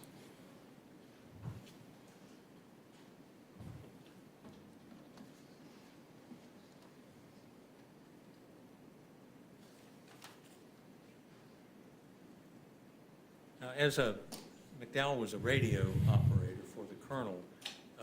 Did you observe his skills with a rifle and his skills with tactics, more infantry tactics? And was he skilled at that? Yes, sir. He, along with everybody else in our platoon, I would observe the tactics and observe training as to what was going on. Everybody was trained to the same level. what were the dangers when you were outside the wire? What did you have to watch out for? The main concern when we were in vehicles would be IEDs or improvised explosive devices. We were trained that anything and everything could be an IED. They would be buried, or they would be amongst trash or dead animals alongside of the road. There was anything you could imagine. Like, the mind was the limit as to what the enemy would use to fool us with explosive devices. Outside of that, it would be threats of direct fire attacks or attacks initiated through like rockets, RPGs, any way that they could stop a vehicle to hold us up and keep us in one area for an amount of time. Now, you had to drive through areas that were relatively unpopulated, but also in populated areas, is that right? Yes, sir. We navigated the entire western Euphrates River Valley. So there was a lot of wide open space, but there was also tight villages and towns that we would go through along those routes. And were there additional dangers where there were crowds of people? Anytime there would be a crowd, it was obviously a higher risk of danger. There was a lot more threat to try to screen, especially when you're on the move. You can only see so much as the vehicle's moving along. And did each vehicle have a turret on the top with a machine gunner? Yes, all vehicles had their own turrets with a M240 Golf or a 7.62 machine gun.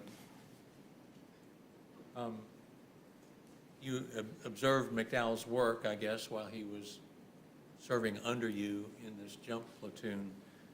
How did he rank among the radio operators that you worked with during your years in the Marine? Patrick was by far and above one of the best operators I ever met in the Marine Corps. As a radio operator, he was highly intelligent. He could do a lot of different things with radios to establish communications, and communications breakdown is a very common problem in the military with the systems we were given. His position as the battalion commander's radio operator is a coveted position within the unit. He's hand-selected for that position through his knowledge, through his abilities, and what he knows of the radio systems and was able to do. And by the time you got to Iraq, he had been promoted to sergeant, is that right? He was a sergeant during our deployment. He did get promoted. I do not know, I don't remember exactly when that was, but he did promote to sergeant. Did he have other radio operators under him who he helped train? Yes, we had multiple radio operators in our platoon that had came from the same communications shop, or S6, that he had. He was the senior ranking communications Marine that was attached to us. Did you ever see McDowell behave violently or disrespectfully to those who were either above him in rank or below him in rank? No, Patrick was never violent. He was always polite. He was knowledgeable. He was intelligent. He worked well with others. He spent a lot of time training Marines under him and bringing them out to go through the systems, to work on our radios. We had to keep updated the crypto or the code in the radio systems that would allow those radios to communicate secretly so they couldn't be intercepted. That was a common thing, to set crypto and timing of the radios, that he would work meticulously to teach the Marines under him to do that, so we knew we had the best chance at successful communications throughout the time we were outside of the wire operating within our vehicles. I want to ask specifically about one of the radio men in the jump platoon. If we could put up Defense Exhibit 53, if you'll watch your monitor, I think you'll see that come up. Can you see that photo? Yes, I can. What's that a photo of? That is our entire platoon, our jump platoon, or as far as I can tell, everybody right offhand. You know that we most took. of the people, recognize most of the people in that photo? I know everybody in that photo. Can you point yourself out? And if you touch the screen, it'll make a mark. That's me in the center, taking a knee. why don't you just draw a circle there? It's a little dot that the jurors might not see. Okay, there. And can you point out McDowell in that photo?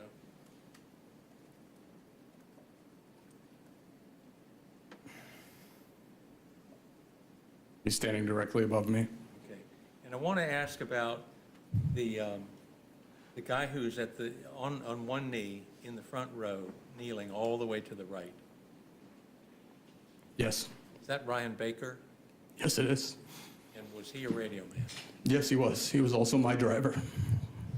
He drove the vehicle that was in the last spot in the convoy. Yes, he did. And what happened to Ryan Baker? Ryan committed suicide. And was that... He shot himself. Was that years after the deployment to Iraq? Yes, it was in 2016 or 2017. And did you learn about that soon after it happened? Yes, I did. And did you notify Mr. McDowell about that? I did not have direct contact with him at the time. My now ex-wife, Michelle, was friends with his wife, Shauna, at the time when we were stationed together. And I had her reach out to them to get me in contact with Patrick. And we had telephone communications then at that time. And this has obviously affected you. Did it affect Patrick when you talked to him about it too? We had just a couple conversations. I can't speak to the detail to which it affected him, but I know we were both very close with Ryan. He was his mentor in communications and close to him there. I was close to him because I rode right beside him everywhere we went for 7 months. And so I can only imagine the effect that it would have on him. Patrick was his mentor then, senior to him as a radio operator?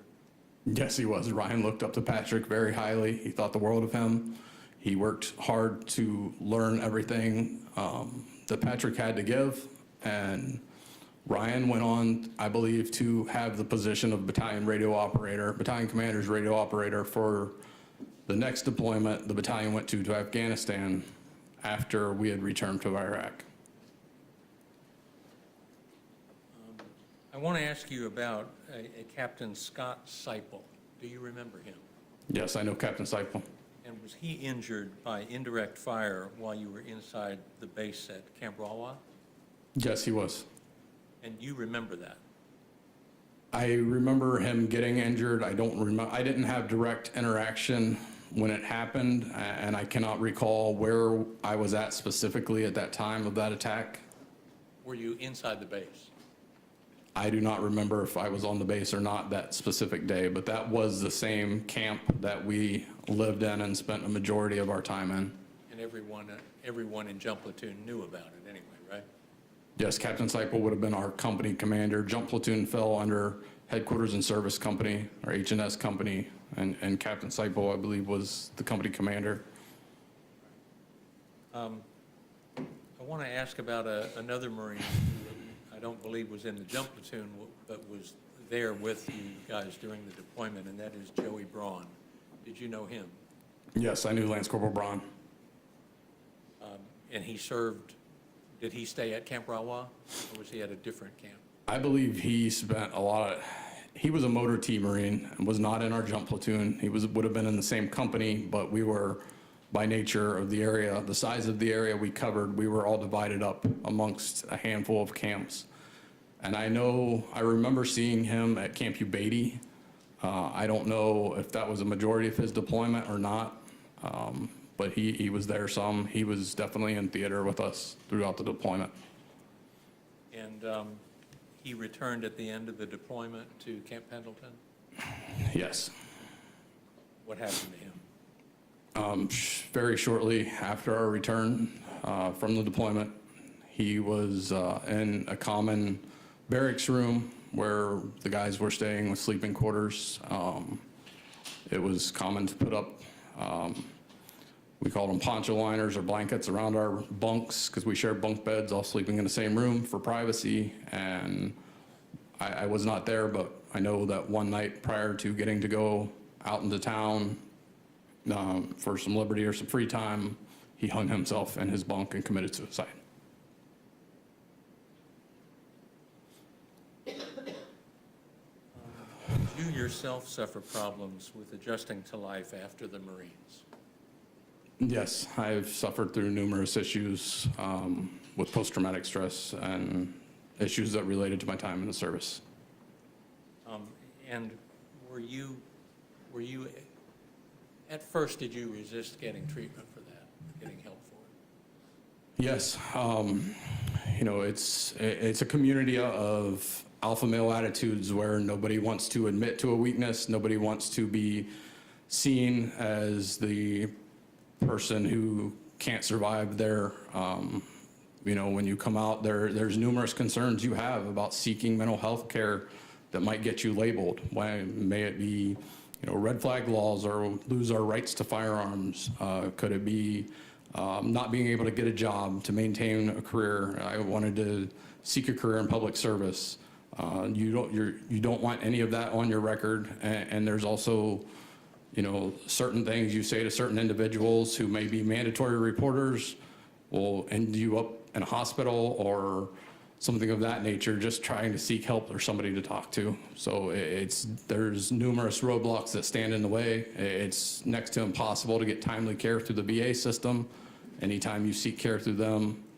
And then a lot of therapists and stuff you run into, they just don't understand. You talk to them about your problems and they can't comprehend the overload that an individual has experienced. But you eventually did get help. Yes, I have had a couple gifts to me that were, one was a psychologist who I happened across who happened to be a veteran Marine from Vietnam. He was the only civilian psychologist I ever felt truly understood and was able to talk to, and it was just by chance that I caught him near the end of his career. I wish he was still practicing. He was a big influence to me. And then I also, not until 2022, was able to go into a program called Save a Warrior that was able to significantly improve my quality of life. And that's an organization where they are not mandatory reporters who have to report any threats or thoughts of suicide or violence. Is that right? Save a Warrior was established by an individual who was a veteran and also a law enforcement officer who created this program to be able to connect with veterans and actually address the suicide and the mental health issues without recourse to individuals. It started as a small campaign approximately 13 years ago, and he has since built it to what it is now. It's a large organization with 2,400 alumni, approximately. And everybody you see, everybody you encounter, from the cooks to the shepherds that, you know, guide you to the instructors, are all veterans of the program, and they're all either police, fire, or EMS personnel, or they're military veterans.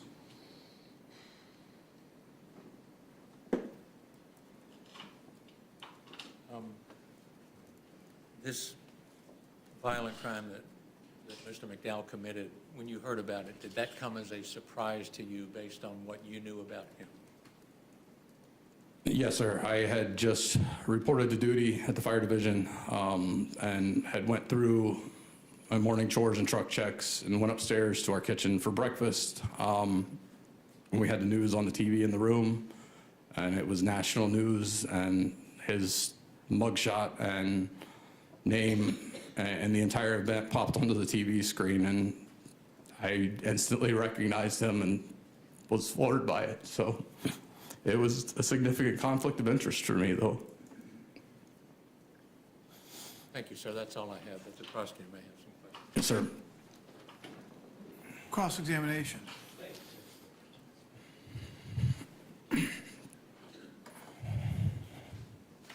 Good afternoon, Sergeant.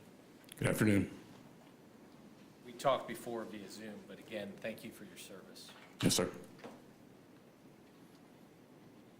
You had 2 prior deployments, and it sounded like those were very intensive deployments, much more combat-oriented. Is that accurate? There was a lot more activity that happened during those deployments. That is accurate. And all those occurred before you met Mr. McDowell, correct? Yes, my deployments were before I transferred to 2-1. And you talked about the dangers that were afoot when you all were working as jump platoon, working for Colonel Nugent. There was the constant fear of IEDs, correct? Yes, sir. But the colonel's platoon or convoys were never struck by any IEDs. We were not struck by any IEDs at the time. And when it comes to direct fire, or what's commonly referred to as troops in contact with the enemy, at no point in time during that deployment with Colonel Nugent's jump platoon was there any troops in contact with the enemy. No, we did not have any direct fire contact with the enemy. And so you also talked about the indirect attacks, obviously mortar attacks and rocket attacks. Again, that was a constant threat. You had to be wary of that wherever you were, correct? Yes, all of it was a constant threat anytime we were in theater. And we did have indirect fire attacks on the camps we stayed in. But as a part of jump platoon, you never, in theater, obviously you talked about Baker a few minutes ago, but in theater, you never lost a Marine during that deployment with Colonel Nugent's jump platoon. We did not have a Marine killed. We had one injured by a accidental discharge out of his weapon with a gunshot wound to the foot that was evacuated. We sent him out in a helicopter and eventually taken out of country. Okay. And I think there had been some previous discussions of that, and actually I believe that might have been some of the write-up for this defendant, I guess, evaluation. He was recommended for maybe an achievement award because of his actions during the course of that evac. Is that accurate? I can't speak to how accurate that statement is. You don't know about the write-up or whatnot, but you were present when the individual shot himself in the foot and he had to be evacuated out by helicopter. Yes, I was. And again, that wasn't from enemy fire, that was inadvertent or accidental discharge during the course of your operations. Yes, it was.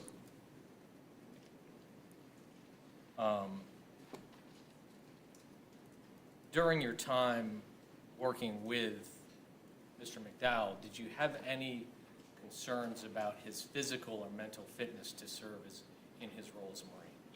No, quite the contrary. Patrick was top-notch as a leader, as a Marine. He knew his information. He cared for his people. He was someone I never had to turn to. If he told me something, I took it as gospel. I knew his word was good. And you would agree with me that every Marine's experience in a combat zone is individual to themselves. What might be traumatic to you may not be traumatic to Mr. McDowell. I believe we all experience trauma, and we process it and handle it in different ways. And just that being there and in that theater is traumatic in and of itself. And each Marine deals with it in their own separate ways, Yes. based upon the decisions that they make with their lives. Yes, they do. And when it comes to Baker, I think you had mentioned this deployment to Iraq with Colonel Nugent's jump platoon, that wasn't his last deployment. He actually deployed to Afghanistan after that deployment. Yes, he did. You weren't there with him in Afghanistan. No, I ended my active service after our deployment to Iraq. I finished 8 years, and I transitioned out of the military. And tragically, it was sometime after his deployment to Afghanistan when Baker took his life. Yes, it was after he had gotten out of the military. Thank you, sir. I don't have any further questions. Any redirect?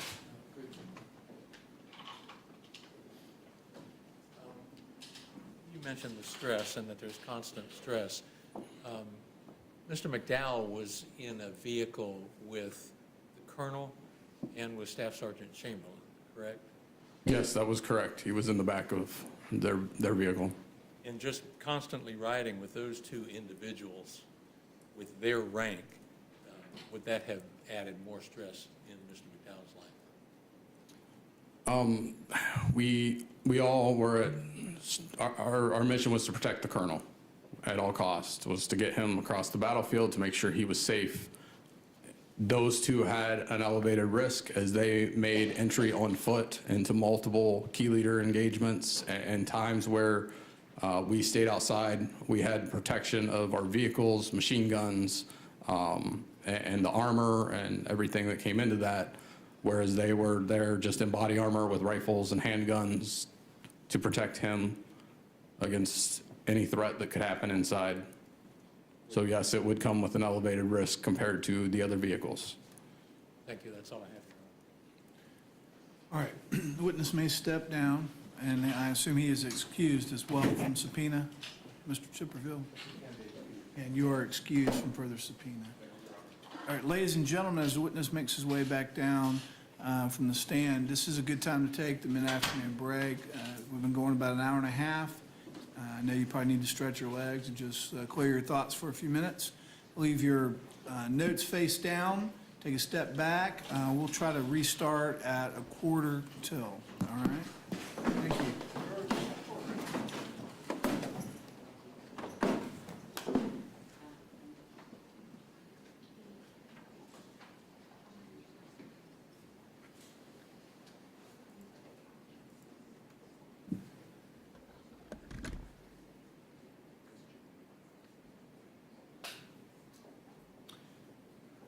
Jury has exited. Everybody can have a seat. Just briefly before I recess, and you can sit if you want, it's fine. Just for scheduling.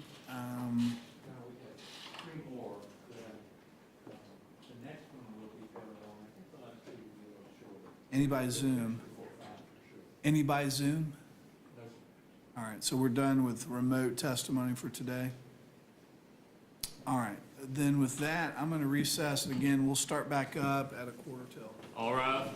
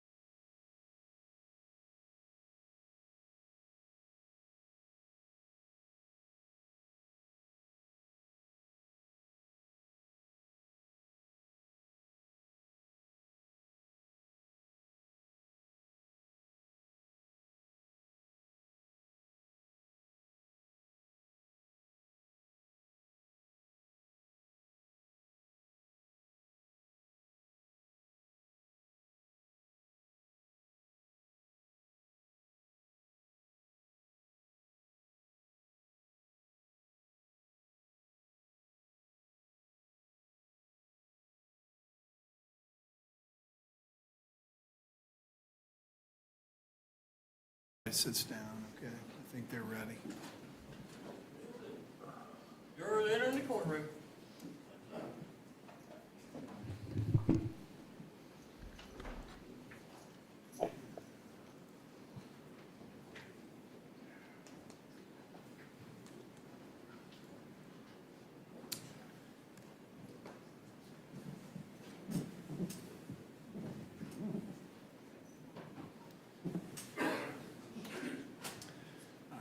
Everybody settle in and have a seat. And we'll next, again, look to the defense to call your next witness. Carl Chamberlain.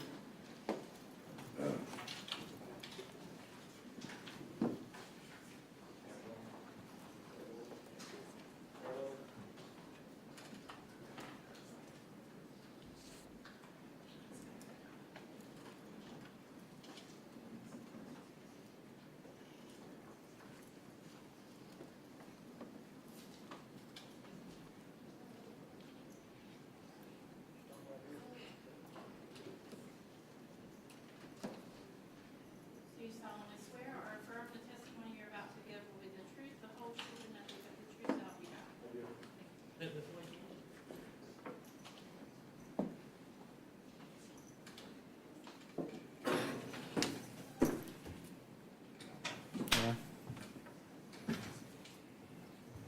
All right. You may proceed. Sir, would you state your full name and then spell your name for the court reporter?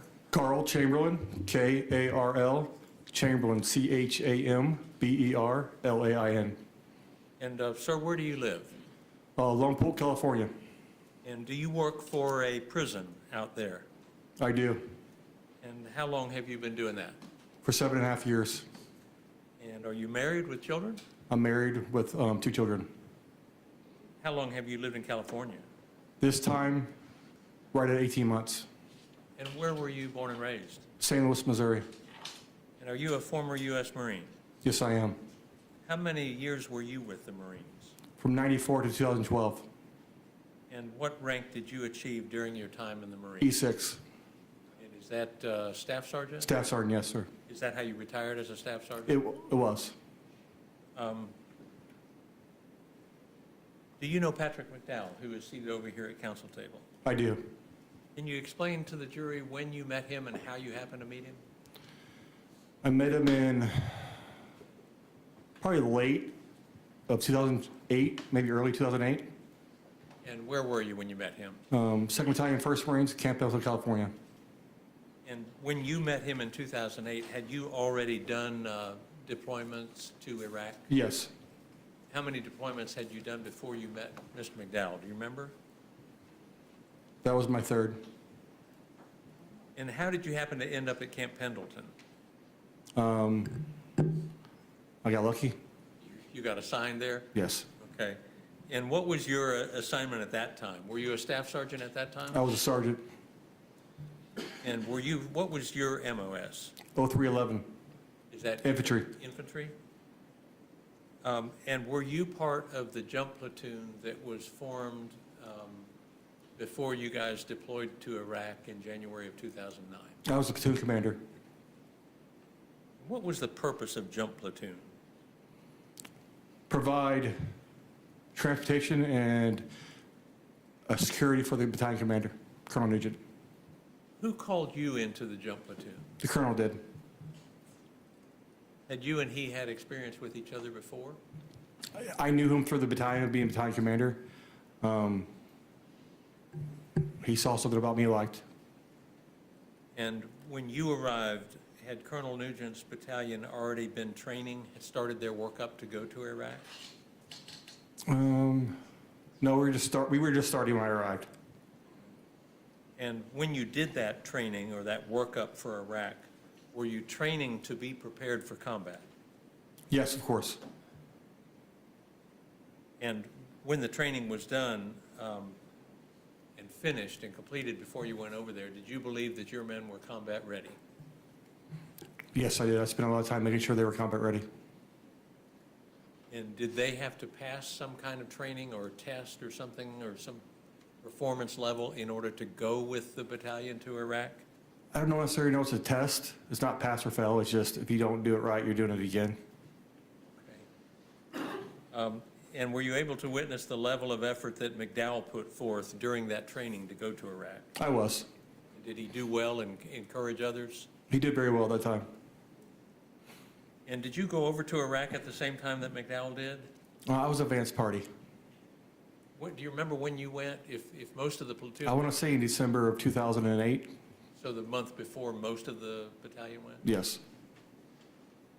And I understand from Colonel Nugent that you went to Sal Sinjar first in northern Iraq? Correct. Can you just describe for the jury what the conditions were like there?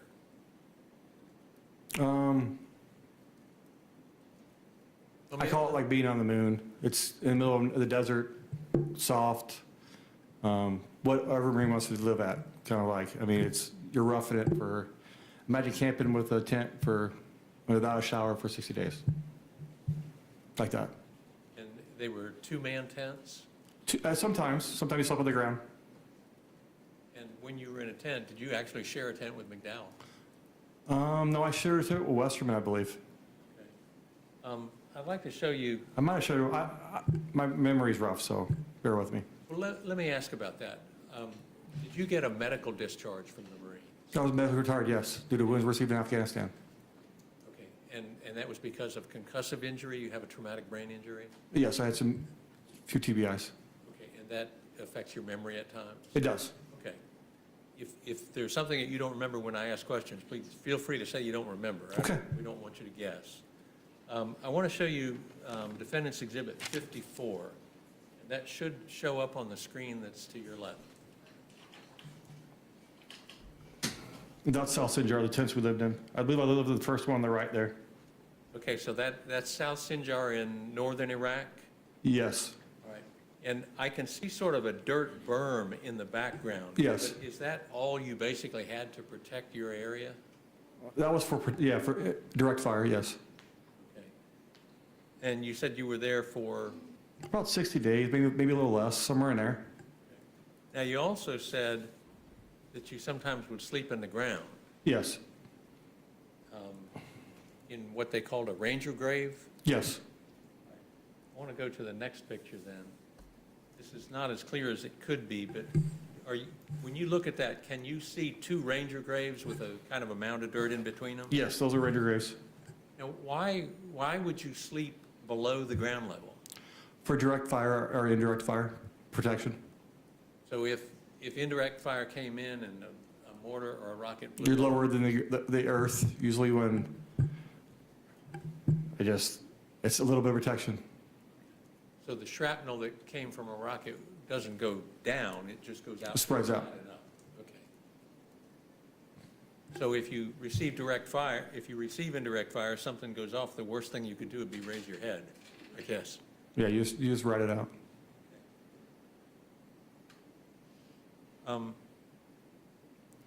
And while you were in northern Iraq, what did you do? We moved from, so we were split, the battalion was split up in a different AO. Well, we had one big AO. Usually a battalion will have, there'll be multiple battalions over an area. So the first time I went, like the WERV or Iraq where we're at, each cop would have his own battalion. But as we started winding down towards the end of the war, one battalion covered down an area the size that we usually take 4 or 5 battalions to cover down on. Okay, so you covered a large area of operations. Yes, we did. In northern Iraq. And did you do patrols from company to company in northern Iraq? Weekly and daily. And was there an enemy present? Of course. Who would have been the enemy when you were over there? Insurgents from Syria or local militia or terrorists, if you will. Did you ever have to engage in direct fire? That is, troops. And this deployment was not kinetic at all. And when you say it wasn't kinetic, that means that you didn't have to engage other troops in contact Correct. with each other. Was it nevertheless dangerous? Of course it was dangerous. Okay. Well, we weren't there, so just can you explain what the danger was? I mean, what was it like every day? It was like, it was every Marine's dream. So it was what we signed up for. It was when you weren't on patrol, you were training to go on patrol. You're doing IA drills, immediate action drills. What to do if the enemy attacks you. You're preparing for war, if you will, daily. And when you did these patrols away from this camp, this tent camp that you had, where would you sleep when you were out on patrol? Ranger graves. Did you have a mess hall? Yeah, an MRE in your pack, just as good. An MRE? A meal ready to eat. It's a 3,000 calories of, it's junk, but I mean, 3,000 calories of food. You do it 3 times a day. Okay. And it's an MRE, and that stands for meal ready. Ready to eat. Okay. Is it like in a pack or a can or? It's in a little 8 by 12 pack, about probably 4.5 inches wide. And when you were patrolling northern Iraq, did you patrol in armored Humvees? Yeah, we had Humvees in northern Iraq, yes. Was there a danger of roadside bombs up there? Every day.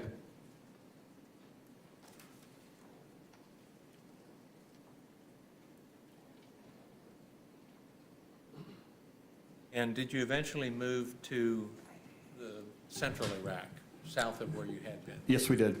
And is that where you went to Camp Rawa? Correct. We were based out of Camp Rawa. Was that a more permanent camp? Yes, for us it was. Didn't sleep in tents anymore? No, we had, we call them Quonset huts. They're probably 12 by 20 wooden structures below HESCO barriers that we slept in. We had our own, the jump platoon had its own area. And inside that base, did you receive indirect fire? We did. And did you ever could you ever anticipate when it was going to come? No. Could you ever anticipate where it was going to hit? No. And is there a blast radius within which buildings are damaged or people are injured when a mortar or a rocket lands in a particular spot? There is a blast radius, yes. Do you have any idea what the meters are or what the feet are for how far out you can be and not get hit with the shrapnel? I don't know the exact, if you would ask me 15 years ago, I could tell you exactly what they are for each round. Roughly 35 to 50 meters. Danger close to 50 meters, usually. And those rockets and mortars were strong enough to blow down the wooden structures that you guys slept in? Yes, we took one in the middle of this courtroom. We killed everybody in the courtroom. It would kill everybody? In the courtroom, yes. Well, maybe not everybody, but majority of us would die from it, yes. Was your primary job at Camp Rawa to go out on these trips with the colonel to go see key leaders and visit? I went everywhere with the colonel. I went everywhere with the colonel. I did, yes. And what was McDowell's primary job? Did he go everywhere with the colonel too? Yes, he was in the convoy wherever we went, yes. And how often did you go outside the wire when you were at Camp Rawa? How many days a week? So time in country is not like time you're used to. It could be Monday and you think it's Sunday. Time is different in country. But we were out daily. The colonel was very active, which he should have been. And did you go to key leader engagements? Yes, we did. When you went to a key leader engagement, did you always plan for something to go wrong or some sort of attack? Always. Did you have daily briefings about that before you would go out? I always briefed before we went out. This area in the WERV, the Western Euphrates River Valley, was it large? Yes, it was. And when you would drive, were some of your trips for, hours to get to where you were going? They were. And the speeds that you could travel on the roads over there could you go 70 miles an hour? You could go as fast as you want to go. But the battalion commander had a rule, you weren't going above 45. And was there a vehicle commander in each of the vehicles that you had? There was. how many men per vehicle? I wish I could tell you, it's poor of me not to know, to be honest with you. We were just shy of 30. We finished with less we started with. Okay. I want to bring up another photo, and that's Defendant's Exhibit 56. Does this photo show the kind of vehicles that you traveled around in the WERV? They are. Yes, they do. Are those MRAPs? There's an MRAP and Humvees in there. Okay. I want to ask specifically about the vehicle just about right in the center of the photo. Okay. It's got something on the front of it with wheels. What is that? The antenna you're talking about? No. What's a mine roller? So mine roller, oh, you're talking about the mine roller? Okay, so a mine roller is on the lead vehicle of a convoy. It has 12 wheels on it. It's the first thing to hit an IED, hopefully. All right. And is that shown in the center of this photograph? It is. It's attached to the lead vehicle? On that patrol, it is. There might be, it looks like there's 4 convoys that are getting ready to roll out. Do you happen to remember this incident, this particular? I believe this is a Haditha. And was this a trip where you went out to seize a corrupt Iraqi official? The colonel talked to, I believe it was a corrupt Iraqi official and a guy that was placing IEDs. A guy that was what? And a sergeant and placing IEDs, I believe. Placing IEDs? Yes. Okay. And you had more than your jump platoon involved in this because of the nature of it? So we moved into another company, one of the battalion commander's company's area, and I believe that was weapons platoon at Haditha, along with, there was also another detachment there of border mentor Marines. So we would have went out with the company commander from weapons, along with the battalion commander. He would take the company with us when we went out for the KLE. Let me go back to the mine roller. So the mine roller in the lead vehicle, the mine roller would hit the IED before the vehicle got over the IED. Is that the principle? So that Hopefully. And so the mine roller would blow up, but hopefully the vehicle would not? Yes, sir.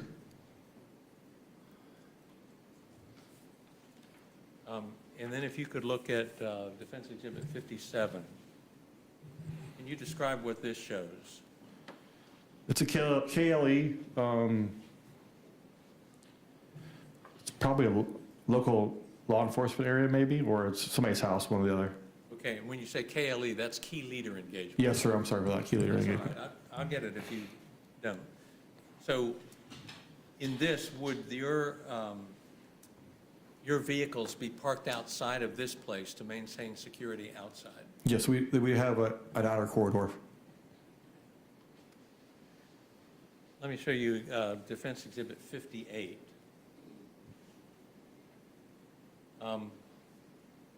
Is this the kind of road that you would often travel over when you traveled in Iraq? Yes, that's the WERV. Do you recognize this particular road or no? I don't. Now, do you see something in that photo that could be a sign of an IED? There's multiple things in that photo that could be a sign of ID. Can you point them out to the jury? Where there's a danger here that you'd have to watch out for?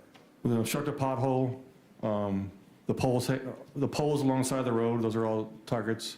Why? Let me stop you. Why are the poles on the road possible IEDs? Because the surgeon can judge where you're at in order to detonate the bomb. So not all IEDs are those that are placed on the ground that you roll over to detonate. No. Some of them can be mounted on poles and detonated from a distance. Yes, sir. Okay. What other threats do you see in this photo? Anything that's out of the ordinary is a threat. We can make it simple. Anything out of the ordinary in this picture can be a threat. It could be a dead dog, a dead animal. It could be the sandbags are tore up. It could be the fence not straight. It could be, you think it could be a threat. And those are all things that you have to watch for as you're doing these convoys? Yes, sir. Photo 59, Defense Exhibit 59. What is that? That's a Blue Force tracker. And what is a Blue Force tracker? It's so prevent blue on blue incidents. Also prevents, or green on green, excuse me. It also prevents, it tags areas of IEDs have been found, suspected area of IEDs, troops in contact. It lets you know everything going on around you, so you know what the area is going on. So if you come upon an IED and it doesn't detonate, but you locate it, do you try to enter it into this system so other troops will know where it is? You'll enter that system, you'll stay on the IED until somebody comes to clear it. Now, did that happen to you on occasion over there, where you would locate an IED and avoid an explosion, but then call in a detonating team? Yes, we've had it happen to us once or twice. And the reason you didn't run over it is because somebody in the convoy spotted it? Yes, in the lead vehicle, yes. Now, you said that you plot green on green on this. What does that phrase mean? So make sure you don't have troops on troops in combat. So you're in an area, you don't know who's in the area, to prevent us from attacking a friendly unit. I see. So you would, if you were in an area, you would plot your location in this and other forces? You'd see every vehicle moving and the NATO armed forces on it.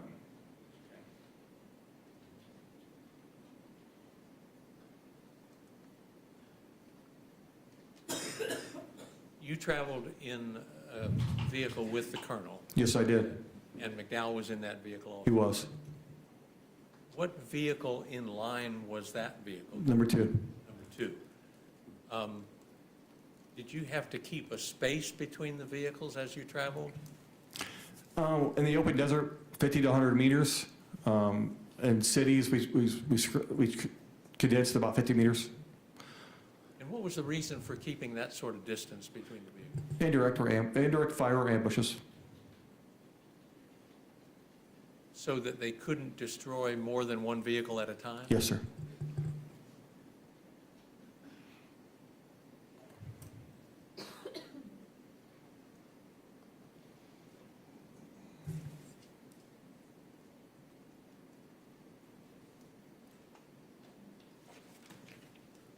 Was there an added danger if you were leaving a key leader engagement and going back on the same route that you had come to the engagement on? I would argue that every route we took was dangerous, but yes, there's more of a danger because sometimes the routes we go, that's the only way we can go in.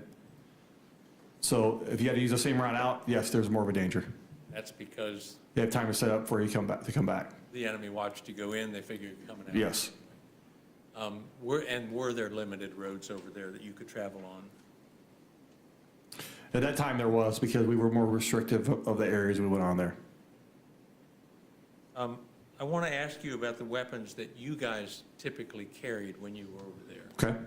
What would a typical jump platoon member be armed with over there? A 9mm, Beretta 9mm sidearm, and then an M4 rifle.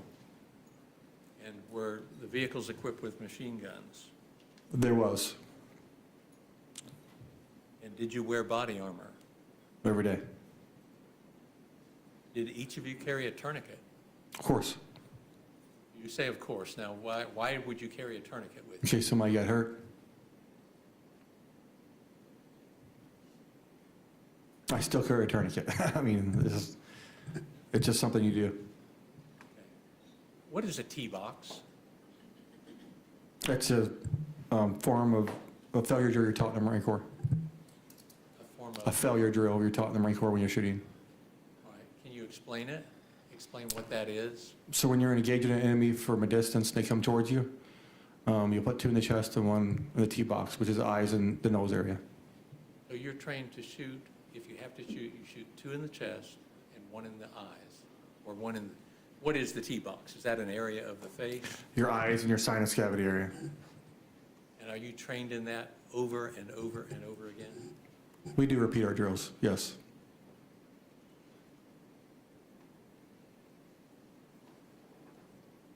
When you went out on these convoys, did you have air support with you at all times?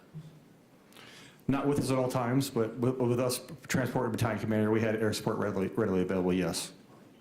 And when you say regularly available, that means that you had to call for them to come to where you are if you got into trouble? Correct. And who was in charge of contacting air support?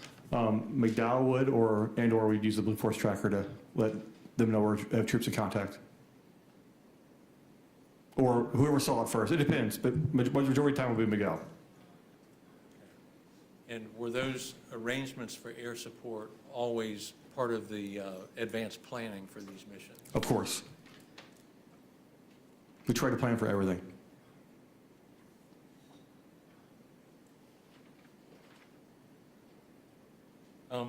I asked about the weapons that you carry. Can you describe for me the weapons and the threats that were out there? Now, you've talked about the IEDs. Were there other threats? There's small arms fire, RPGs, grenades, indirect fire, mortars, anything they can find. I mean, they make bombs out of pressure cookers. I mean, like anything they can find. What's an RPG? It's a rocket propelled grenade. And so that could be shot from afar It can. and shot towards a vehicle? A vehicle, yes. And the RKG-3 we've heard earlier is a handheld grenade. Incendiary hand grenade, yes. It has a shape charge in it designed to penetrate our armor. So in a town where there's a crowd there, someone could throw that at a vehicle? Yes.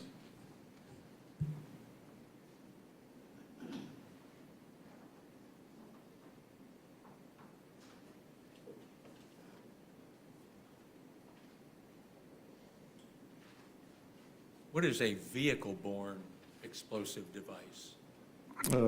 It's a bomb in a vehicle they run into you with. Were those over there also? Yes. We didn't run any of them while we were there, but yes, they are there also. That's something you had to watch for when you were on the road? Yes.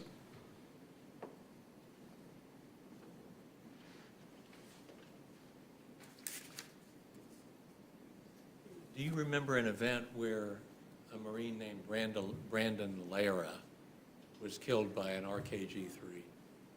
I remember, yes, a Marine getting killed by RKG-3, yes. And you remember the jump platoon actually going to the scene of that to see if the colonel could find out what happened? I don't necessarily know we went to the scene. I know that we went to the city mayor's building, or however you call it, and had a meeting there. Okay. I want to show you Defense Exhibit 60 and 61. We'll start with 60. Is that a scene that you recognize?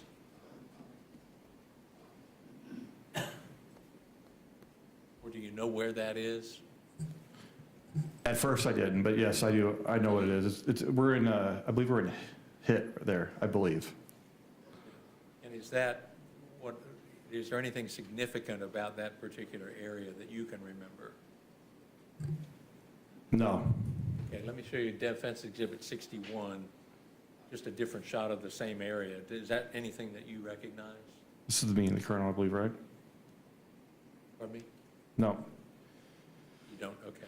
I do not. They all look like that there. Like, that's the way the cities look there. That's representative of a typical city in Iraq? It's a little bit better of a city because of the building standing, but yes. Okay. The buildings are still there? Yes. Okay. Let me show you Defense Exhibit 62. What is this? That's a checkpoint the ANA used, the Afghan National Forces. They'd be along the route, we drive through them. You just ignored them? Yeah, we usually just drove right through them. We didn't stop for them. And who was supposed to stop at a checkpoint? All civilians. And was a checkpoint a potential threat for you? Everything's a potential threat. In particular, was a checkpoint a threat because people were there? Because people were there, you slowed down, and you never know who's bad and who's good. Defense Exhibit 63 is something that Colonel Nugent spoke about. Is that you in that photograph? Yes, it is. And is it likely that McDowell was somewhere in that area just off the photograph? Possible, but the vehicle's right behind me, so if you look at the bottom right of the picture there, looks like part of the vehicle. I'm sure it's the gunners taking a picture of us. He could have been off to my right, or he could have still been in the vehicle. What was the strategy, if the colonel got out of the vehicle, what was the strategy for security to protect him? I would dismount, and all the guns would be in a 360 on the vehicles around us.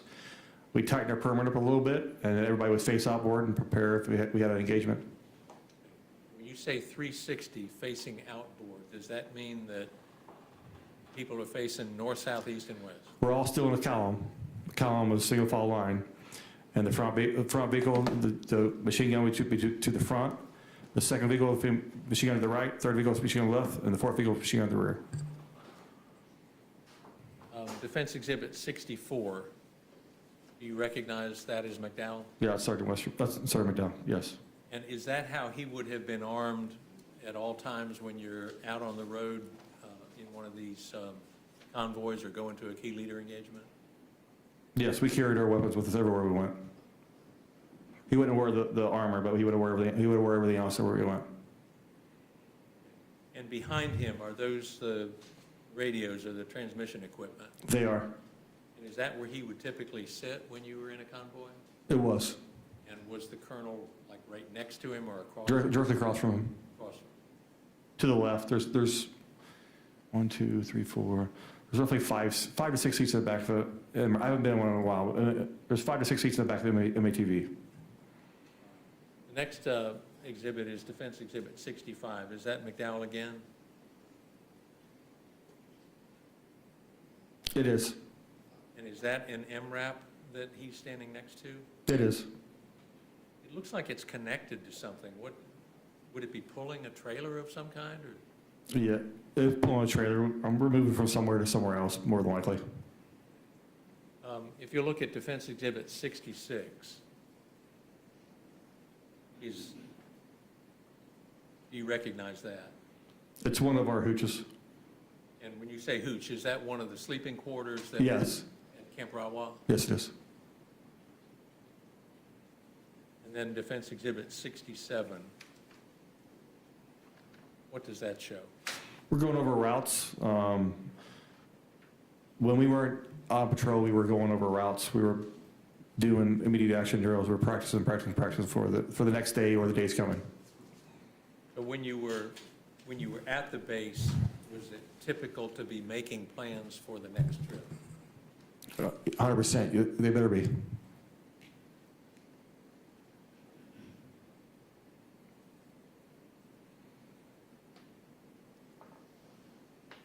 Should say we better be, not they better be. We better be. Let me show you Defense Exhibit 68. What does that show? It's a sandstorm. How often did you experience sandstorms over there? Quite a bit, actually. Probably at least once a month, sometimes more than that. And they'd last for 2 or 3 days. And would they just come up suddenly, or were they predictable? When you see them off a distance coming towards you, that's about, you don't have a weather guy there to tell you the weather. Defense Exhibit 69, can you tell us what that is? ID, more than likely, or somebody digging to bury ID. It could be multiple things. Is that the kind of thing that you had to look for on the road when you were out on the road? Yeah, we'd stop and investigate that. Defense Exhibit 70, what does that show? Cleaning their magazines, counting their rounds. And did you require your men to do that? We did that before and after every patrol. And then Defense Exhibit 71. I don't like the picture, but that's Lance Corporal Rangel. Okay, Rangel was part of the jump platoon? He was. All right. He's not throwing up a gang sign either, so everybody knows. Well, does that, the sign that he's making, is that 2-1? It is. He's young and immature. Although it looks like a gang sign, it's 2nd Battalion, 1st Marines? Correct. And Rangel has a rag in the bottom of his rifle. Was the purpose of that to keep the dust out of it? Of course, yes. Was dust and sand a problem over there? Yeah, it was everywhere. It was everywhere? Yes. It may be hard to see in this photograph, but his hand looks real dirty. He probably hadn't showered in a couple weeks or something like that. Was that typical over there too? At first it was. When we got to Rawa, we had showers at least once every 2 days. You look at Defense Exhibit 72. You recognize McDowell in that picture? Yes. And what is he surrounded by? Is that an area that he worked in? That was him prepping the vehicles. He's probably loading freaks or something like that into the radios, because he has his computer out. So he's getting all the radios ready for our next patrol. We're getting ready for, every 24 hours, the freaks change. So he has to load different crypto in the radios for the next day. And that crypto is to scramble the signal so the enemy can't Correct. pick it up. And then Defense Exhibit 73. What is that? It's a blown up vehicle. And was that a common sight on the side of the road?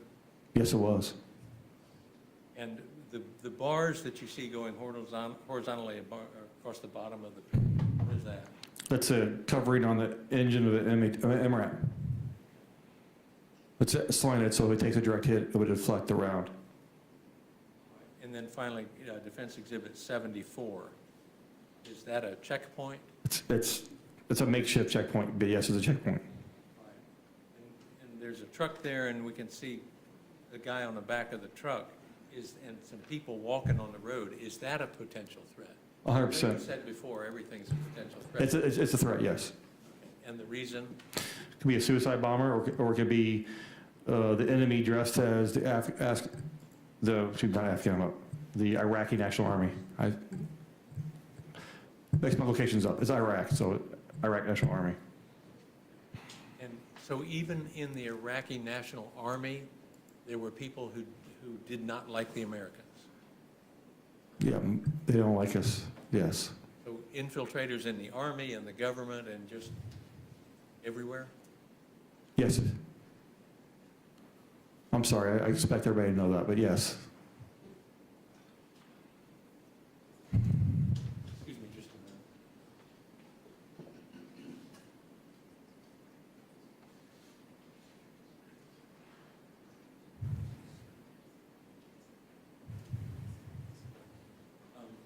Did you carry, on your convoys, did you carry medical devices? We all had a medical kit with us, yes. And did you have a doctor who was present either on the convoy or back at Camp Runaway? We had a corpsman what was everywhere. Doc Brown. And he was part of the... Platoon, yes. He traveled in Vic 4 with Westerman. And did you all have a little bit of medical training so you could help each other in case of injury? 100%. We all went through basic life saving skills and advanced life saving skills. All right. Thank you, sir. That's all I have. Cross.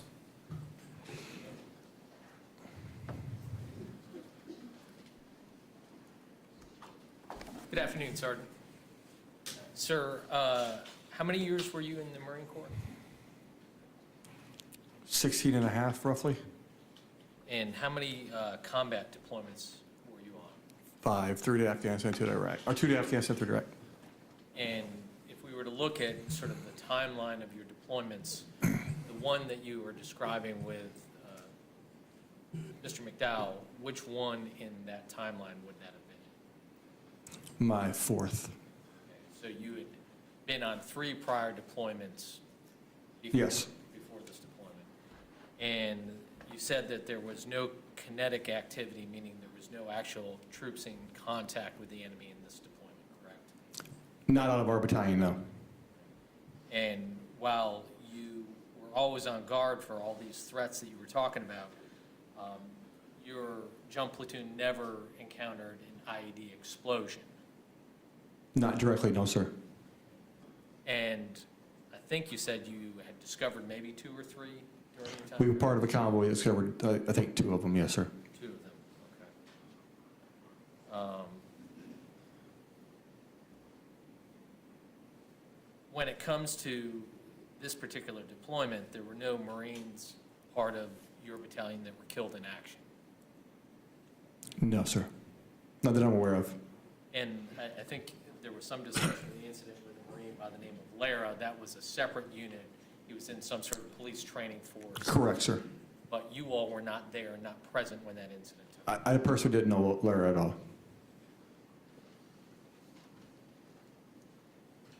Obviously, the constant threat of the indirect fire, how frequent was the indirect fire when you were there on this? It wasn't daily, I'd say once a month, once every couple months. And so you would characterize that as fairly infrequent with the indirect? Yes, I would. So the old adage, you prepare for the worst and hope for the best, it sounds like that you were Yes. well prepared but never had to encounter. No, not deployment, no.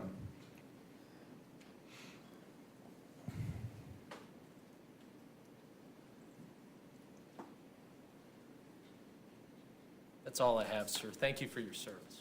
Thank you, sir. Any redirect?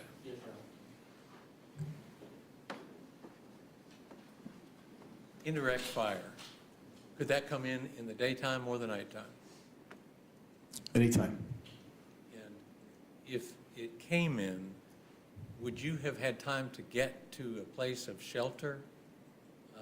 No, when it's your time, it's your time. Did you feel lucky that you didn't get hit by any IEDs? Now I do. And, I mean, was it partly luck and partly the skill that you guys had at detecting them and spotting them before you ran over? I would like to think that it was skill, but it was part skill, part luck. Everything's skill and luck. When you were over there, were you concerned every day that that could be your last day? 100%. Well, no. Yeah. The correct answer is yes. And when you served with Sergeant McDowell, can you describe your level of trust in him? I trust him with everything in my life. Then. You mentioned that you had a closed head injury. Are you aware of others who came back from Iraq and took their own lives later? Yes, we had some people from the battalion take their life, yes. Any idea of the number of people that you're aware of came back from Iraq? I don't have an exact number, but it was quite a few, I believe. I couldn't give you the exact number. It's not uncommon, though. No, it's not.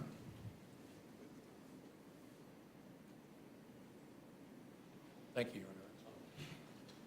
All right, the witness may step down. Thanks, sir. And I believe you are excused also from further subpoena. Perfect, thanks, sir.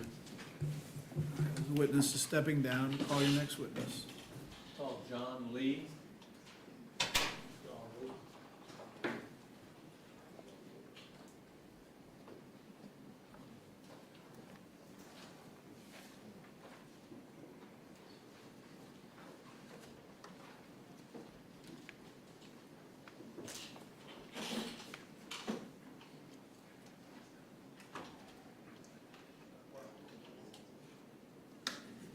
You solemnly swear or affirm the testimony you're about to give will be the truth, the whole truth, and nothing but the truth, so help you God.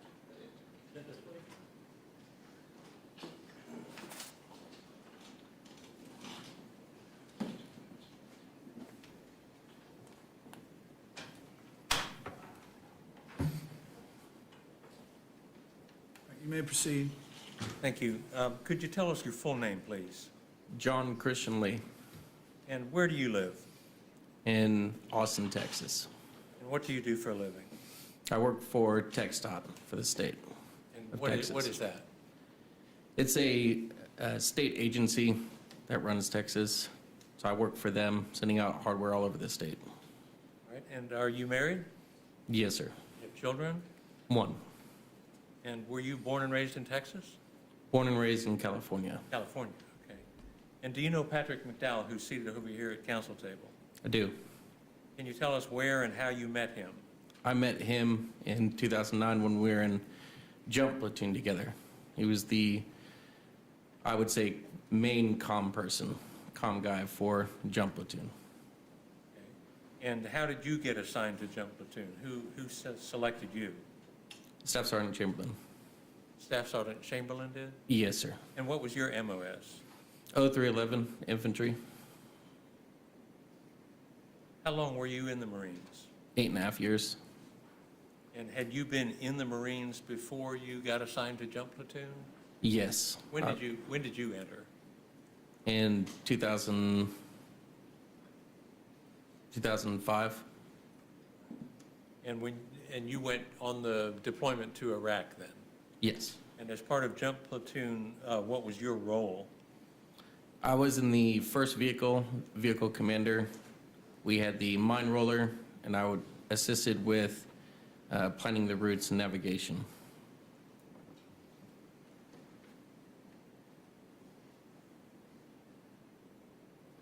I'd like to show you Defense Exhibit 78. Or let me show 76 first. Is Exhibit 76 displayed in front of you now? Can you see it? Can you see it now? I can. You know the people in that photo? Yes, Sergeant McDowell and I. And is that while you were at Camp Rawa? This is at Camp Rawa in the back of our hooch, between the hooch and the HESCO barrier. Okay. And the hooch is the plywood structure? Yes, sir. And that was like a barracks or a small area to sleep? Roughly, yeah. And the HESCO barriers, are those designed to try to offer some protection against Yes. fire? Think of a large sandbag. That is basically what those offered. So you're not having to fill a ton of sandbags. It's a piece of wire, some fabric that a bulldozer can backfill a whole bunch of dirt in to create a protective barrier. Okay. And I want to show you Defense Exhibit 77 also. Can you see that on your screen? I can. We can see in that the HESCO barriers you've described, but there is looks like a concrete structure toward the right in the photo. What is that? So that's to help with indirect fire, help people take cover. If you're outside of the area, it allows an opportunity for you to get to a protected area. All right. And is that like an upside down U that is open at both ends? Yes. And how many people could fit in that? I guess depending on what you're wearing. If you're wearing all your gear, maybe a couple, 3. But, if you're not wearing all your gear, maybe a little bit more. And is that a structure that you'd have to run to from another area of the base if you got hit with indirect fire? I think it really depends on what's close to you. If there's something like that available, I think that's what they want you to do. If that's not available to you and really you're around a HESCO, that's your only option. The hooches being made out of wood don't offer much protection at all. Would a blast penetrate those walls? Or does that depend on how far away the blast is? I think it depends on where the round lands. If it was something where it landed on either the left or right side of that structure, you could get shrapnel. And what about if you're in your hooch? Does that offer any protection at all? No, not really. It really just offers protection from the elements. So your dust storms, things like that, your direct sunlight, those would just end up creating extra shrapnel or debris flying around from an explosion. All right. You mentioned that you were in Vehicle 1, the commander of Vehicle 1, and that you had a mine roller. I want to show you Defense Exhibit 78. Does that show a mine roller? Yes, that's that front piece of attachment from the grill out with all the tires, basically 12. And then, did you spend more time on the road when you were at Camp Rawa than you did inside the base? I would say so. I don't have a total count, but I would say that we were on the road the most of the time, more than back at Rawa. And what's your estimate of like the number of days a week that you would be out on the road? Probably around 5, give or take. And the members of Jump Platoon were together for quite some time in training and in your stay over there. Did you become close with each other? Yes. Yes, we did. You got to see McDowell in action quite a bit then, when you were out on the road. Yes, sir. Can you Yes. tell the jury what kind of person he was? So he was a good person. I mean, we shared a hooch together. He was a kind person, for sure. Could always talk to him, be open to him about whatever it was. I mean, being on deployment, you talk about things back home, but yeah. And how did you observe that he did his work? Oh, I think he was very effective. I mean, he didn't ride in my vehicle, but I know he was heavily relied on, so it came with a lot of responsibility. I know the colonel, staff sergeant, Chamberlain, Westerman, they all relied on him very heavily. So, to my understanding and knowledge, he did very well. Your job as part of the colonel's personal security detail was to protect the colonel, correct? Yes, sir. So was he considered a high-value target if the enemy knew who he was? I would say he was a high-value target just as much as the colonel or staff sergeant because they were in leadership positions. So your leadership positions, the idea is if the enemy can take out that, then their thinking is that they can make that unit less effective. So the thing is with the Marines is we rely on small unit leadership. So if something would have happened to any one of them, Baker, the other Marine with us, the other comm guy would have taken over for Sergeant McDowell. But Sergeant McDowell being an operator, just like the corpsman out there, high-value target, the colonel, anybody in charge would have been a high-value target, yes. When you're out on the road, what is a suicide bomber?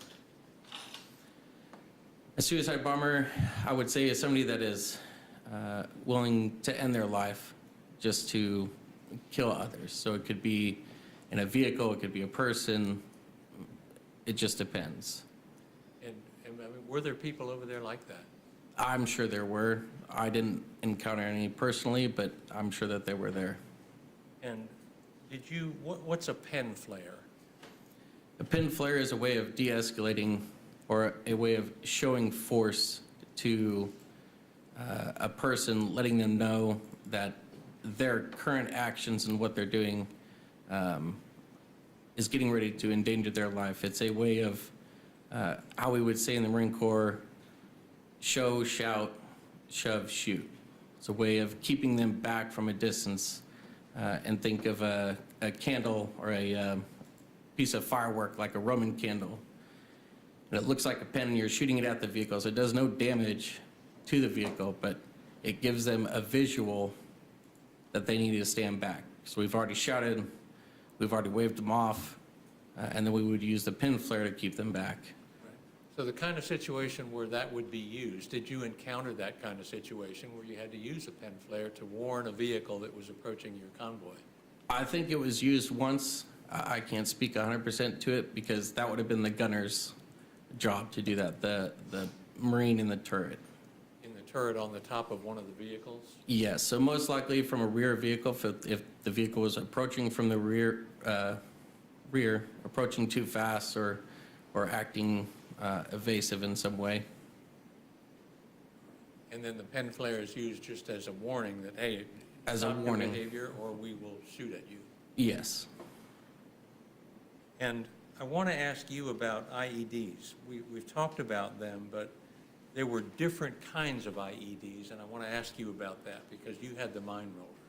Did the mine roller protect you somewhat against pressure plate IEDs? That's the idea of it. So it just depends. With pressure plates, the enemy can set the pressure to different weights. So if for example, in a city, the cars that are commonly used over there in that country are lighter. And we drive pretty heavy vehicles. So vehicles can drive on the road all day, you're not really noticing anything, and then one of our heavier vehicles gets over there. So that's the idea of the mine rollers, to trigger that and save the lives of everybody in the vehicle. So your vehicles are heavy enough to trigger the IED when a normal passenger vehicle would not do that? Correct, if the ID is set up that way. I mean, you have other IDs, you have Yeah, shape charges I'm out going there. to get to them one at a time because I want to make sure we understand them. So the pressure plate IED, if you're following like a passenger car and you're in your convoy and they safely go over a piece of road, that doesn't mean that you can safely go over that same piece of road. Is that right? That's correct. You're still watching and looking for everything, any indicators that might be out there. Fresh road, pavement that was just applied or dug up dirt, any disturbance in the earth. Doesn't mean that it's necessarily there, but those are indicators that you need to pay attention. And are there some IEDs that are detonated by radio signals? There are, and that's why every one of these vehicles had a jammer. So you can have a jammer that operates on low, medium, and high frequencies to help provide a bubble basically around the convoy of vehicles. Okay.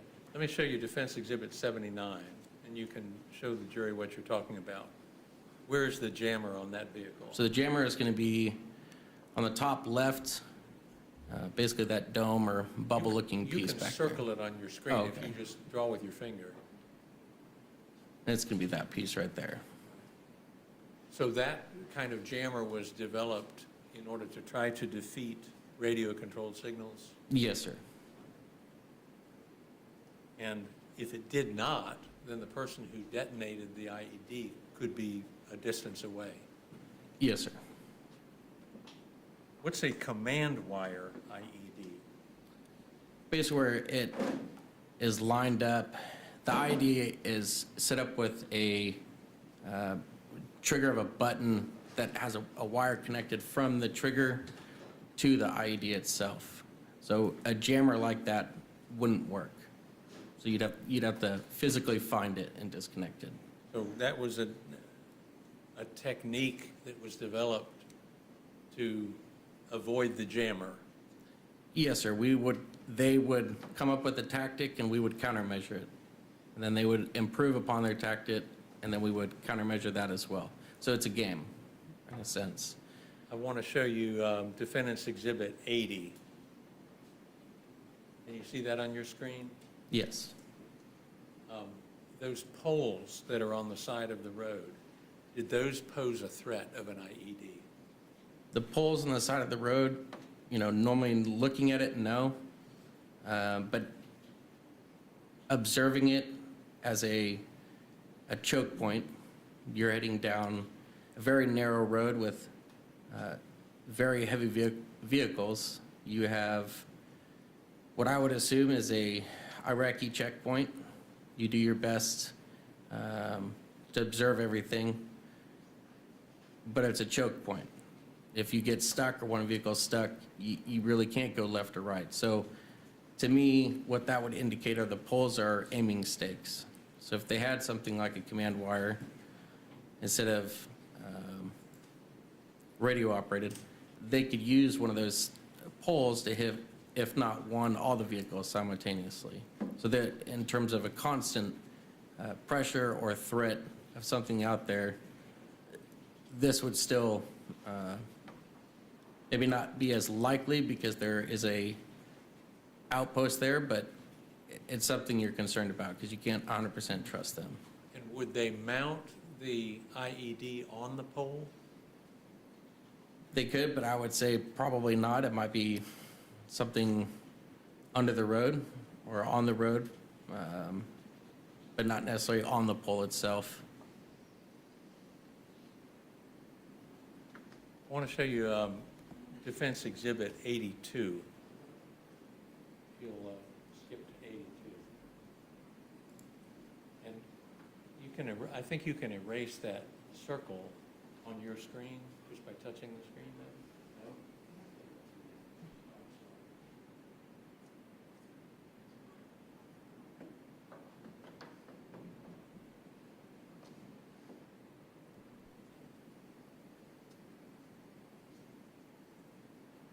Do you recognize this Marine shown in this photo? Lance Corporal Hanking? Right. And was he wounded in Iraq? Yes. Was it a self-inflicted accidental wound? Yes. Were you present when that happened? That happened in my vehicle. So, Can you explain how it happened and what you know, what you remember about it? so we were getting ready to leave a FOB, forward operating base, and every vehicle commander, before taking off, has to run around the vehicle and do last-minute checks and inspections to make sure things are closed and tightened up. In the back of these vehicles, of the MRAPs, you have a double door that you close and shut. So Lance Corporal Hanking and two others were in the back of the vehicle. They got in there. I shut the doors, and as I made my way to the back right front passenger side of the vehicle, that's when we heard the shot go off. I didn't see it happen, but it did happen in my vehicle. And was his weapon set on more than one shot at a time? I think it was. Now, I don't know 100% because it was hearsay, but I had heard that it was set on semi, which is a 3-round burst. 3-round burst, just with one pull of the trigger. With one pull of trigger, yes, sir. Whether that pull is accidental or intentional. Yes, and I apologize, it's not semi, it's burst. So it automatically, one trigger pull sends out 3 rounds. Your semi is gonna have one trigger pull, 1 round, and then the other position of that selector is safe. So safe, semi, and burst. And was that a serious injury when he shot himself? I don't know if it was life-threatening, but he at least shot himself through the leg. I know that. Do you remember whether he had an arterial bleed or not? I don't know. Okay. I don't know. And was he medically evacuated from the scene where it happened? Yes, sir. I helped carry him on the stretcher to the helicopter. And do you know of your own personal knowledge who called in the helicopter?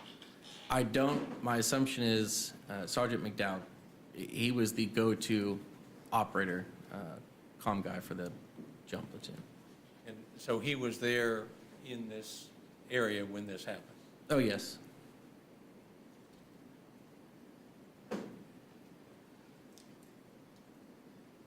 And am I correct that Hanking was a driver?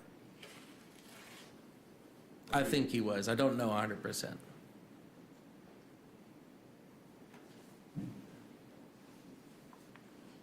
Were there times when your jump platoon was out on the road or was not at, let me rephrase that, were there times when Colonel Nugent was at another base, but he had flown there by copter and you guys were at your own base? I only remember once, maybe twice that had happened, but for the most part, wherever he went is where we went. And while you were over there, was there any way for you to tell who the enemy was and who the good guys were? No. And I would say that's the guerrilla warfare that we were fighting. You don't know who the enemy is or who they're not. They use the populace as a shield to blend and put in front of fire between us and them.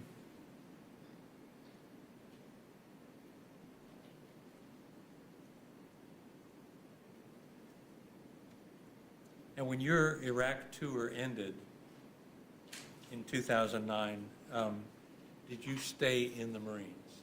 I did. And did you do another tour? I did. I went back to the line platoon, still in 2-1, and went to Afghanistan. And then after that, did you get out of the Marines? After that, I went to Yuma, Arizona, and I taught on their rifle ranges and pistol ranges. Did you find after you got out that it was hard to find jobs that matched the skills that you had learned in the Marines? Yes, sir. Sometimes the skills that we learn are not necessarily just to the MOS or job field that we were in the military. I think it's hard for the civilian population to see the value in what young Americans learn in the military, contributing to the world at large. So I would say yes, for me, I worked at a gun store for about 8.5 years afterwards, teaching firearms safety. And did you at one point, after you got out of the Marines, consider going back to a war zone with a private contractor? I had looked at triple canopy, but decided that it wasn't the best fit for me. They had offered a lot of money, but a way of having a family life didn't seem like it was possible. And did you yourself struggle with symptoms of PTSD after your service? Yes, sir, I still do.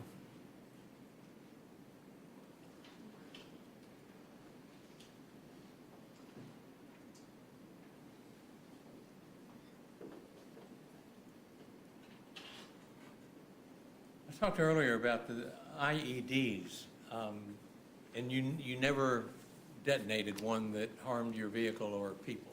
That's correct, sir. Right. But did you encounter them while you were over there? Spot them before you ran over them or got hit by them? Not to my knowledge. Not to my knowledge. I know that it was an ever present thing, but I never encountered any on my vehicle.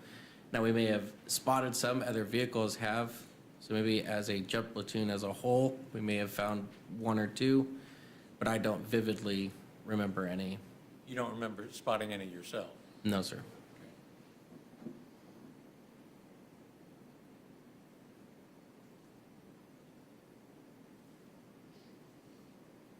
And we have heard testimony about a member of the jump platoon who was a driver named Ryan Baker, who also was a radio comms guy. Do you remember him? Vaguely. He wasn't in my vehicle. I just knew that he was basically the backup to Sergeant McDowell. And you remember McDowell and Baker having a close relationship because of their common MOS? Yes, sir. Thank you, Your Honor. That's all I have for this witness. Cross? Bill Cross, thank you for your service. All right, the witness may step down and you are excused from further testimony. Spence, you have one more witness? We have one more, Your Honor, and I don't think it'll be too long. Okay, well then, why don't we go ahead and call that witness and then we can talk about scheduling after that. Oh, Dan Ransom.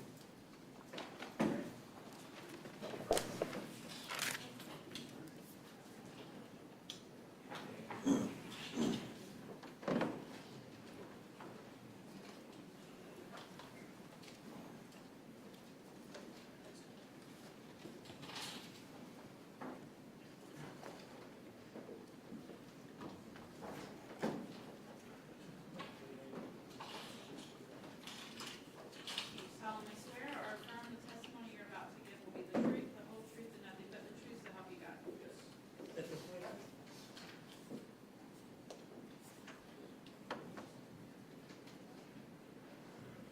Thank you.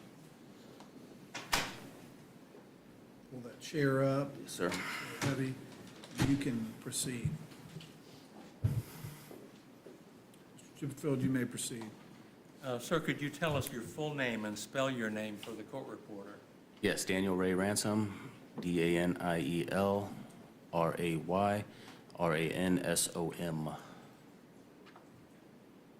I had your name spelled wrong all the time. Sorry about that.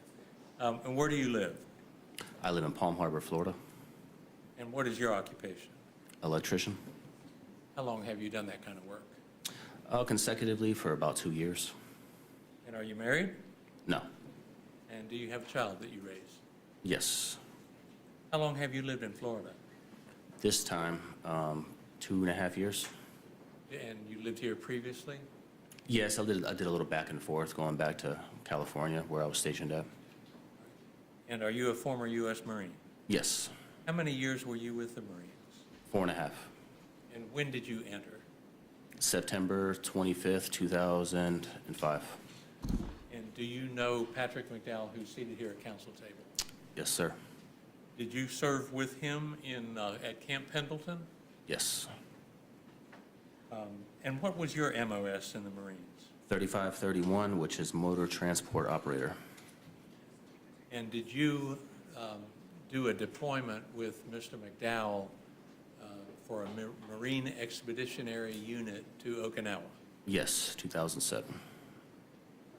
did you also do a workup with him for a deployment to Iraq? Yes, sir. Did you actually deploy to Iraq at the same time that McDowell did? Yes, sir. And what was your job on that deployment? My job was basically the driver of Vehicle 2, or Bravo, and to drive the battalion commander and be his close security as well. So you drove the same vehicle that Colonel Nugent and Staff Sergeant Chamberlain and McDowell all were inside of? That's correct. And were there other Marines inside that vehicle too also? Whoever was accompanying the BC, there was also a machine gunner in the turret, Michael Gardino. So did you travel almost always with that same group of people? Yes, everyone had their own vehicle. Got to know them all very well. Yes. And can you tell the jury how McDowell was as a person and then as a Marine? Absolutely. I believe that the reason we bonded is because we're both from Florida. We both understood kind of the Florida culture. We were both young Marines that really loved the Marine Corps, I guess you could say. We took it really seriously, and we're both professional, and strangely enough, our unit was called the Professionals. So I feel like we both kind of held that to a high regard and just kind of conducted ourselves that way. And as far as the Marine Corps goes, I just touched on that a little bit. That's probably why, another reason why we're such good friends, because it's really about the brotherhood and having that brother next to you and having basically someone to watch over you at all times. You have each other's back, and it's basically like a brother I never had kind of thing. When you got back after that deployment, did you leave the Marines? Shortly after, yes. I had to actually extend just to stay there and continue my deployment because I didn't want to leave the battalion commander and the rest of the platoon. Riding in the vehicle with the colonel and with Staff Sergeant Chamberlain, was that a stressful experience to be with both of them so much? Absolutely. As a motor T operator, I was always driving pretty much higher officials than myself a lot. So I kind of got used to that regard, but when you're driving the boss essentially in a combat area, the nerves are obviously there, and it's very nerve-wracking, of course. And which is why we have our mission briefings every single morning, because you know as soon as you go outside the wire that, you know, it could get pretty serious. And of course, you don't want to make mistakes if you're driving a battalion commander, because you don't want to be that guy that made the mistake and then, you know, cost maybe your brother his life or something like that. So very stressful, of course. And with the colonel in your vehicle, did you consider him to be a high-value target if the enemy knew which vehicle he was in? Absolutely. Absolutely. And did McDowell, was he usually at the colonel's side as his radio operator? Correct. Yep. He was right there in the back with the battalion commander most of the time. We've heard a lot already about your experiences over there. Did you feel like there was a constant threat when you were in Iraq? It was definitely a constant threat until we, of course, departed and handed over the AO back over to the Iraqis. It was always a constant threat there. Got to have your PPE on. That's why I said you got to have your briefings and stuff like that. So to make sure that everyone's aware, we constantly went over our sit reps, which is our situation. Basically, if something happens, you do this kind of thing. So we basically had all of those things basically in order all the time, just to make sure that if there was a threat, everyone did what they had to do to stay alive kind of thing. Was there ever a time when you could rest assured that indirect fire would not come into your base? No, you were always under some type of threat. Basically, you could be sleeping and, you know, indirect fire come in and hit you or something like that. But you were never at peace, I guess I could say. Did you ever just like take the weekend off? No, exactly. Yeah, you're there. Once you're there, you're basically in theater for that full deployment. It's high risk the whole time. I want to ask you just specifically about an incident where McDowell helped you out in a potential conflict you had with Staff Sergeant Chamberlain. Can you just explain what was going on and what happened? Yes, it was just a little bit of confusion because we had some indirect fire come into the base. I happened to be in the shower. I was going to go take a shower. We all had our little radios, so I heard a loud boom, and I said, "Oh crap, is that what I think it was?" Boom again, and I said, "Yes, it was." I radioed in and said, "This is Ransom. I'm at the shower. I'm running back." So I had to run back to the hooch, and then when I ran to the hooch, there's like a berm that you have to basically go up, and it's all sand, so you have to go slowly, and then it goes down probably 20 feet, 15, 20 feet till you get to the level where the hooches were at. And the reason I was running over there is they actually had concrete barriers that you can get under for protection. And of course, the whole time I'm running over there, the whole thing I'm thinking of, okay, this next one's gonna land right next to me and blow me up. So my heart was racing 1,000,000 miles an hour, all clear with sound. And then Staff Sergeant Chamberlain said, "Come here, Ransom." And in the back of my mind, I'm like, why does he have that tone kind of thing?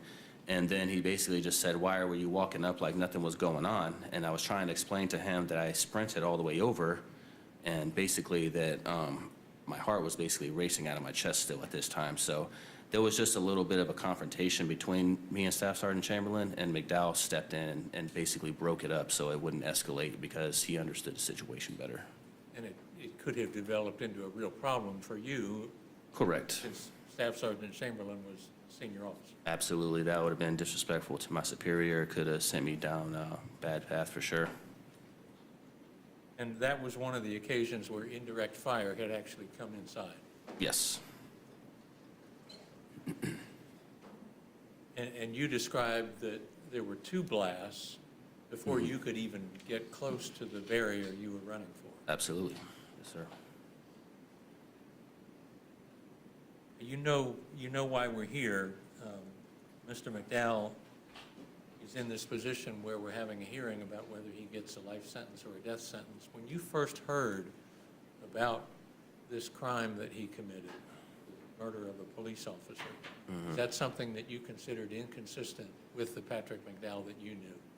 100% inconsistent. I always considered him a protector and a high-value guy, top-tier Marine. He's well-trained and great guy and one of my closest friends.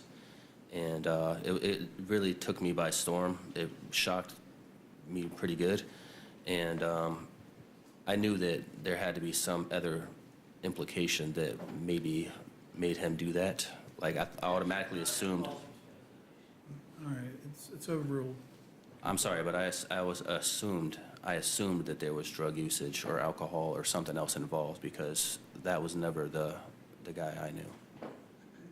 Had you ever seen him show any sign of violence or aggression that was improper? Nothing. I've never seen him hit anybody, get into a fight, any of that stuff. Thank you, sir. That's all I have. Cross? Yes, sir. Thank you. All right, witness may step down and you are excused. All Thank you. right, why don't we do this? I'm going to excuse the jury and then we'll talk a little bit about scheduling, okay? So ladies and gentlemen, we've come to the close of today's session, getting off a little bit early, which is good. I think it's, been hard work all week. I know, you all have been here and listened intently to all the testimony, and we are appreciative of you all doing your job in the manner that you have.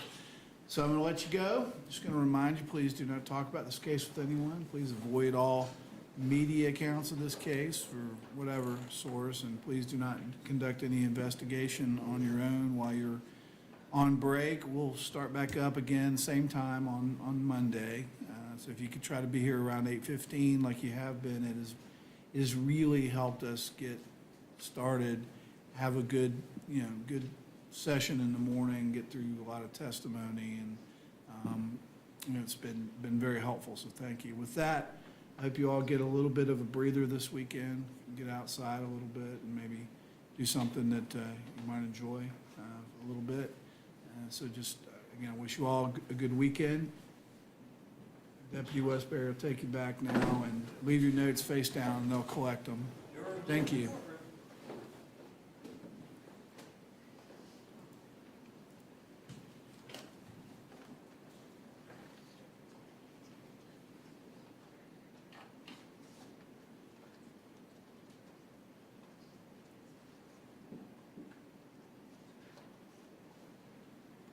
So everybody can stand down, and the jury is now outside the courtroom. You can have a seat if you'd like. If you'd like to stand, you can. It's been a long day. Just kind of just an idea. I've got everybody coming in at 8:15. We're going to start at the same time. Where do you think we are in this? Well, we're on schedule, Judge. I think this one had a full day Monday, and Tuesday, and probably part of the day on All right, then we will, probably, well, we can assess things later next week, then there's no reason to, I'm trying to gauge when we're gonna need to have the charge conference and things of that nature, but we're a ways off on that. Judge, we've had some discussions based upon the representations of the council. Our rebuttal expert is coming in from Chicago. We're planning on having him available to testify on Wednesday, this line now. Okay. I have a draft of the state instructions. I haven't received any requested mitigation, enumeration that they want us to do the instruction. And I can put the state's application to the same instructions to the court this weekend for the initial. Okay, perhaps in the next, day or so, get through the weekend, but perhaps on Monday or Tuesday, if you all could get back to the state about just a preliminary thoughts on your instructions and what you want, it might help, because the instructions are still somewhat new, I guess. I mean, they're still working some things out with instructions and, trying to figure out everything in the wake of the pool decision. So it would be good to just at least know where everybody was and whether there was agreement and those things that we don't have agreement on, okay? So with that, I don't have anything else unless you all need to bring up anything.